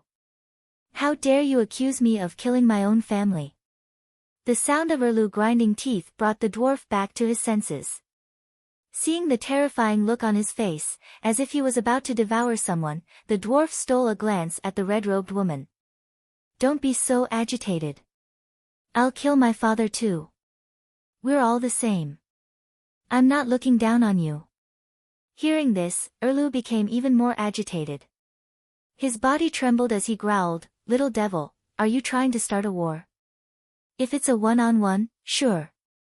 Tyrion raised his eyebrows. With just you? Erlu grasped the hero's red sword at his waist. Jon looked at the half-exposed red sword in astonishment. The red light and heat on the blade had disappeared. Erlu hadn't replenished his mana for a long time. It's a duel between knights. You ride a horse, and I ride a dragon. The dwarf laughed. Erlu's skinny face that was stuck to his skull suddenly turned purplish red. Your Majesty, since this knight dares to challenge the child of the prophecy, why don't you fulfill his wish? The red-robed woman's voice was soft and gentle, like a lover's whisper. The dwarf caught a glimpse of the magic ruby at her throat that reflected the red light, but he shuddered and his back broke out in a hot sweat. Ha, don't be so serious. I'm just joking.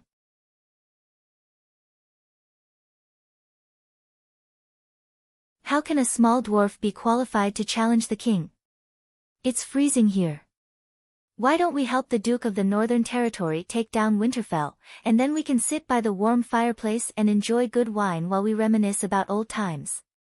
Jon didn't want to see the two allies fight, so he immediately invited the commanders into his tent to discuss the battle plan. Tyrion looked at the map provided by the dwarf. Not only were the names of the sentry towers and buildings in Winterfell marked in detail, even the Bolton army's defense, the location of the ballistae, the Little Skinner's dormitory, and the command center were all accurate. Obviously, this was another battle with asymmetric information. He sighed and said, "Tonight, we can enter the city to soak in the hot springs. Count Meji is familiar with the surrounding terrain and is guarding outside with 1,000 cavalrymen. I'll open the city gates, and the rest of the people will swarm in and kill all the Skinner in the city. If anyone escapes, Count Meji will be in charge of pursuing them. What do you all think?" Jon nodded. If the dwarf could quickly blast open the city gates, the rest of the people could fight however they wanted. Your Majesty Stannis, what do you think? He looked at the gloomy Erlu. What about Roose Bolton? Erlu asked. There was no sign of the old Skinner on the map. Lord Eel stroked his fat and oily chin and muttered, "That bastard Rhaenys married Miss Arya, so Winterfell belongs to him. After the bastard defeated you, Lord Leech left Winterfell. He said that he was homesick after leaving the Terror Castle for many years." That's not my sister. The Iron Throne used Jenny Poole to disguise herself as Arya, Jon hurriedly said. Erlu's bony fingers tapped twice on the map and said, "I don't care about the rest, but I want Theon Greyjoy and Rhaenys Bolton. They have committed countless crimes and have to be judged by the king." Tyrion sneered and said, "Burn them and offer them to the Red God? Which country's laws apply to such a trial? His Majesty Aegon didn't come. King Stannis has the highest rank here," Davos reminded. Theon. Jon looked conflicted. Theon didn't kill Rickon and Bran, so he doesn't deserve to die. And now, he has received the punishment he deserves. Maybe we can let him go. Erlu turned his head and said, "He betrayed us and attacked Winterfell. He was the trigger for the series of events and indirectly destroyed your family. How can we forgive him so easily?" Jon frowned and didn't say anything. If Theon didn't betray Robb, Winterfell wouldn't have fallen. Little Skinner wouldn't have been able to survive. Little Skinner was arrested and locked up in Winterfell's death row prison. The best outcome would have been to put on a black cloak and Theon would have released him. Carlin Bay wouldn't have fallen into Timin's hands. Robb wouldn't have been in a hurry to return to the north.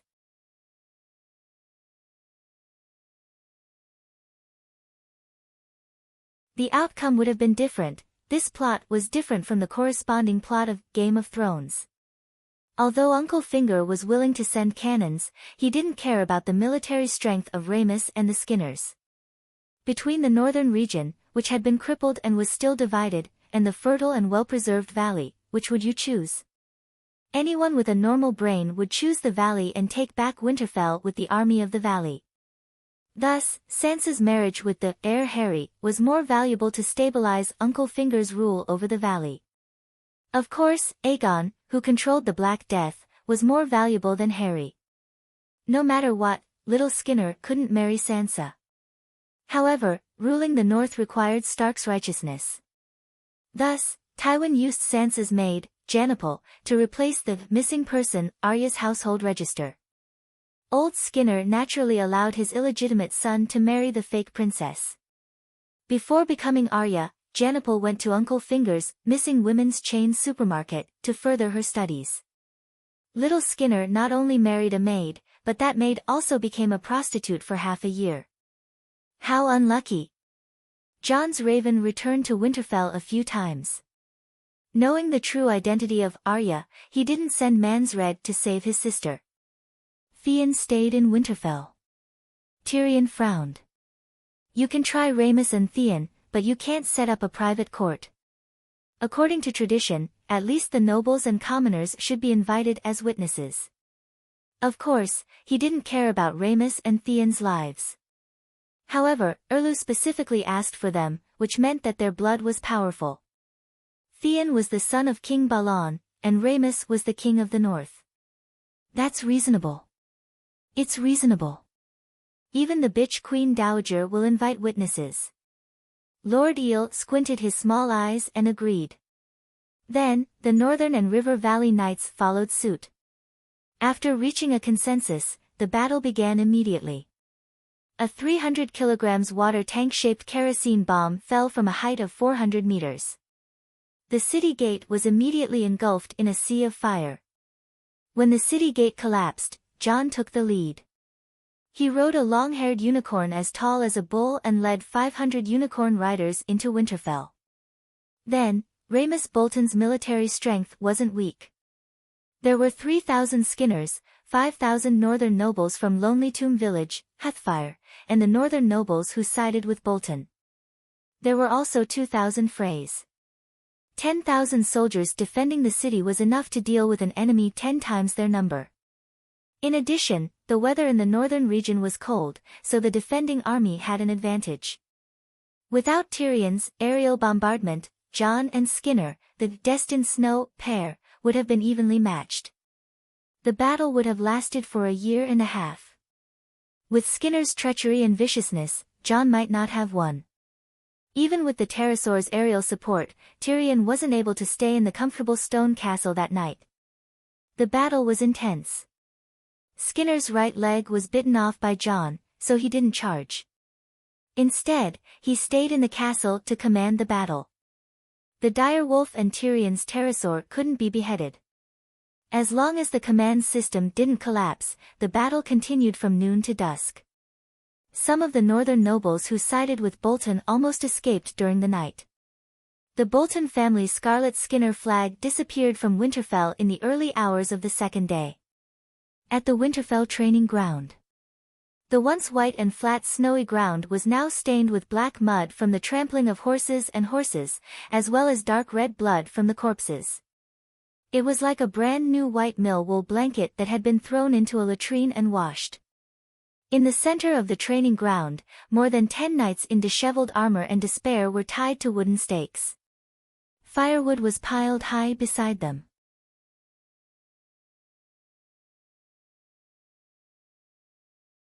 Lord Eel's face was filled with the joy of getting its revenge, and its shiny high boots made a carefree squeaking sound in the dirty snow.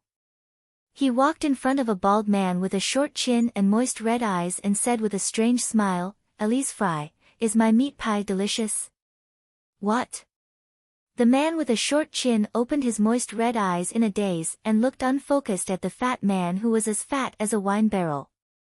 Gradually, he came back to his senses and cursed, "Traitor! You swore an oath to the Iron Throne and to Duke Bolton. You have betrayed your oath and will suffer retribution. I will only have one lord, the king of the Northern Territory, Stark." Lord Eel sneered. "On the other hand, you, Fry, have already received your retribution. Hurry up, everyone is waiting." Not far away, Sir Gordy Fallon, who was beside Erlu, urged.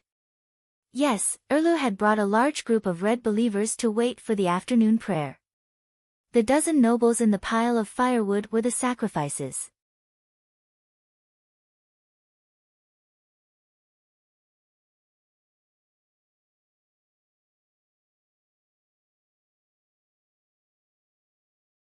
Chapter 672. Have you forgotten? When that little bastard Ramus got married, I gave him 3 meat pies. You ate them too, and you cheered loudly. Lord Eel enjoyed this moment very much.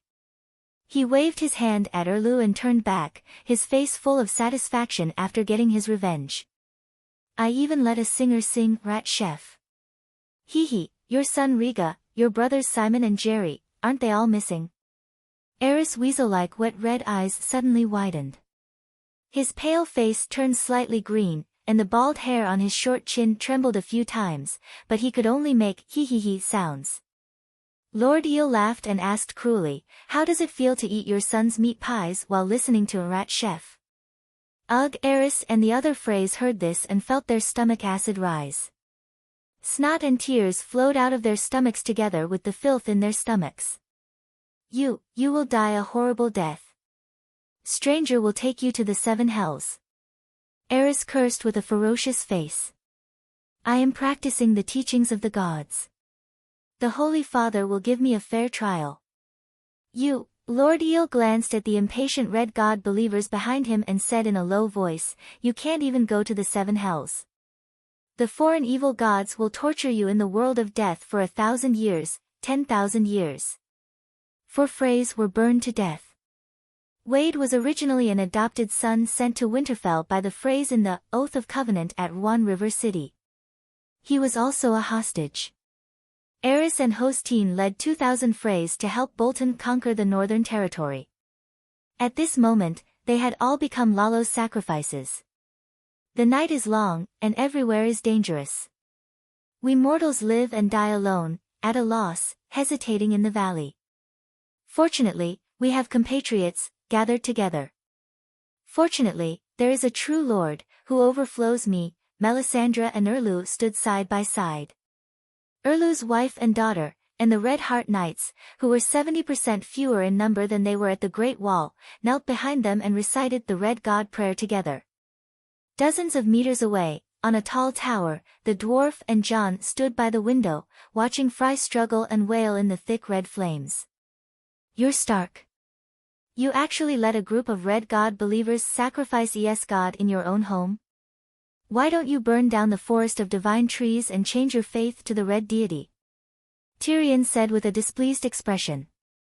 He is my king. Jon sighed. Was your brain eaten by deviant ghosts? Tyrion widened his 2 deformed eyes, one big and one small, in disbelief. Even if you pledge allegiance to the Dragon Queen, it's still 100 times better than pledging allegiance to Stannis. What are you thinking? Do you think I don't want to pledge my loyalty to Her Majesty Dany Alice? Jon smiled bitterly and shook his head. But she doesn't want to get involved in the mess in the northern region. At that time, Aegon had yet to appear. Other than King Stannis, I had no other choice. Furthermore, he sincerely wanted to uphold justice for my father. I had no reason to refuse. Tyrion looked at his younger brother, whose temperament had changed greatly, and asked, your sister married Aegon, which also means that Stark and Targaryen have formed an alliance. His Majesty Aegon also followed the agreement and helped Stark take revenge and take down Winterfell for Stark. Furthermore, your sister is pregnant with Aegon's heir. What do you plan to do? Aegon and Stannis will have a fight to the death. Whose side are you on? Jon's bearded face was almost twisted into a furry black dog's butt. I don't know, how can you not know? Tyrion's eyes flashed, and he said in a low voice, Jon, you are no longer the silly boy who just arrived at the Great Wall.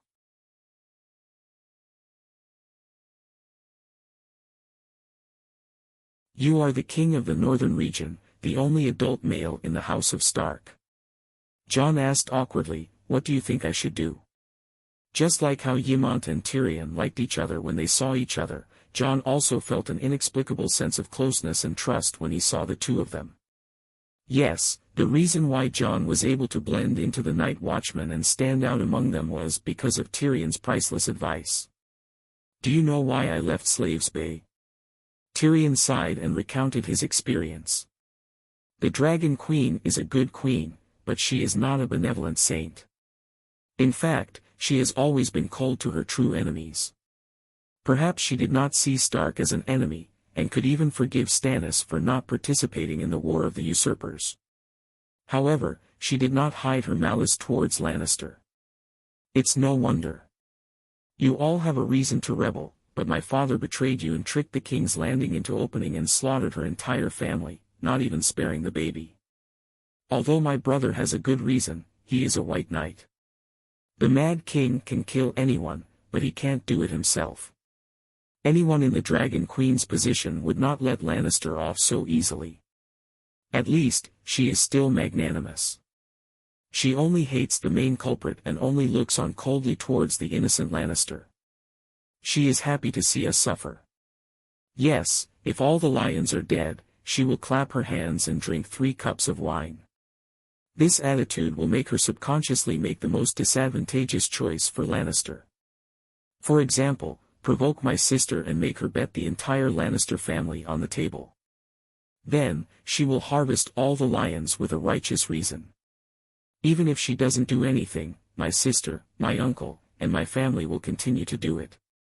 However, their efforts will only deepen the hatred between the two families. It will not help solve the problem at all. In fact, the difference in strength between the two sides is too great. There is no room for struggle.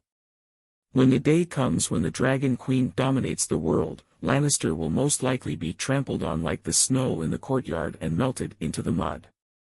Jon looked at the dirty snow mixed with black mud and blood in the training field and fell into deep thought. You once swore loyalty to the Dragon Queen? He asked hoarsely. Of course. Tyrion guessed that helplessness had been convinced. He sighed in relief, but smiled bitterly.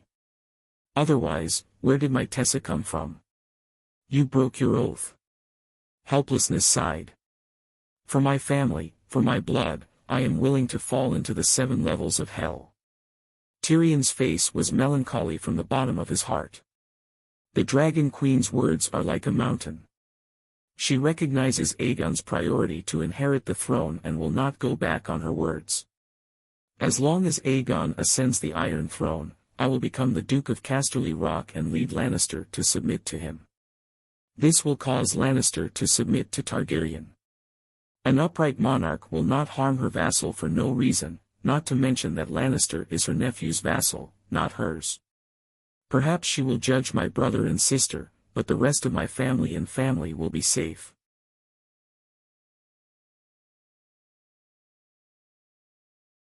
For my family. Jon's eyes drooped, only using the corner of his eyes to look at Erlu by the fire in the training field. What do you plan to do? He asked softly. It's done. The dwarf was completely relieved. Tell me first, how strong is that woman? Tyrion pouted at the red-robed woman below. She doesn't eat or drink, has unlimited magic, and is proficient in prophecies. She can seek fortune and avoid calamity. Jon said. Prophecies? The dwarf frowned. Prophecies are usually inaccurate, right? I know that the moon singers are the most proficient in prophecies, and they often mistake illusions for prophecies. Jon thought of Aunt May's prophesied child and Arya, and nodded hesitantly. Well, Aunt May once mistook Arya Stark as Arya in her prophecy, and later did not realize that Jennifer was a fake.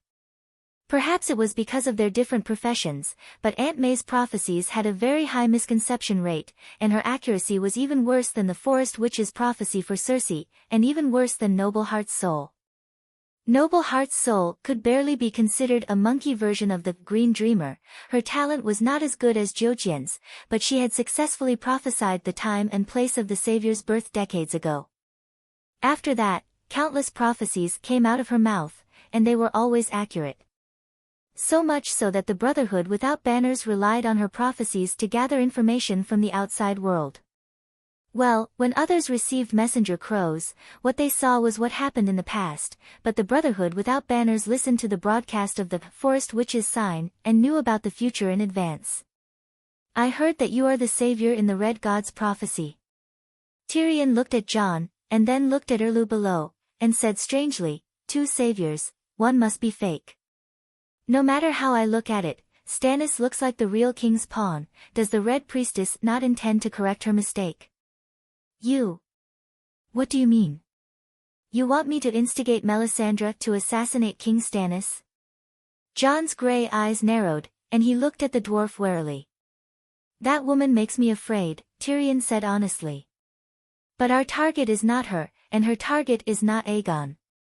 She wants to complete the Red God's prophecy, and we only want the Iron Throne, and we are willing to acknowledge your identity as the prophesied child. Both sides have a basis for cooperation. Actually, you shouldn't have saved him last time, and let him die in the hands of Skinner. It would be good for everyone. You would become the official savior, the Red Priestess would assist the real savior, and Aegon would become the real king. If you can mediate between us, we can save a lot of effort. Jon's expression changed when he saw the eagerness in the imp's eyes. In the end, he gritted his teeth and whispered into his ear, during my resurrection, Her Majesty Daenerys tampered with it. It seems like the prophecy was broken. Anyway, I am still a believer of the old gods. In the beginning, she did treat me as the prophesied child, and taught me many profound magic secrets, but after praying one day, she seemed to have received some kind of revelation from Lalo, and her attitude towards me suddenly became cold, and even her magic teachings stopped. What do you mean? Aren't you the savior who resurrected the Light King? How did the Dragon Queen interfere? The dwarf was shocked. The specific process is very complicated, and I don't really understand it, but I am sure that Melisandre will not give up on Stannis.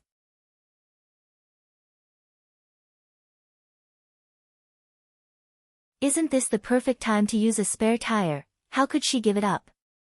A dim light flashed in Tyrion's eyes, and he approached the dwarf and asked softly, then, what is the limit of her power?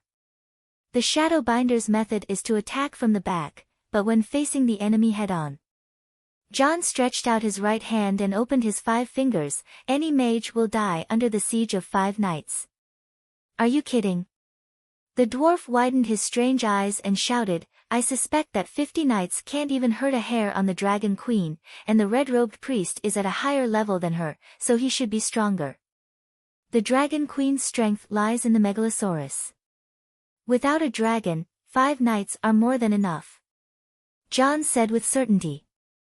The dwarf shook his head and sighed, you definitely haven't seen her fighting style with your own eyes. With a swing of her sword, a 50-meter-long fire blade, with a roar, the surrounding soldiers will collapse like dominoes. The elemental fire blade is just for show, her true dragon roar is also a dragon's soul entering the body, actually. I can do it too. What can you do? The dwarf asked in surprise. Whatever she can do, I can do. Jon smiled reservedly and opened his right hand, and a 3-foot-long flaming sword appeared like a 3D projection.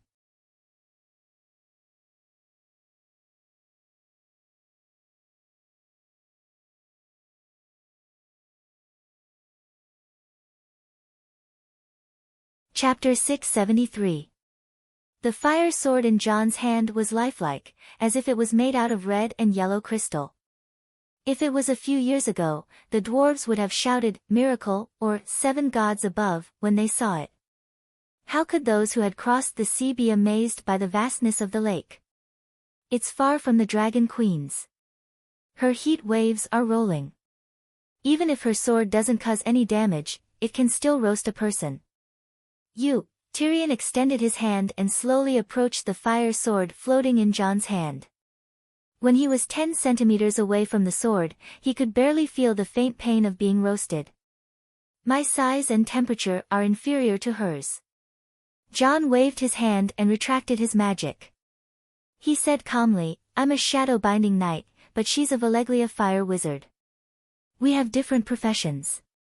Tyrion should be amazed.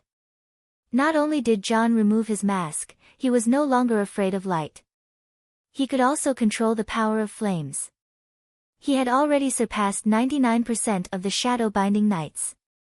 The leader of Dany's royal wizard corps, Tam, was not as good as him. Asha's Kashi was also far behind him. Kashi was also afraid of light. 'Cause she was also very talented.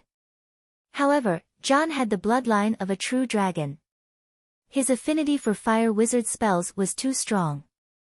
Danny's cheap son, Simba, was only suspected to have the talent to master the perfect great wizard's inheritance. John, on the other hand, could definitely form a 9-colored vortex like Danny. He was Lei Jiazi. He was also a holy spirit who had been replenished. Without such talent, how could he be qualified to be coveted by a true god? Of course, this did not mean that John regretted learning Tam's inheritance. If he did not master the shadow-binding knight's skills, he would have been forcefully revived by Melisandre. No matter how strong his holy spirit talent was, it would have nothing to do with him. Fire wizard spells can be blocked by shields and armor. The true dragon's roar is a powerful area of effect weapon. 5 knights are definitely not a match for the Dragon Queen. Tyrion shook his head. Ha, why don't you try this? John chuckled. His gray eyes gradually turned red, and his human emotions faded as the color deepened. In the end, John's expression was cold and his eyes were bloodshot. When Tyrion met his gaze, he felt as if he was a sheep being stared at by a lone wolf. Wah wah, the beast-eyed John spat out a word. Tyrion's vision blurred as he saw a blood-eyed white wolf as tall as a calf pouncing towards him and biting his face, causing him to feel a bone-piercing pain. His entire body stiffened, and his back turned cold as he cried out in alarm. Then, the illusion in front of him disappeared, and he saw John's bearded face. How is it? John asked with a smile. Could this be a wolf's roar? The dwarf wiped the cold sweat off his forehead and asked curiously. Danny Leesy's true dragon roar uses the dragon's soul to cast a soul attack. To put it bluntly, she still relies on the Megalosaurus. My dire wolf is no ordinary creature. Ordinary people would feel fear when they see it. I used her secret technique as a reference and developed the winter wolf howl. This is her core secret, right? How did you know about it? The dwarf asked in surprise. The figure of his little brother Bran instantly flashed across John's mind. He lowered his eyes and said, Melisandre taught me. Hiss, the dwarf gasped and muttered, that woman is so scary. Not only did she crack the Dragon Queen's secret, she even successfully learned her secret technique. 5 knights definitely can't deal with her. The dwarf became more and more certain. John shook his head and said, You've misunderstood what I meant. I don't deny that the Dragon Queen is very strong, but most of her strength relies on the Megalosaurus.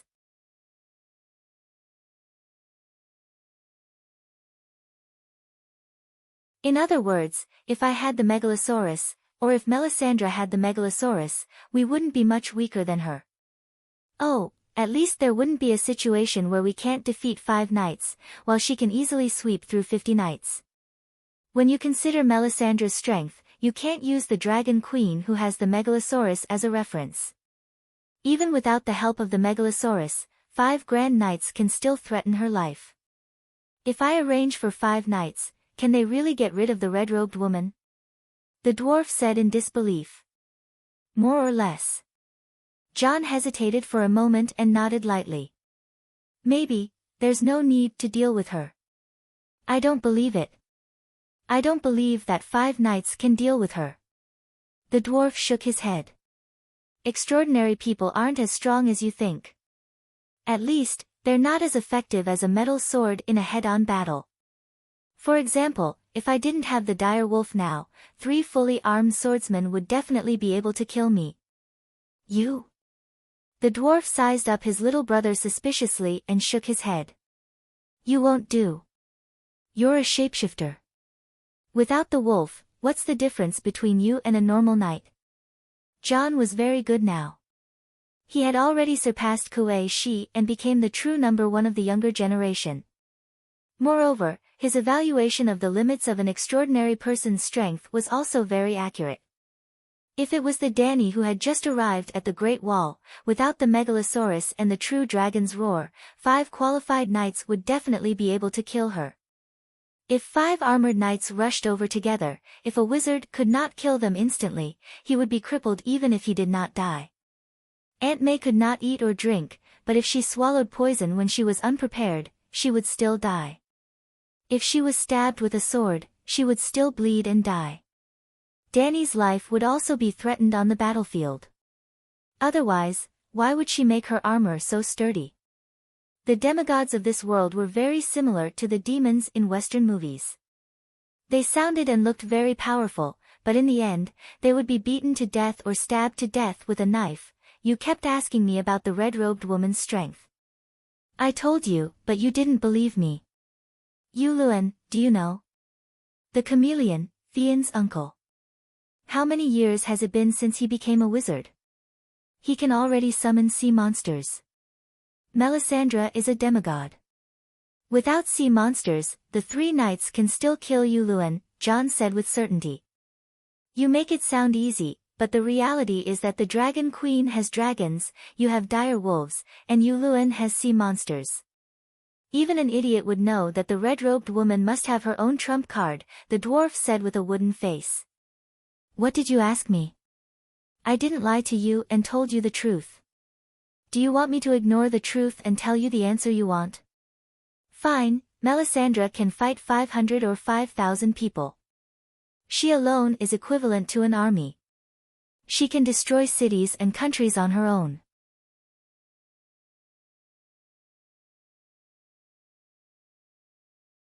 There is no need for Stannis to exist.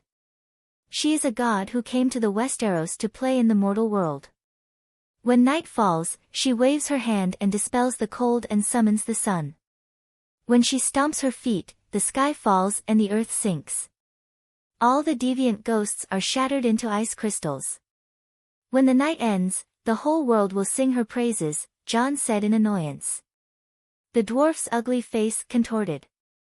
On the 4th day after conquering Winterfell, Stark regained control of Winterfell. 4 days was enough for the ravens to fly back and forth between the Northern Territory and Winterfell. Winterfell regained control of the Northern Territory. The neutral nobles immediately pledged their loyalty to Jon and promised to set off immediately. They would personally offer their swords and knees to Jon Stark at Winterfell. After the nobles who sided with Bolton were forgiven by Jon, they immediately regained their loyalty to Stark. Almost all the nobles who sided with Bolton disliked him and did not hate Stark. It was because Stark's family was exterminated and there was no one to pledge their loyalty to. To protect the family, they had to give up their hatred for Bolton. At the Red Wedding, the nobles of the Northern Territory were in mourning. Everyone hated Bolton and Fry. For example, the Amber family of Hethfire. Who was the #1 hero of the Northern Territory? Big Jon. Look at Big Jon's famous scene. Luobai just ascended the throne and held a banquet for the vassals. Big Jon bullied him for being young, not even 14 years old, and mocked him in public for being a coward. He even drew his sword and threatened him. Luobai signaled Grey Wind, Dire Wolf, to rush to the dining table and snatch Big Jon's sword. He even bit off 2 of his fingers. Big Jon did not hate him. Instead, he laughed heartily and praised young Wolf Lord for his courage. He dared to fight back against a fierce person like Luobai. Since then, Big Jon became Luobai's most loyal subordinate. The second famous scene, the Red Wedding. The Freys were afraid of Big Jon's courage and took turns toasting him, hoping to get him drunk. Big Jon did not refuse any of them and got drunk. Then, the most awesome battle in Ice and Fire happened. Frey's 8 armored knights versus the drunk and weaponless Big Jon. Big Jon was besieged by the knights and ambushed by the archers on the 2nd floor. In the end, he was heavily injured and captured. 1 Fry died on the spot, 2 were heavily injured, and 1 had his ear bitten off. This battle record was exaggerated by Beathor Dane. Back to the main topic. Big Jon was held hostage in River Delta City. Of his 2 uncles, one sided with Stannis and was determined to avenge Stark, while the other led his family to side with Bolton. It was obvious that Amber's family was betting on both sides. They sided with Bolton to protect their family. There was no loyalty at all. The nobles on Bolton's side were in the same situation as Amber. How could they resist the return of the King John? After Winterfell was stabilized, Queen Sansa sent an invitation to her elder brother. John gladly agreed. The next day, he appointed Earl Mage as the temporary Winterfell dungeon lord. He brought his younger brother, Rickon, and rode Tyrion's Tessa to the valley to visit his family. The next morning, the weather was clear. The sun was like a miser, casting a thin warm light on the black mud of the training field. Under the leadership of Erlu's blazing knights, thousands of mercenaries wearing blazing red heart cloaks swung their swords and slashed, shouting and yelling. Brittany Tass pursed her lips, her left hand, which was wearing a lobster glove, gripped the hilt of her sword tightly. The faint warm sun seemed to be unable to drive away the haze in her heart. Her rough round face revealed an obvious heaviness. Her iron boots moved, bringing up bits of black mud on the ground, dirtying the snow-white cloak behind her.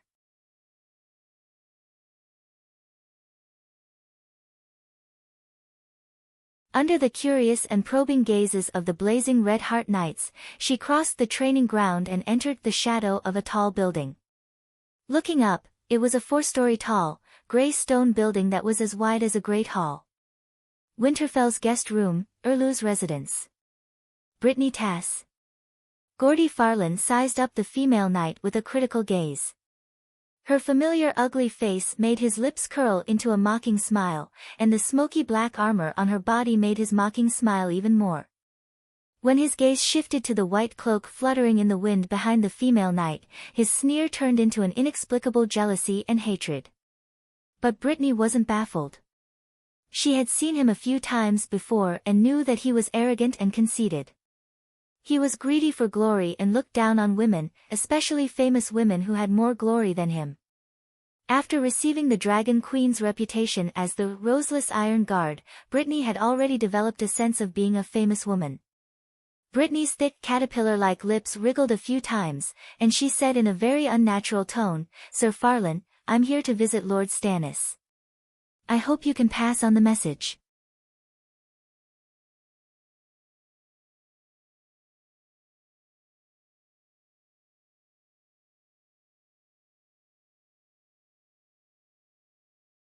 Chapter 674.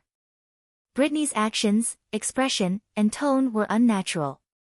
However, Gordy Farland had a preconceived prejudice against her and did not notice anything unusual.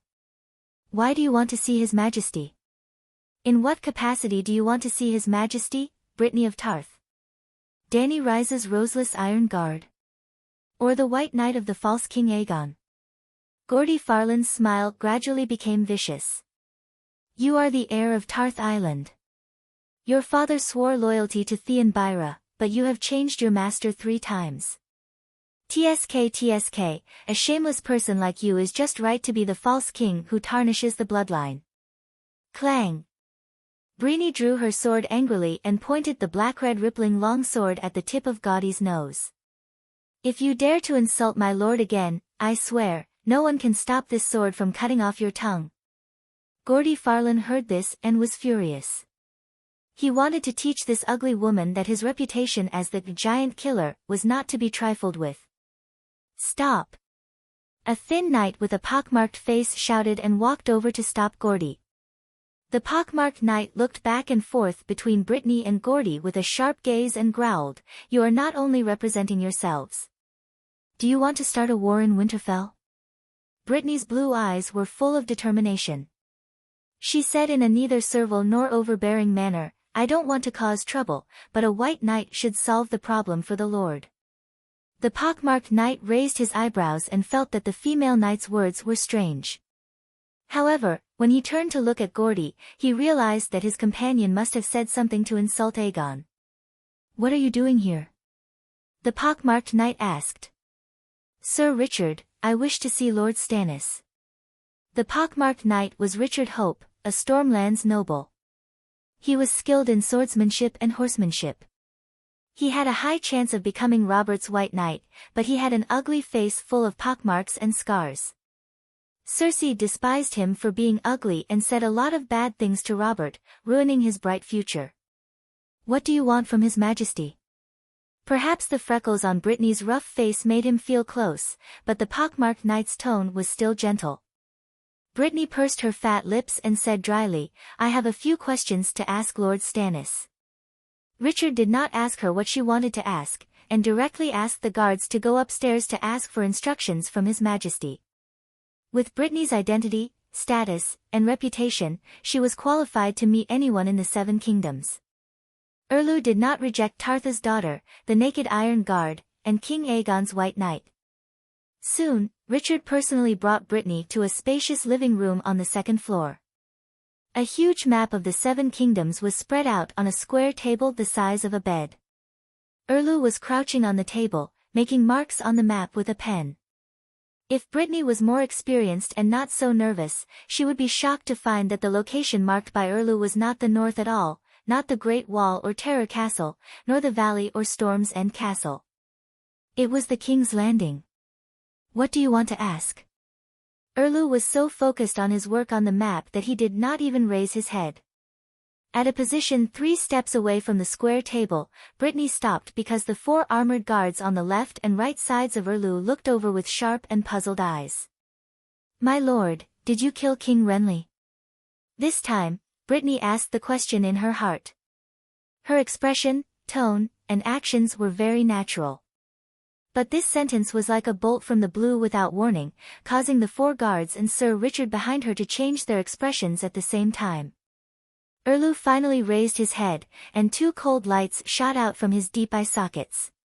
He gritted his teeth and said, Brittany of Tarth Island, do you know what you are talking about?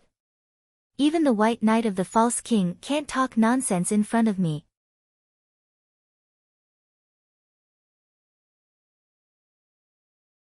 Lord Stannis, please look into my eyes and answer this question directly.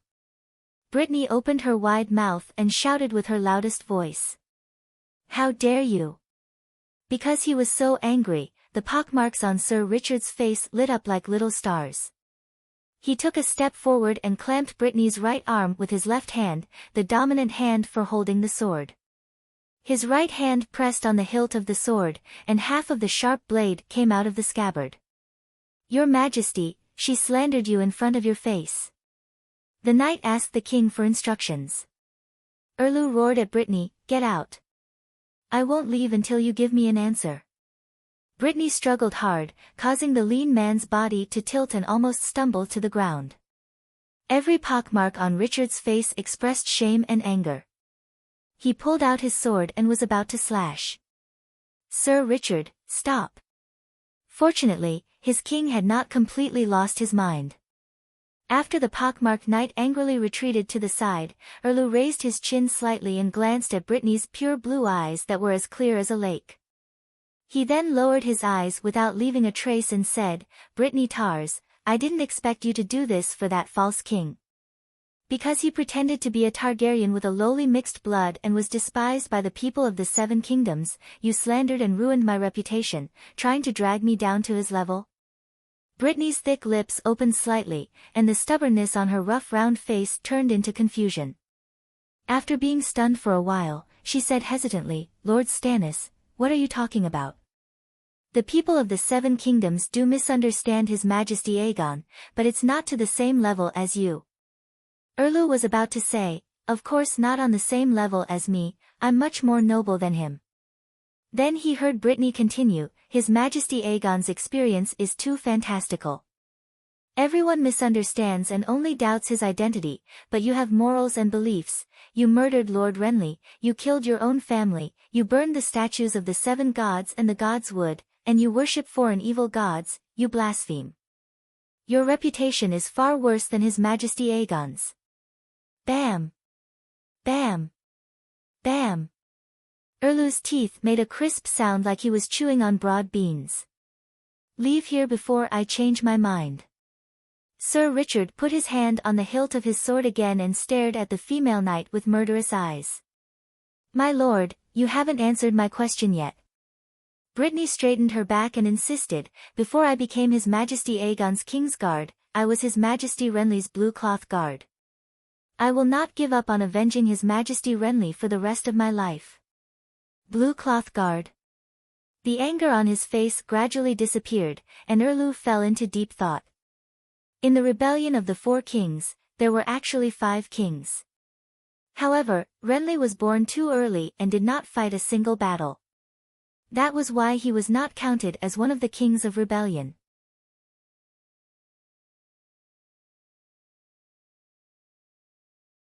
Cersei had 10 galleys, and one of them was named after Renly. That was to say, the Iron Throne officials did not consider him a king of rebellion. But among the 4 rebel kings, Balon, Erlu, Renly, and Robb, only Renly established a complete Kingsguard team. Robb and Balon did not want to fight for the Iron Throne, and Erlu waited for Barristan for a long time. Renly called his Kingsguard the Rainbow Guard. The White Knight used pure white as the emblem, and the 7 members of the Rainbow Guard each wore a rainbow-colored cloak and armor. Red, orange, yellow, green, blue, purple, Brittany was a Blue Cloth Guard. So, Dany was wrong to call her a Roseless Iron Guard. She was already a Kingsguard. She had a robe, a blue robe. I didn't expect you to still remember your former responsibility. Erlu sighed. Renly had a total of 7 Rainbow Guards. Except for the 2 killed by the Knight of Flowers, there were 5 left. The Knight of Flowers, Loras, had himself defected to Lannister. Brittany had been wrongly accused of murdering Renly and had to run away. The remaining 3 had all turned to Erlu. Even though Erlu was angry at the female knight's slander of him, he appreciated her persistence and loyalty. The king's face showed some obvious sadness and lamented, "Renly was my brother. I did not love him very much. That is the truth. I am as sad about his death as I am. But I did not murder him. I am the king, the lord of the army. On the night of Renly's death, countless upright knights in my barracks saw their king. This kind of thing cannot be faked. Thousands of people can testify for me. Don't think that Erlu was lying to Brittany. He had also said this to his trusted minister, Davos. Or rather, this was his true inner thought. True thoughts did not equal truth. Otherwise, who knew how many gods would appear in the mental hospital? Brittany was indeed intimidated by Erlu's sincere feelings, but in the next moment, she found a flaw in his words. You used blood magic to kill His Majesty Renly. I saw it with my own eyes. It was not a living person, but a shadow. Lady Catelyn saw it more clearly than I did. The shadow was the same height and appearance as you. It was your shadow. Therefore, your alibi is not applicable to this case. Ha ha ha, how can you see the appearance of a shadow? Ridiculous. The pockmarked knight pointed at the floor and laughed. The fireplace was burning fiercely, and the red flames projected the shadows of the people beside it on the floor. The shadows were distorted, and even their shape could not be seen clearly, let alone their appearance. The blood magic of a shadow-binding knight is different from ordinary shadows. It is like a real body, and its appearance is clear. Brittany said. Where did you hear this nonsense? Erlu gritted his teeth. Her Majesty Dany rise. She has already studied the blood magic you used to kill His Majesty Renly. So it was her. She has been slandering me behind my back. A swollen vein bulged on Erlu's forehead, and he gritted his teeth. Her Majesty Dany Rise did not slander you. She only formed a mage group and focused on the blood magic you used to kill His Majesty Renly. Tyrion manages the mage group, the fire mage group, and the Queen's research results. He knows all about it, so you can't hide it anymore. Brittany stared coldly at Erlu and said in a condemning tone. Erlu's face became more and more twisted. I explained to you because I admired your upright and noble character, but now I realize that I was wrong. You have been brainwashed by those traitorous ministers. You are hopeless. Go. Don't let me hear another word from your tongue. Otherwise, Sir Richard will cut it off for me. He waved his hand and turned his head, as if he did not want to look at her. Your Majesty, You are too kind. Even if she is the false king's white knight, her head should be cut off as punishment for saying such disgraceful words.